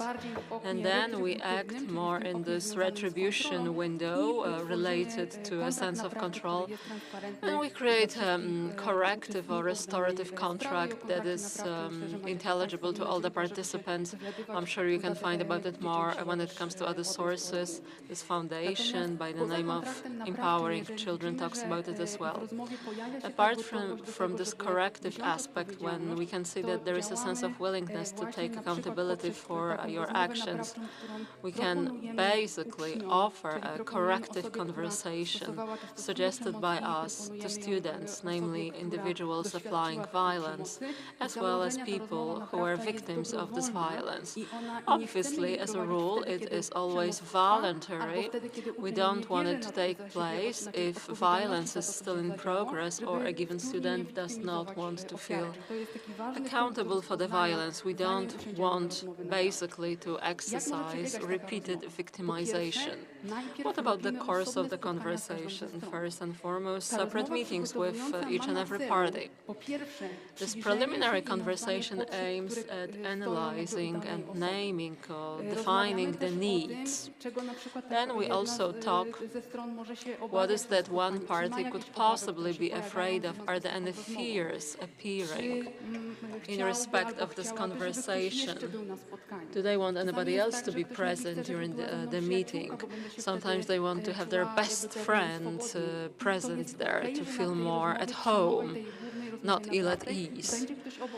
So it's important to have somebody close to you present there. And we also talk separately to an individual who uses violence so that we can take a closer look at all the needs, what is behind the behaviors, what is behind the motivation to take part in such a conversation. And later on, the main corrective conversation occurs at a different time, and always we have a conversation facilitator present, a person trained how to do it. There are several patterns or metrics just how to go about it, and then we ask questions about what happened. What is your recollection or interpretation of the event back then? And we wonder, what are your ideas when it comes to rectifying what happened? And this is addressed at those involved in a given matter. And it's up to them. So it's not me as the facilitator deciding on what is going to happen. It's up to them. They have to agree among themselves what is necessary so that you can feel that whatever happened has been rectified, so that you can return to the sense of security when you are at school.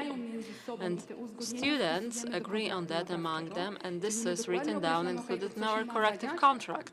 So we have to determine exactly what is that has to happen, what are the deadlines, and by whom. So we agree on certain aspects, and when are we going to check in to verify if you delivered on your obligations? So 3 or 4 separate conversations, the so-called evaluation conversation, so we can verify what happened, was it effective, and what is some kind of possible follow-up action. And here, let's say you have 2 people, they agree on something, but they did not deliver on the desirable results. So should we come back to this retributive window? What was the obstacle so that it did not really happen? Or maybe it was the case, but it proved to be fruitful. And here we can also ask, what else is that you need? What else has to happen? So yet again, we can return to solution searching. So this is not a closed path, and at the same time, it enables the involved parties to take the matter into their own hands and restore a sense of agency. And please note that students or pupils interact with one another day in, day out.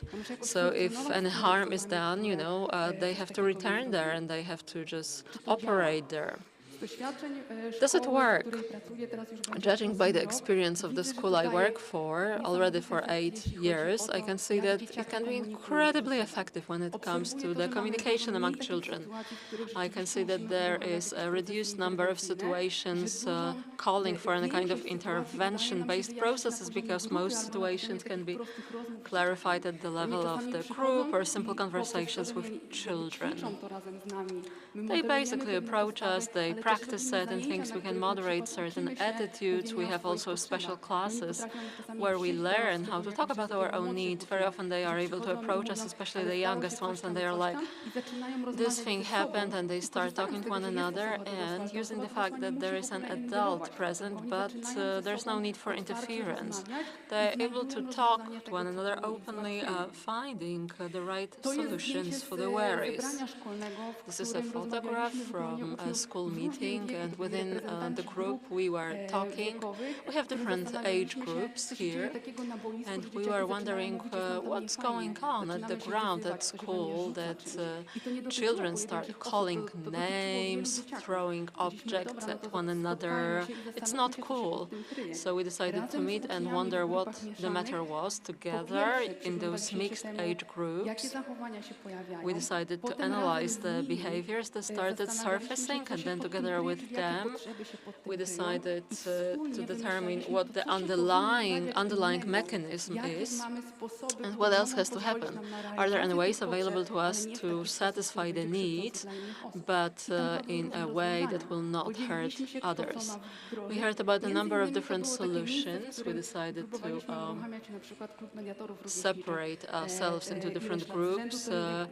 Once we had this club of peer mediators. It wasn't really successful, but back then children said, we want mediations available on our school ground during the main break. And this was the program launched following their own initiative, and right now this program seems to be quite thriving. But these were quite strenuous situations where students could take back control. So together we were basically able to decide. There was this level playing field when it comes to coming up with new solutions. Obviously, we, as adults, we had the right to say we don't have sufficient resources to purchase a given solution. So we were active participants of the dialogue, but we were not enforcing anything upon them. We were working together, hand in hand. My time is over, and I even succeeded in prolonging it. Should you be interested in the topic, please contact me. We do have time for some questions. I can see there is a hand in the air at the back of the room.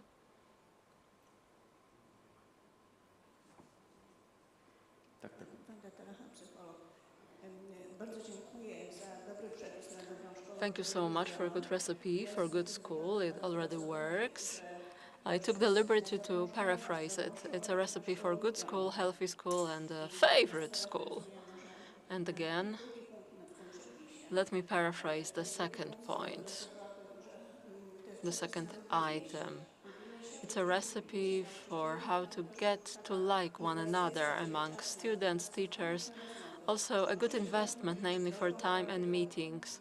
Can you share some good practice, how to encourage teachers to invest so that they like one another among teachers, and when it comes to teachers and students? Can you share some kind of a practice how to find time?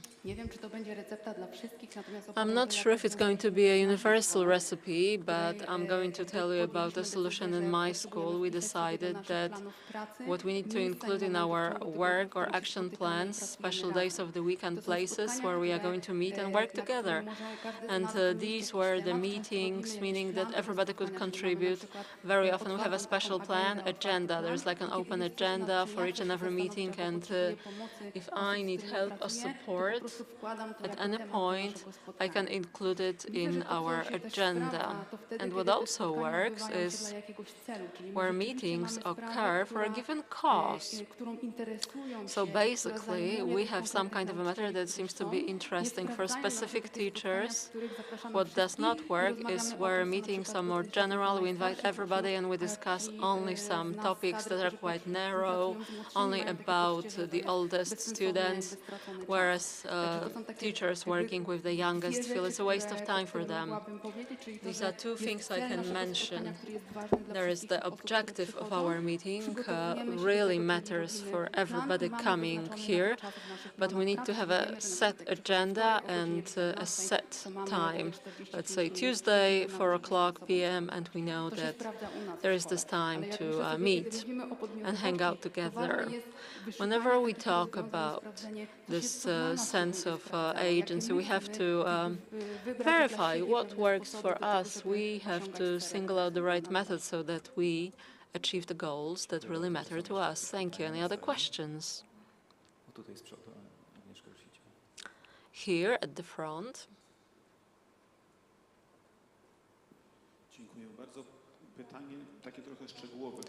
Thank you. My question is going to be somewhat detailed. Does it really happen to you that there is a child that has been hurt, the aggrieved party, and basically this child is afraid to meet the perpetrator face to face? How to handle it? This corrective meeting, corrective conversation, that's our assumption, is voluntary, and we are like, if you are not ready to take part in it, it's all good. We can analyze what is behind this apprehension. Maybe there is something we can do together so that you, when coming to school or class, feel safer or more secure, especially if this is going on within my peer group. Thank you. Are there any other questions? If not, thank you. A little bit of optimism when it comes to school. We are coming to the end of our conference, so right now I would like to invite Julia from NASK onto the stage, because we have some information to convey to you, as well as a surprise. The competition that has been announced before, for those of you who are offline. Yes, but also some housekeeping information, very practical one, and possibly important to you. As for the certificates that you frequently ask about, they are going to be available. You will receive the information on your email address submitted to you at the registration. And this email will also include a request and a link to an evaluation questionnaire.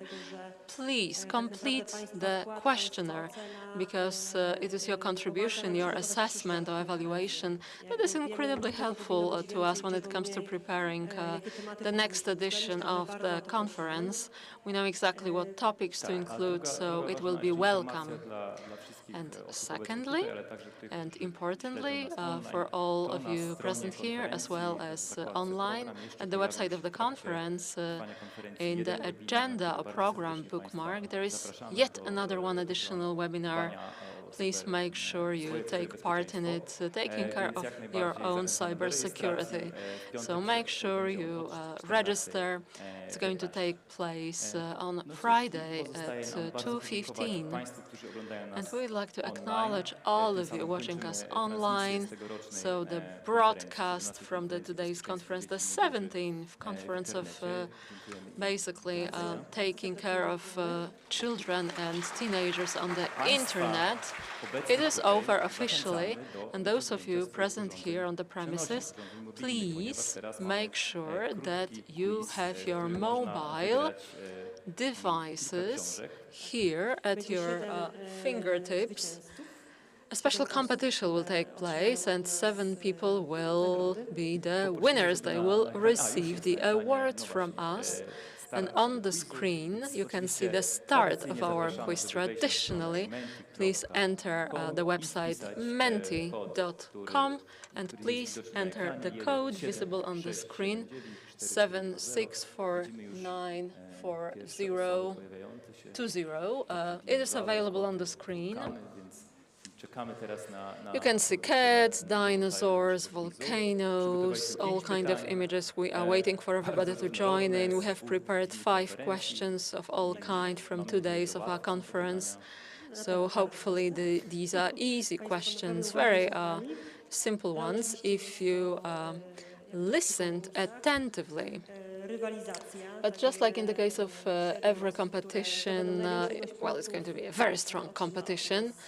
Those who score the highest number of points will receive the award from us. It's not about providing the correct answer, but about responding instantly. So please do it correctly and quickly. 70 participants already, 71, 72. So we can easily evaluate or verify how many people decided to stay with us until the end. Anybody else? Menti cannot display a higher number of participants. Are we still waiting for anybody? Maybe someone was unable to join us. Can we commence our quiz? Poczekamy sekundkę i będziemy zaczynali. 5 pytań. And we are about to begin 5 questions and